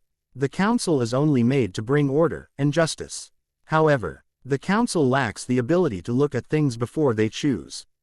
Yamamoto said. Yamamoto-sama. A girl ran in and bowed to the old man. Yesterday a scouting party was sent to look for the Shinigami that has been missing.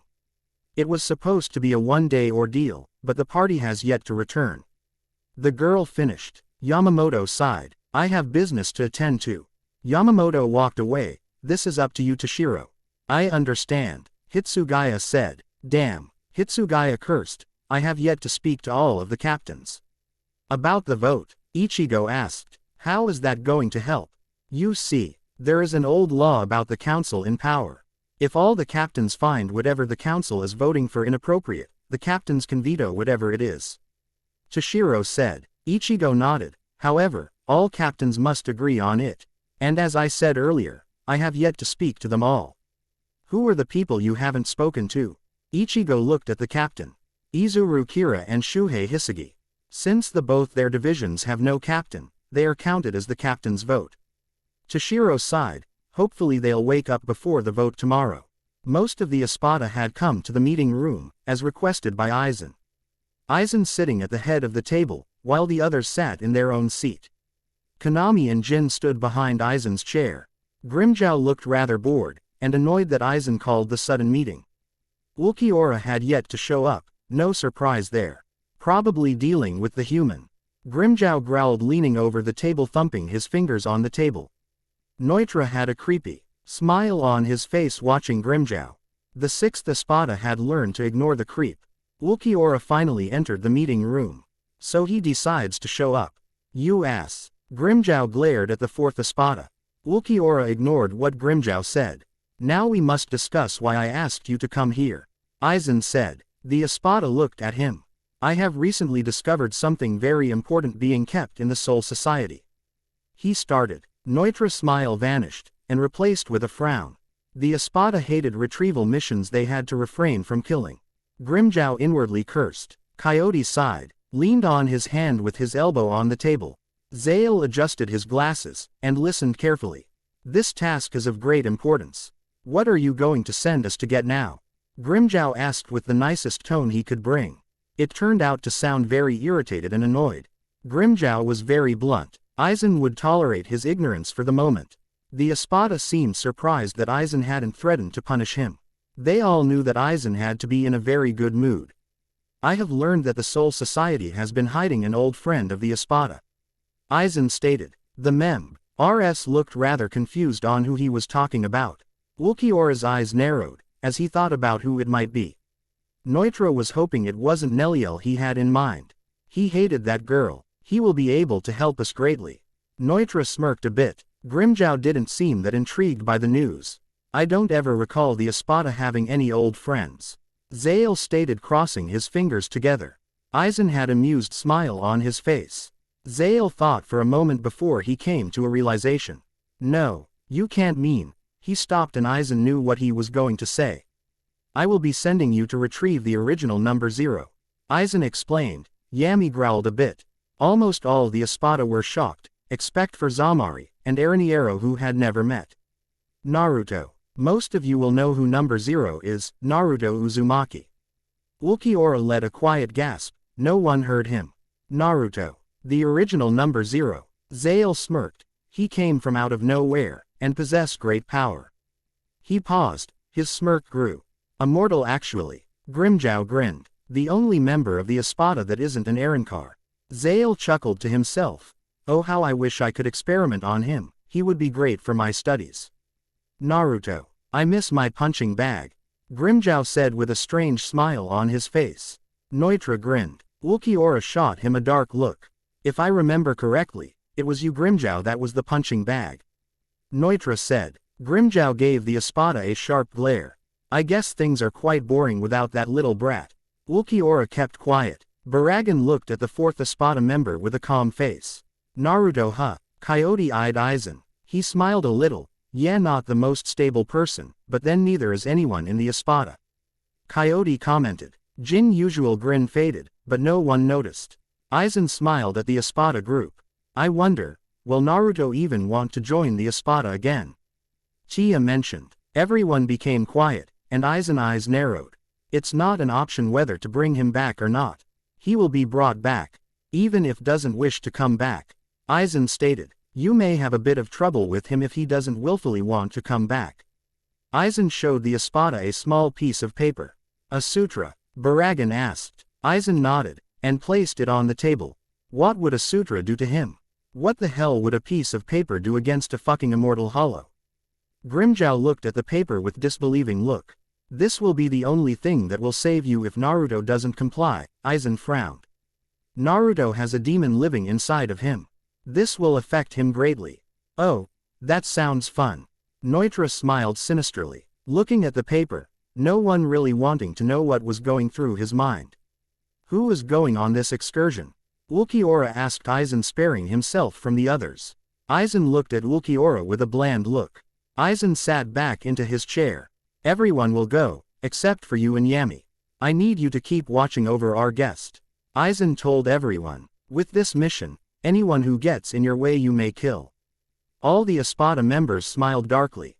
That's fucking great. Grimmjow cracked his knuckles. Ulquiorra looked at Aizen with a cold look. I was getting bored. Must I stay here, Aizen-sama? Ulquiorra asked. Yes. Aizen told the fourth Espada with a firm gaze. Now this will take place tomorrow night. Aizen said with an amused smile. You are all dismissed. All the Espada stood up, and gave a small bow to Aizen and walked out of the room. Ulquiorra was conflicted. He briskly walked out of the room, but stopped by Neutra, who had a large grin. Is someone bitchy because they can't go? Neutra invaded Ulquiorra. This about Naruto? The very tall Espada asked Ulquiorra. The fourth didn't respond, and Neutra chuckled a bit. I suggest you get out of my way. Ulquiorra said. This raised Neutra's brow. The grin grew even larger, seeing how his remarks were bothering him. I am not in a very patient mood. Cypher added with an emotionless tone. You sure are a bitch today. That fucking brat Naruto is going to come back, don't you worry about that. Neutra said. Ulquiorra gazed coldly on the tall Espada. Move aside. Ulquiorra walked past Neutra, his grin still intact. Back in the meeting room, Aizen sat quietly while Jin still stood beside him. I believe that Naruto will make the right choice. Aizen said. Of course, Aizen-sama. Jin replied. Urahara eyes opened wide, he had a bad feeling. Yoruichi. The woman looked to the lazy shopkeeper with concerned eyes. I'm afraid that he piece didn't last as long as I hoped it would. Please go and retrieve Chad and you. The woman nodded and vanished. Urahara sighed and walked to the porch outside. He looked into the sunny sky. Quote, the weather can be so deceiving, Kazuki mumbled. He had that same feeling as when he witnessed Shinji, Hiyori, and the others turn into hollows. Here comes the storm. Tatsuki sat in class listening. To her math teacher talk about trigonometry. Her head suddenly started to painfully throb. She grimaced and tried to ignore it, but she was seeing some woman standing in the distance. Men are hopeless. You can only depend on woman to do the job. Right. The woman had a giant fan on her back. She smirked. So it's up to you. Tatsuki fell out of her seat. The students yelped in surprise. The Cher ran to get the school nurse while the students crowded around Tatsuki. So what do you say? Let's fight together. Chapter done. Now to get on with the next one. Haven't even started it. I have. And slept in 2 days, so I'm going to go sleep now. Thank you for reading this chapter. Please R&R. I don't know how this chapter went. Please tell me what you think. Did Byakuya compared to Itachi surprise you? What about Izuru and Kenpachi? Makes you wonder who Haku is. Until next time. Judgment. Hey there. Has no name back with the next chapter, and has actually slept. Yay. Warning. This chapter is not the most exciting. But please read on. Thank you reviewers. R-Hatch89, Dark Yamato, ZXZ Fick Hunter, Evil Zack, Blood Brandy, Umbra 8191, Yuki Kruger 2, Sildra 0, Rosin Shuriken 92, Kuru Cage, Hidden World Walker, and Joker's Wildcard. Read on. Ichigo woke up in his borrowed room. He wondered how things were going to be today. The vote and this terrible feeling in his gut. He sighed and swung his legs over the side of the bed. He yawned, stretching his arms. He actually slept last night. He wondered if how. It must have been all the stress, but wouldn't keep you up. He sighed. Surely today would be an eventful day. He didn't know how right he would be. He ended up sleeping on the covers with his Shinigami uniform on. Turning out to be exhausted last night and after not sleeping for 2 days didn't make it any better. He stood up slowing and stretched his back. Man, these beds kill your back. He groaned. Ichigo wished there was a clock somewhere around. Sighing, he took his Zanpakuto and placed on his back. Using some material to secure the sword, Ichigo left the room. Sliding the door open, he walked into the hall. After closing the sliding door, he walked down the hall a little to see Byakuya standing. He was facing the other direction and mumbled something. Byakuya turned around. "Did you just wake up?" the captain asked, with an expressionless face. Ichigo wondered why the Byakuya was asking. Was the captain was actually curious about him? Ichigo looked at the captain with confusion on his face. "You realize it's about 1 in the afternoon," Byakuya told him. Ichigo's jaw dropped. He slept in that late. "Just to remind you, the council meeting will be in 6 hours. Byakuya sighed. "I can't believe it's 1 in the afternoon," Ichigo muttered to himself. He saw Byakuya grimace a little. Ichigo snapped out of his thoughts and walked over to the captain. "Are you okay?" Ichigo asked, wondering if he was going to pass out as the others did. Byakuya held out a hand, not wanting to be helped. "I am fine," he lied. "I appreciate your concern," he said automatically. Ichigo sighed. He was always polite and calm. Byakuya walked away from Ichigo. "I thank for trying to help Naruto," he said, walking a bit further, only to fall to the ground. The head of the Kuchiki clan sighed. Ichigo ran over to help, but Byakuya again declined. "This is nothing. Nothing, my ass," Ichigo growled, ignoring the fact Byakuya didn't want any help. Ichigo used his shoulder to support Byakuya, standing up. "If you think I'm going to just leave you on the floor, then you're damn wrong," he said to the Kuchiki. "Thank you," Byakuya said, and Ichigo helped the man walk to the medical center. Ichigo wondered how many others would be affected by these strange visions and headaches. Byakuya remained quiet, seemingly thinking about something. "You remind of Naruto." This caught Ichigo's attention. He frowned. So Naruto wasn't the only one thinking that. "That's not the only time I've heard that." Ichigo laughed. Byakuya looked at Ichigo with strange look. It was a look someone who give to their family, a caring and gentle expression. It was only momentarily though. Byakuya looked to the ground. Ichigo felt strange being compared to Naruto. Ichigo thought about how everyone was connected to him, but wondered how he felt so close to the kid. You have his manners, language, temper, brashness, but also his kindness, Byakuya said. Ichigo felt a little awkward. Byakuya, sensing this, became quiet again. "I'm sorry," he apologized, and Ichigo let out an irritated growl. "You don't have to apologize." "Geez, why does everyone always have to apologize?" Ichigo grumbled. Byakuya chuckled a bit, and Ichigo let out a sigh. Ichigo felt his own head throb in pain suddenly. Trying to ignore the pain, he continued to walk. The world spun around him as he tried to move. Byakuya noticed that Kurosaki wasn't walking straight. Byakuya stopped Ichigo. "It appears I am not the only one who is suffering now." Byakuya pointed out Ichigo's pain. Ichigo still tried to hide it, not wanting the man to be concerned. "There's no point in trying to hide your suffering," Byakuya said. "I already know." It's nothing." Ichigo shook his head. "That was a mistake." Byakuya luckily got off Ichigo's shoulder before the substitute fell over. Ichigo looked up into the sky, the world incredibly unfocused. The light was too bright. He saw Byakuya trying to help another Shinigami gather around. They seemed to be talking to him, but all he heard was ringing in his ears. A white light came into vision and the world became dark. Urahara used Garganta to transport Ryu, Chad, and himself to the Soul Society. They were in an alley. Like I said, this is up to you now. He said. The two both nodded. When you need me to bring you back, I use this. It's called a calling card. Urahara handed Chad a small piece of paper. It was blank. You burn it when you need me to come. Okay, we will find Ichigo. Ryu responded, and the two walked out of the alley. Urahara sighed and used Garganta again, and disappeared into the dimension cut. Ryu wondered if the Soul Society would allow them to walk around, without suspicion. Where do you think Ichigo would be? Chad asked. Ryu thought for a moment. They continued to walk through the Soul Society, receiving some strange looks. Some of the Shinigami around looked at them with suspicion. What are you doing here? A familiar voice asked. They turned to see Yumashika and Akaku. Akaku had a cocky grin, while Yumashika displayed a small smile. More importantly, how the hell did you get here? He asked. We are here to look for Ichigo. Ryu thought of a lie on how they could possibly gotten here without the help of Urahara. I brought them here. Rukia walked from behind them. Since they want to fight. Akaku and Yumashika bought the lie, but Chad and Ryu knew they would have explaining to do.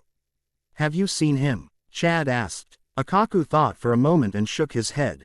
I haven't seen him anywhere, but he's been dealing with a special case. Akaku stated bluntly. I have not seen Ichigo anywhere either. Yumashika moved a loose hair from his face vainly. Ryu nodded. Thank you anyways. Ryu said and walked away with Rukia and Chad. Rukia poked Ryu in the back wanting answers. What are you doing here? She asked with an urgent tone. We came here to get Ichigo. Chad said to the small girl. Well, he's not okay. He's been passed out for the last 4 hours, same with Byakuya. I just got out of the medical center myself. Rukia told them. What happened? Ryu asked. Some strange headache, and these people I never met before appearing in my head. Rukia sighed. A girl was asking for my help. A girl. Chad looked at Rukia. Yes, if I remember correctly, her name was Ino. Rukia said. Ino. Strange. Ryu pushed his glasses up the bridge of his nose. That hollow Naruto called me Neji. I wonder if these events are related. You know about Naruto? Rukia sounded a little shocked. A few days ago Chad and I met him. Ryu explained. He is a strange hollow.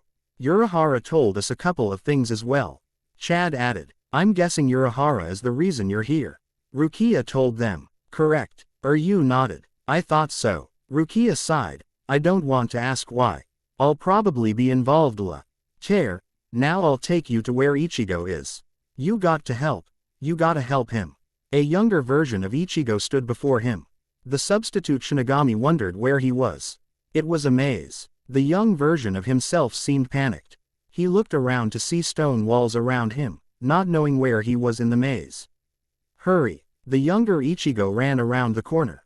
Wait! Ichigo yelled, and chased after him. Who am I trying to help? Once he turned the corner, he saw 3 paths. He took the left path, running. Taking another turn to the right, he saw a dead end. Ichigo turned around to see the way he came was blocked off. What? He walked up to the wall, touching it. It was real. He looked for any other way. Looking behind him, he saw a route. What the hell? He walked ahead of it to find 3 paths again. Lost King. Ichigo heard the hollow's voice ask. He ignored the hollow and took the path to the right. The right path split into 2 other paths. He turned around to see a wall behind him. Ichigo cursed. Taking the right path, he found another dead end. Ichigo growled. Swinging around, he saw the 3 paths yet again. What the hell is this? He yelled. He heard his hollow cackle. He ran forward, taking the path ahead of him. Ichigo followed the path leading him to the left. A little further the path had another turn to the right. He skid around the corner, his eyes widened. It was 3 paths again. He looked around for any type of help. Seeing none, he sighed. What is this place? He mumbled. This is your inner world. The hollow answered. Ichigo though. His inner world consisted of buildings. This was a never-ending maze, with a black sky. He felt a little despair. How was he supposed to get out of here? He walked to the wall, again trying to see if the Wall was real. It was cold, depressing gray stone. He closed his eyes, trying to calm himself down. Upon opening his eyes, he saw 3 figures in front of the different paths. The left path stood his younger self. The center path stood Aizen. To the right he saw Hitsugaya. What the fuck is this? Ichigo yelled. None of the 3 figures moved or responded. He glared at Aizen and walked up to him. What the hell are you doing here? He growled. Aizen's eyes closed, his face wiped of any emotion. I represent the time you are facing now. The present time. You loathe yourself for not being able to protect those whom you care about. Aizen's eyes opened. An emptiness filled Ichigo when Aizen stared into his eyes. I offer what you want, power and strength. Aizen said. Ichigo blinked, surprised. He backed away, and looked to his younger self. The boy had a nervous expression. He walked over to his child self. I am your past, the time in which you were born, to the seconds that just passed by. You were disappointed that you could not change what you did. The boy's eyes held innocence. I offer you security. And wisdom. The boy turned his gaze to the floor. Ichigo then gazed at Hitsugaya and walked over to the white-haired Shinigami. I'm guessing you are the future. Ichigo stated. He felt a little strange being in this maze. Hitsugaya nodded. So what do you offer? I offer you nothing you want. For the future is not set in stone. The only thing I can offer you is death. Hitsugaya said with a robotic voice. You live in constant fear of the future, and of what is unknown to you. Ichigo shivered a bit. It was strange how everyone knew what he felt. You must choose your own path. The 3 said. Ichigo looked at the 3 people. He remembered what they offered him. His younger self offered security and wisdom. He always wanted this, but he couldn't accept this. It was wrong. Living in security was unrealistic, and having wisdom but needing it was pointless. He turned to Hitsugaya. It disturbed him that it was unpredictable. The Shinigami offered him the assurance he will die. He couldn't die, not yet. Last, he looked at Aizen. He offered something he could use. Power and the strength necessary for him to defeat his enemies. He moved towards Aizen unconsciously. I choose the middle path. Ichigo said. The 3 figures vanished in the blink of an eye. Ichigo walked down the center path. He came to a rather dark scene. There were many buildings destroyed, and blood littered the ground. He wondered what had happened. He came to a small pond. Hai's younger child self sitting on a rock in the middle of the pond. The boy looked into the pond. Look. The boy pointed to the water, and Ichigo didn't know if he should. His curiosity getting to him, he looked into the water. There were a few ripples and an image came into view. He saw himself. His eyebrow rose, gazing back at the younger version of himself. With a confused look, the boy merely stared at the water. Ichigo stared back into the dark water. He gasped to see mask of a hollow. It reminded him of his mask, but it had horns and the red stripes fewer, and in different places. What is this? Ichigo asked the boy, but the younger Ichigo was gone. Damn it, what the hell is with the place? He cursed. He felt something grab his hand and he saw the child whom was frowning. You did this to yourself, and now you'll be all alone. The child told him. The look passed him into the pond. Ichigo's eyes widened when the water began to bubble and the hollow shot out of it. Ichigo's hand went to grab Zangetsu, only to find the Zanpakuto wasn't on his back. He shuffled backwards as the hollow walked towards him. The hollow was the same height as him. It had long orange hair. Red stripes coming from the hole in its chest. Who are you? Ichigo yelled, but the hollow latched its hand onto Ichigo's neck. Ichigo struggled to breathe. He wrapped his hands around the hand that was choking him, trying to get the hollow to stop. Ichigo's younger self smiled darkly, watching the scene before him. It is you. You with power. The child laughed with a dark voice. The boy's eyes turned yellow and black. This is what you wanted, isn't it? The boy grinned ear to ear. Ichigo felt an overwhelming power trying to force itself out of Ichigo. He knew it was the hollow. Suddenly, a man appeared behind the hollow and stabbed it with a small blade. The hollow released Ichigo. Kurosaki fell to the ground coughing. Are you okay? The man asked with a gentle voice. Ichigo was stunned to see blonde hair and kind blue eyes. He had a big smile and a soothing voice. Ichigo couldn't find any words and nodded at the man. The man sighed. You know, that was close. I thought I might lose you there. The man rubbed the back of high 40 years old, but appeared older. Ichigo couldn't believe it. And Naruto? Ichigo said astounded. The man looked a bit troubled when he said the name. That doesn't make any sense, but it has to be you. Ichigo stood up. Naruto had a sad expression. What are you doing here? In my inner world. Naruto was quiet and sighed. First, let's find a change of scenery. With one snap of his finger. They were in the city that was Ichigo's world. Ichigo looked at the older Naruto.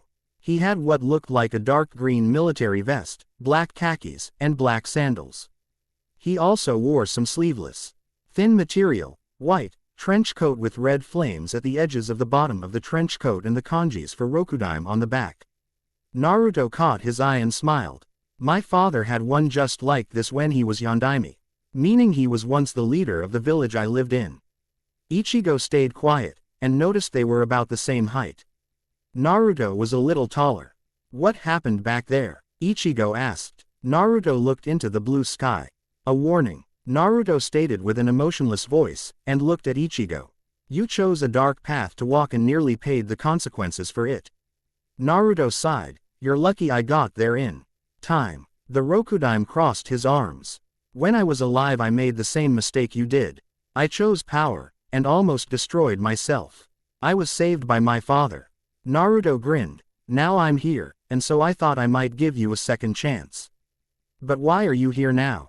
Ichigo wanted to know more. It's the same with all the others, seeing people Naruto knew. Ichigo felt little annoyed. I've always been her Ichigo. Actually I had no choice, since I am you. Ichigo's jaw dropped. He was Naruto. Naruto Uzumaki was who I once was. Now I am Ichigo Kurosaki. How? Ichigo asked. Naruto died a very long time ago. Once he died, a piece of him passed on. I am that piece of Naruto. The man explained. He was supposed to move on. But he unfortunately didn't. So, I am a reincarnate of Naruto. Ichigo saw the man nod.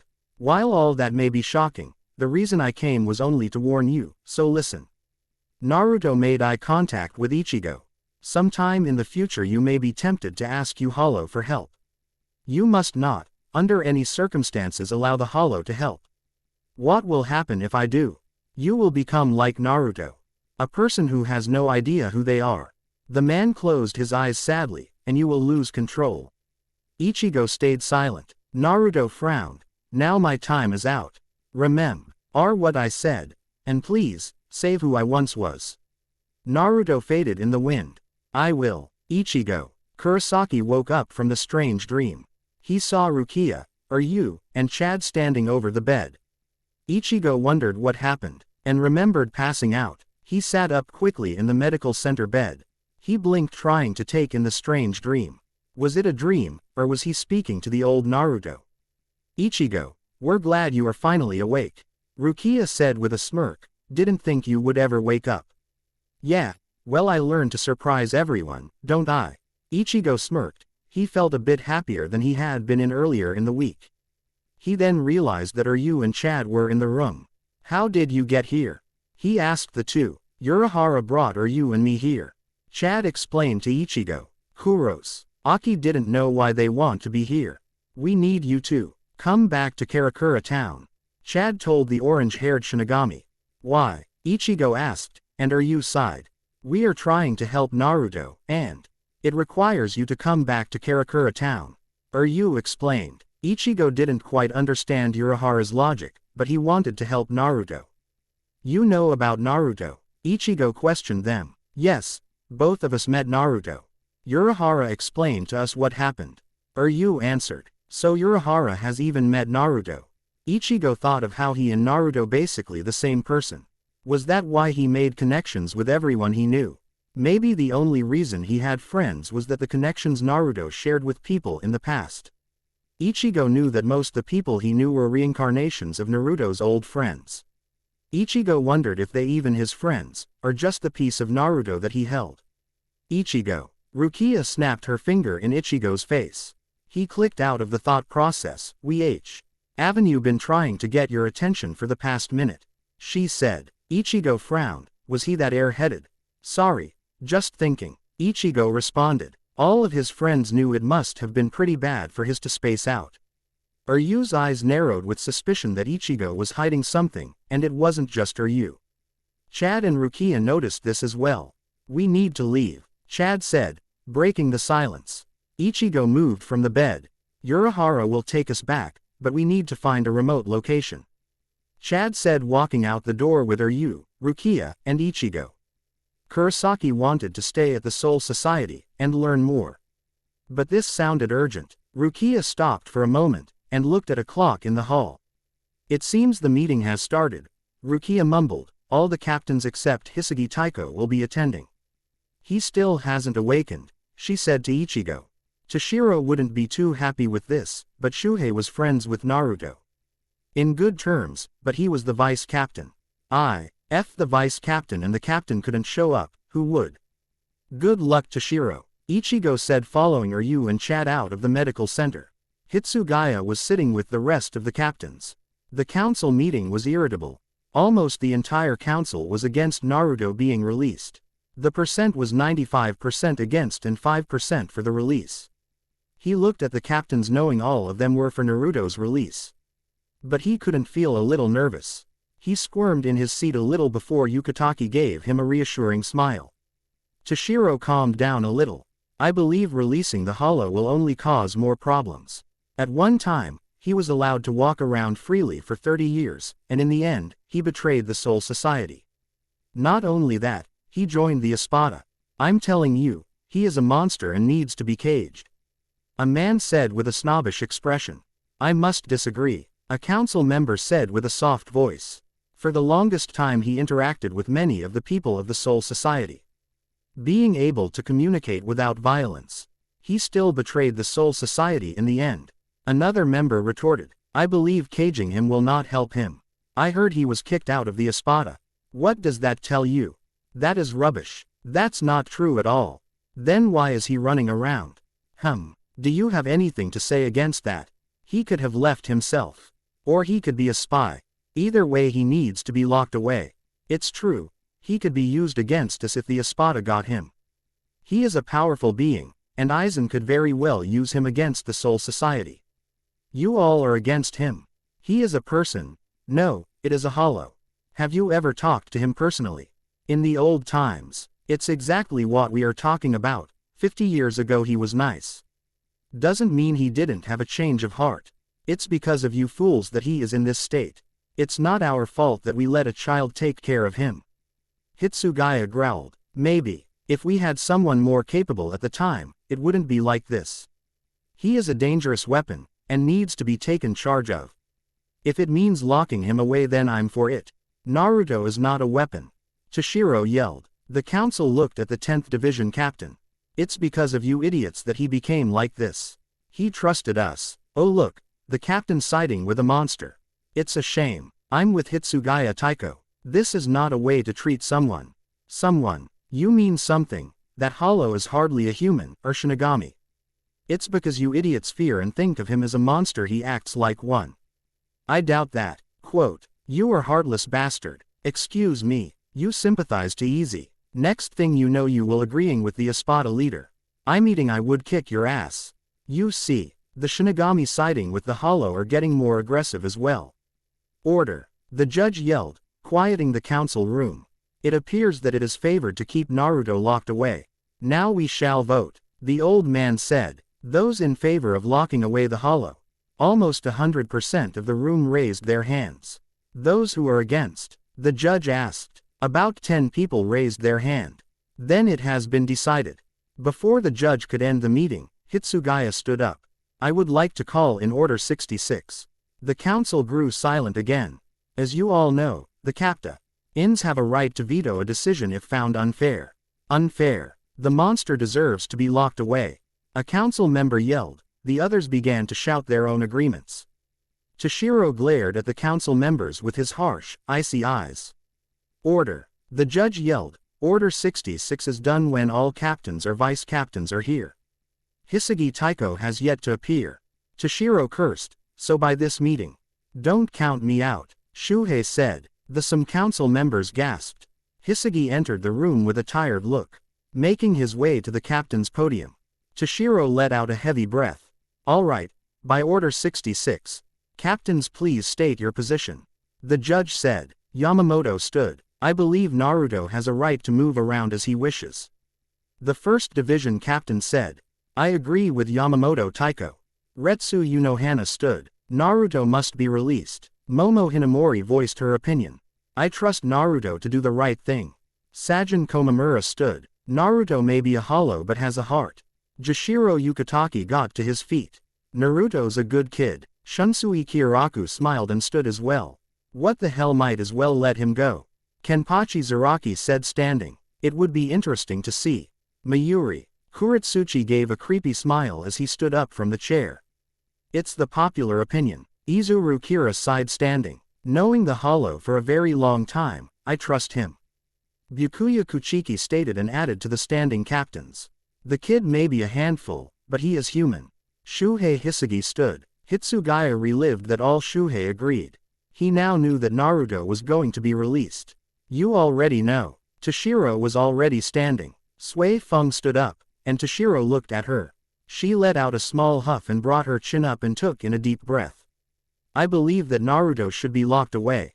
Sui Feng said, gaining the attention of all the captains.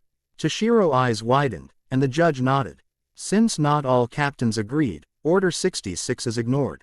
The judge said, slamming a mallet on the hard wood. Naruto is to be sentenced to Section SS of the underground city without contact with anyone. Most of the council began to clap. Toshiro glared at Sui Feng, whom remained content by her decision. He walked up to the second division captain. What the hell, you said. I said I would think about it, and I did. Sui Feng snapped. Toshiro growled at the girl. She walked away with an arrogant look. Hitsugaya closed his eyes, and a tear silently fell. He wiped it away, not wanting anyone to see. This is not going to end up well. Shunsui stated, and Yukitaki nodded. Toshiro shook his head. I tried. I really did. I'm sorry, Naruto. I really am. Toshiro whispered. Yamamoto looked crestfallen. Shuhei growled. I knew that this would happen. It always ends up like this. Izuru said in monotone. That bitch. Shuhei said. Looks like things will not be turning any better. Byakuya closed his eyes. Naruto was waiting in the chamber of fate, or that's what Naruto called it. He waited patiently, chains holding him in the center of the floor. He was lucky he got to take in fresh air before they put him in the chamber. At least this place had windows. The moonlight shined in, and Naruto took in the light. Maybe Ichigo had been right, maybe. People did care for him here. Did he really feel this? Naruto didn't know himself. He sighed. Suddenly the doors opened. His heart leapt with the growing nervousness. Naruto Uzumaki, by the order of the council meeting, you are to be held in Section SS. Naruto's heart stopped. Ichigo was wrong. Nobody cared about him. No one wanted him around. They all thought the same thing. Naruto was a monster and needed to be locked away. His heart shattered into a million pieces. He felt hatred burn in him. I told you, Naru-chan, we can only trust each other. The hollow echoed into his mind. Naruto felt tears in his eyes. From beginning of his life, no one wanted him around. Even now, no one wanted him. He sobbed as the Shinigami began to take the chains off. He didn't know where to go. There was no point in running away again. If Ichigo was here, Naruto's eyes widened as the familiar presence of Ichigo vanished from the Soul Society. His eyes lowered. He had to get away now. Ichigo was the only way he could kill himself. He wanted to die. Suddenly there was a loud thump on the roof of the chamber. What the hell was that? One of the Shinigami asked. The roof was cut into pieces, the debris falling around Naruto. The Shinigami all started to shout and scramble out of the building. Naruto couldn't see what was going on because of all the dust kicked up. He coughed, trying to clear his throat of the dust particles. He had been lucky that the roof hadn't entirely landed on him. Naruto couldn't die but still felt pain. Being able to see again. Naruto saw some people hovering over him. Why, if it isn't number 0? A familiar voice said. Yeah, another chapter done, and the next chapter will be a lot of drama. Just to warn you ahead of time. There will also be some action. However, I am horrible when it comes to writing fight scenes. I apologize ahead of time. It might take more than one day for the next chapter to come out. Because of some of the stuff that will happen, not going to tell you. I loved writing the Byakuya memory scene. I thought it was cute in a friendship manner. Any more guesses on the reincarnations? There are only more to come. I love reading what you peeps think. R&R. Because this story wouldn't have gotten this far if you people hadn't. I am glad you people like reading this. I didn't think it would that popular of a story. Maybe it's just because it's a fresh concept. I don't know. Until next time. John A. Breaking Bonds. The next chapter is here. It took me some time to trying to figure out some of the scenes. Hopefully it won't disappoint. Don't have much to say. Thank you reviewers. ZXZ Fic Hunter, R Hatch 89, Dark Yamato, Alistair 999, Castigar 0, Sylvdra 0, Mark, Umbra 8191, and Insomniac 34. Read on. Naruto looked at the people that had recently destroyed the roof. He was a bit dumbfounded by who they were. His former Espada friends, now standing in front of him. He didn't know what he should feel. Incredibly angry, or happy. Naruto blinked. His mouth opened as to say something, but nothing came out. Are just going to fucking sit there. A very tall and creepy individual said. Naruto stood up, but the chains prevented any other movement. Naruto felt a little conflicted. The Espada were not the nicest people. Being part of the Espada, he learned two things. Almost everyone is an ass. And never trust anyone. I know you aren't that weak. Now break the fucking chains and let's get the hell out of here. I don't want to deal with all the weak Shinigami. Hidan. Naruto said, and the members of the Espada looked at him. For the last fucking time, I am not Hidan. Noitra growled. I don't know what the hell is wrong with your fucking head. Naruto only nodded, grabbed the chains, and broke the links on his ankles, wrists, and neck. He rolled his neck trying to get kinks out. Are you going to take all damn day? Naruto looked up shyly at the tall Espada. Zale and Grimjow stood behind Noitra with impatient looks. Why are you here? Naruto asked. Noitra rolled his eyes. Naruto wondered why they came. He stood looking at the three of them for an answer. Noitra growled. Naruto was wasting time. Noitra grabbed the boy's arm wanting to leave, but Naruto only Resporankar's arm away. Noitra hissed and glared at the hollow. I'm not going anywhere until Aizen wants you back. Zale told him. And seeing how you really have no reason to stay here, I think this would be a wise decision. He smiled. Naruto's eyes widened. Good th. Zale was an expert on being the nice guy, one of the many traits he learned from manipulating those around him. Aizen really wants me to come back? Naruto asked. All three of the Espada nodded, even after I left, what I did.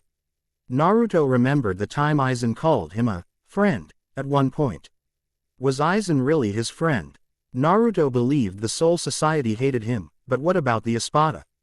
They treated him like any other person. They didn't fear him like the Soul Society.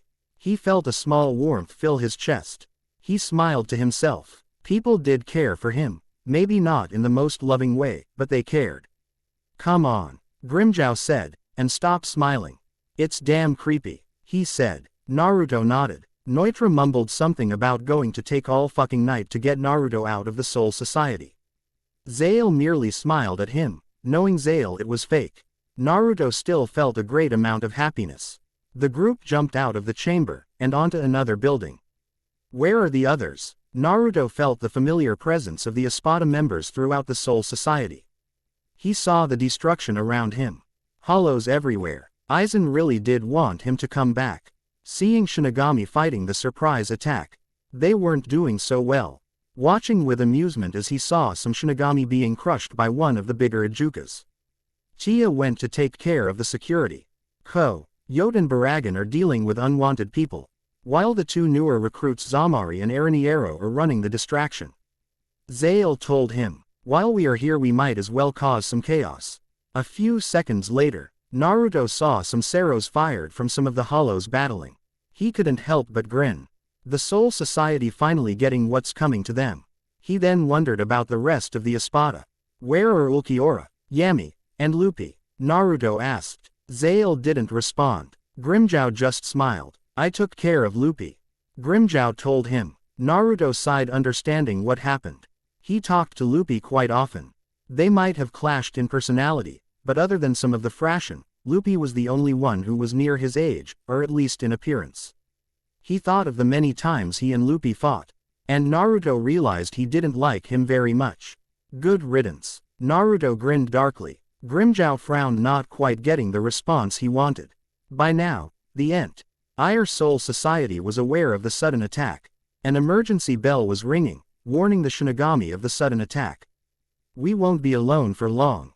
Rangaku was lying in the medical bed. She hadn't awakened from passing out. She moved in her unconscious state. Suddenly she sat up in the bed, and her eyes snapped open. Her eyes fogged over, but held a raging fire. She threw the blankets off and stood up. Her eyes narrowed. He's here. I can smell him, Renji added. He too had awoken from his unconscious state from the feel of familiar presence. Naruto's with him, Renji added, his eyes foggy like Rangaku's eyes. And it's not just him, the others are with him too. I will go after him. Rangaku said, he once was my master. I only want to help Naruto. Renji said, he's not himself. You do what you want. That squirt is not my problem right now. Rangaku smiled in a cocky manner. The only reason I know. Rangaku halted Renji, but, I can't disappoint my master. I want to kill him. Hitsugaya looked around, seeing the Soul Society falling apart. He couldn't fathom how much terrible this day was. He wanted to stop this nightmare, except this was reality. He heard the yelling of Shinigami and saw an errand car firing off a Sero towards him. He jumped out of the way, but most the Shinigami were killed by the single attack. Toshiro drew Hiranmara, but before he could do anything, the errand car was in front of him. You were one of the captains of the Gote 13. The errand car didn't sound very impressed. Toshiro quickly moved away. You should get out of here, or I will have to kill you. I wouldn't underestimate your opponent. Toshiro told the dark brown-haired hollow. He didn't seem fazed. Toshiro was very uneasy about this errand car. I may look like a child, but I do not act like one. Hitsugaya growled. The hollow sighed, and Toshiro wondered why the errand car didn't bother using a weapon to fight. I think you are underestimating me, but you should get out of here. I will turn a blind eye. I don't really want to fight anyways, the errand car said. He looked and acted rather lazy. Hitsugaya's glare intensified. Fighting is not that great. Don't think so lowly of me. Toshiro activated his Shikai, sit upon the frozen heavens. Toshiro's Zanpakuto changed. The blade grew a little longer and a crescent-shaped blade attached to the Zanpakuto by a chain. The errand car sighed. Toshiro started his attack by throwing out the crescent-shaped blade at the errand car. He moved away, but Hitsugaya used this as a distraction. Using his Shikai's ability, an ice dragon was sent out from his Zanpakuto. The man didn't show any emotion. He used another Sero to destroy the dragon. You will have to do better than that, the man said, and Hitsugaya tugged the chain back. The crescent blade hurtled towards the errand car. The man grabbed the blade with his bare hands. Hitsugaya noticed it had done nothing, but the blade started to freeze his hand. Toshiro's eyes widened. The errand car broke the ice with a single punch to his frozen hand. He rolled his wrist. You got me there. Come on. You were even more pathetic today than you were yesterday. IRL came out from nowhere and punched him in the head. She was wearing very skimpy attire. She frowned and placed her hands on her hips. If you are going to fight, then do it right, she yelled. The man rubbed his head. Toshiro sent out two of the ice dragons, now gaining both of the errand car's attention. Please. She used her own green Sero and countered the attack. Lillinet. The man said, that wasn't very kind of you. Intruding on a fight, the man said with a lax voice. Lillinet rolled her eyes. Then again, we aren't here to fight, he stated. Hitsugaya wondered why the errand car was here in the first place. Yeah, well, bringing back a hollow to Aizen isn't that great of a job, Lillinet said. Toshiro's eyes widened. Aizen sent them here to bring back Naruto. Hitsugaya gripped his Zanpakuto so tight his knuckles turned white. Well, someone isn't too happy with us, she pointed out. So you're an Asabda member, Toshiro growled. I won't allow you to take Naruto. He held out his Zanpakuto, Tensao Jurin. The weather around the Soul Society changed. It was now very cloudy and more moisture added to the area as clouds moved in. He then proceeded to activate his Bankai. I didn't like to use the two abilities together. He knew his power had not fully matured, and could end up killing people, but he was being selfish. Not wanting his friend to be taken away. We should finish this before this goes any further. The man said to Lillinet. Let's go, Coyote. Lillinet yelled. Hyorusen B. A crescent made of ice created and sent at the Espada. Coyote jumped upward in the air. Lillinet followed. Zeku. He added. The ice crescent spiked, reaching up into the air. Coyote and Lillinet managed to dodge the ice. Hitsugaya noted that the attack was much larger than he expected. Kick about, Coyote said. Lillinet turned into two pistols. His attire changed, his upper body covered in a gray fur-lined jacket over a double-breasted vest, while his legs covered in some kind of dark skin-tight pants with gray knee-high fur leggings covering his lower legs. His arms covered in some kind of gray elbow-length fur armbands that ended at his wrists. There are also Bibon-covered bandoliers emanate from his upper back and disappearing into his upper foray holsters tied around his waist. Toshiro a bit intimidated by the sudden transformation. Though I didn't need to use this. I must end this. Don't treat me like I'm weak. Hitsugaya growled. I will show you. Hayauten Hayakaso. A large hole opened up in the clouds, and snow began to flood out. Coyote noticed. As ice began to freeze around his body. Soon not being able to move, the ice formed on the ground and quickly stacked up. Once the ice reached Coyote in the air, it incarcerated him completely. I told you not to underestimate me. Hitsugaya frowned. The ice appeared like petals. Once the last of the 100 petals fall, you will be dead. Toshiro watched at the petals of ice still piled on. He wondered if Naruto was all right. Naruto may be unable to die, but he's still able to feel pain. He turned around to see if there were any other signs of Espada. Suddenly he heard a cracking noise. What? Coyote then burst through the ice. Freezing me won't stop me. He aimed the pistols at Hitsugaya.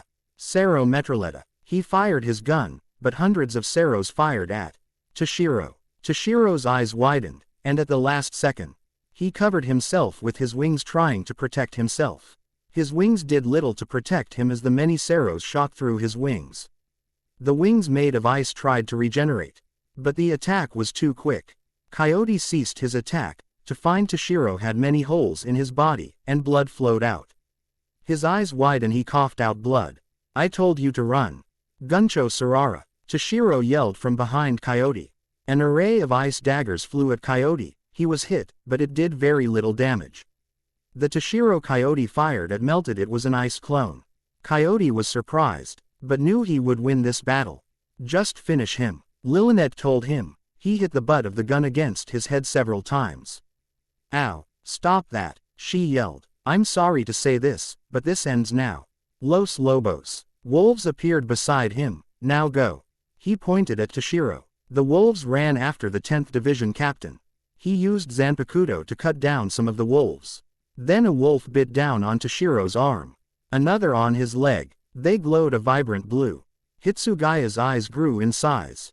The wolves exploded. Coyote stood and watched, feeling the wind run past him from the power of the blast.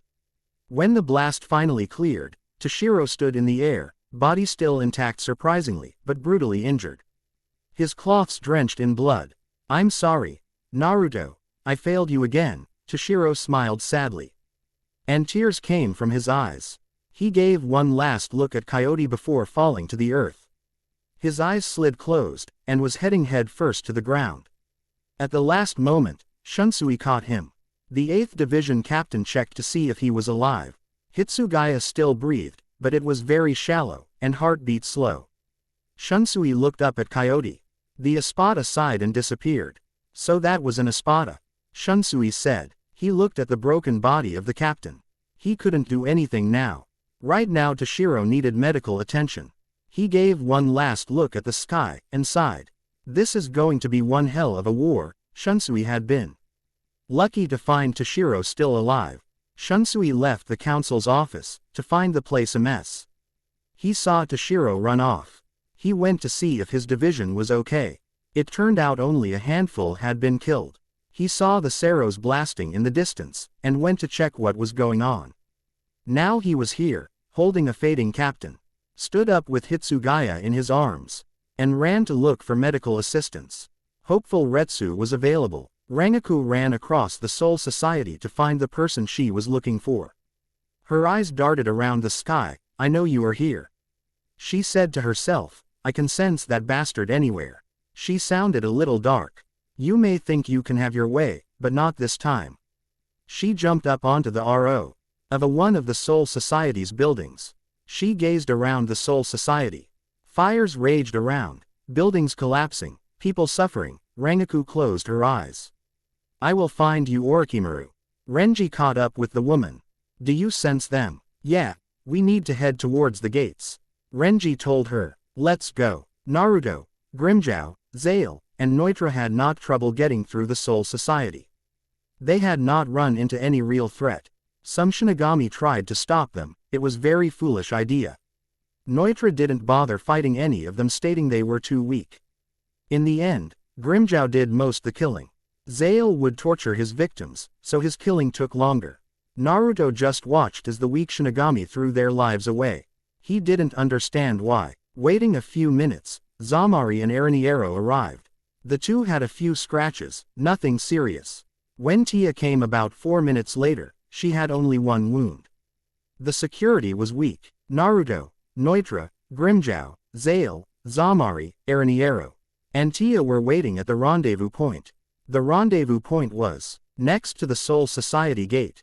Coyote and Baragon had yet to arrive. Naruto smiled when he saw Tia. She was not the most social person, but somewhat caring towards him.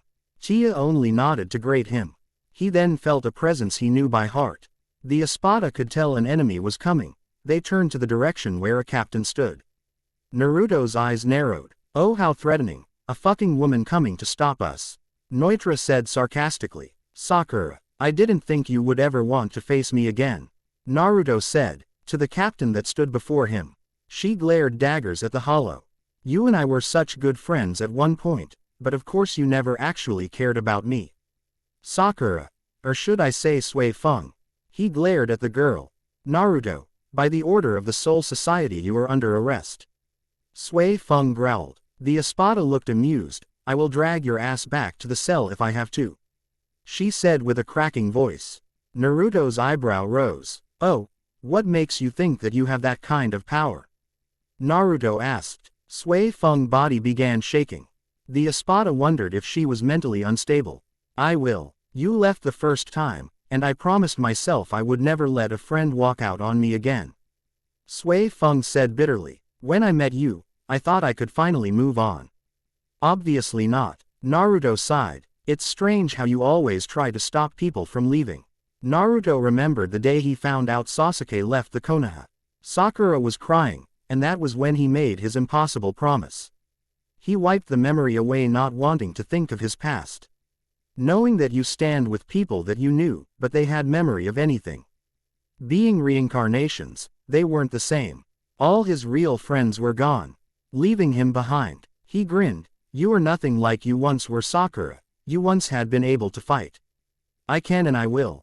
Sui Feng said firmly. Once I am done with you, I will see to it you locked up. Tears welling up in her eyes. Sui Feng took a shaky breath. Once I get you back, I will go after Yoruichi. Then I will make sure you two stay here forever. This bitch is fucking insane. Neutra said. Naruto ignored his comment. Uzumaki walked towards Sui Feng. She responded by launching herself at him.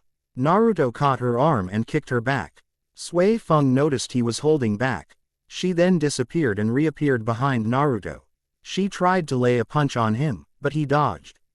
Naruto lightly punched her face, which was still powerful. Sui Feng staggered backwards, and growled. Stop toying, she yelled. If you are going this like a game, then I will end this. She pressurized her Kido around her arm. Naruto recognized this move. Sui Feng was using Shunko. Naruto smiled at the attempt. He ran at her, and she grinned. Sui Feng charged towards Naruto. Once the two were head to head, she threw her arm at Naruto's face. He caught her hand. His feet soon started to bury into the concrete ground, from the very force of the attack. He grimaced, feeling the power of the Kido cut his skin. Sui Feng was determined to win, pressed her fist farther into his hand. You don't know. Naruto smiled, a toothy grin, a sinister look on his face. Sui Feng noticed the many cuts on his skin heal with a small hiss. Naruto grabbed her arm, and sp. Around, throwing the petite girl across the ground. Upon impact to the ground, which was a good 20 feet, she rolled across the concrete several more feet. Jumping to her feet as quick as possible, she found that Naruto was running at her. Sui Feng had a few scratches, but her Kido from Shunko protected her. Why do you still hold back? She growled, and ran at him. The two clashed again. His time. Naruto moved away from the punch and kicked her back from behind. She stumbled forward. Naruto appeared before her, kicked her up into the air, and jumped after her.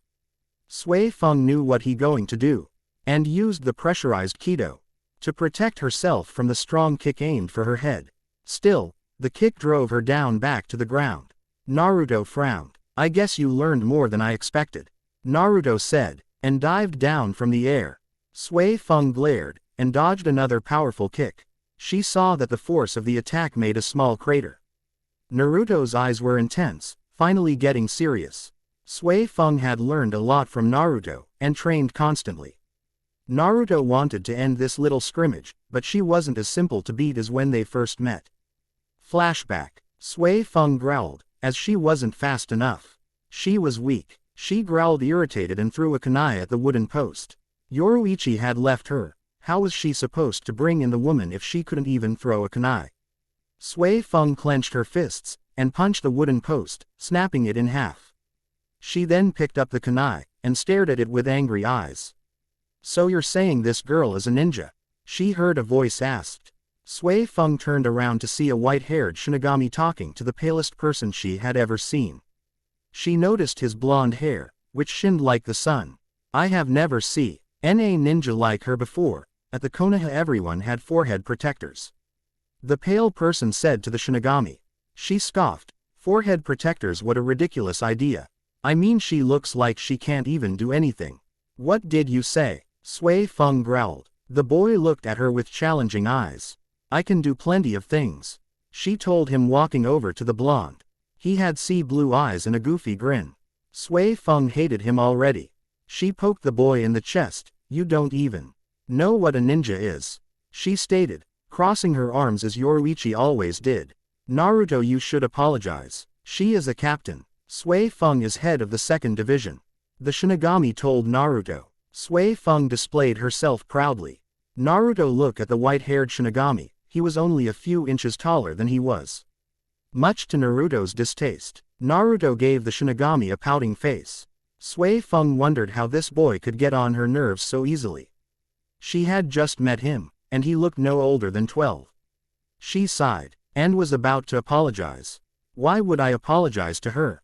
Naruto gave his friend a questioning look. Sui Feng twitched. She couldn't beat me, and I am younger than she is, Ally wanted to punch the kid in the head.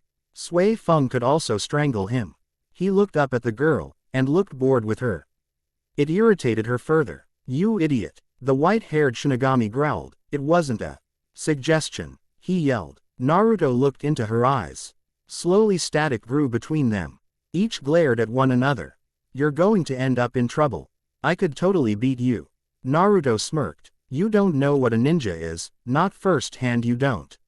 Naruto challenged Sui Feng. She couldn't believe it. A kid was challenging her. She didn't want to go easy on him. She didn't want to fight someone she could beat. She couldn't help but smile. Dobi, what the hell are you thinking? She would. Sui Feng raised her arm. It's fine, she said. I am a bit tired. Why not have a little cool down? Sui Feng smirked at Naruto. He merely shook his head. The white-haired Shinigami sighed. First rule of being a ninja. Never underestimate your opponent. Naruto disappeared. Sui Feng felt a presence above her. Looking up at Naruto, she jumped up and tried to punch him. He dodged. She growled, and Naruto shook his finger in her face. I wasn't trying, Sui Feng told him, and she punched at him again. Another miss. Second rule. Don't be impulsive. He caught her next punch, twisted her arm. She winced, but used a kick to make him back off. I knew that. She used a cloning technique and smiled. He wouldn't be able to stop this. Third rule. Use technique when you have the upper hand. Naruto smirked.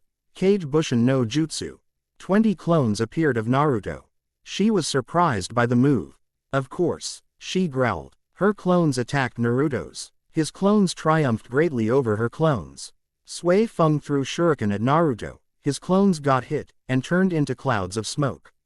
Leaving only one, Utsusemi. She became lightning quick, and with one blink, she appeared before Naruto and punched him in the face. All that talk. Fourth rule. See with your soul, not your eyes. Naruto said from behind her. He used his elbow and slammed it into her back. She fell forward in the air. Still hovering, she then saw him overhead.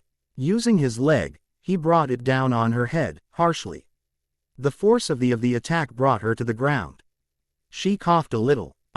She paused to see Naruto standing over her head. Fifth rule. Kill your opponent silently and quickly. He took out a kunai and had a dark grin. Sui Feng stared up at him with fear. She was shaking, without knowing, body moving involuntarily. He dropped the kunai in front of her face. Just kidding. Naruto had a bright smile on his face. See, I beat her Toshiro. Naruto turned to Toshiro and walked over to him. I tried to warn you. Toshiro sighed. Sui Feng didn't know how it was possible, but the boy beat her. Sui Feng growled it couldn't be possible. She stood up and with one leap tried to punch him.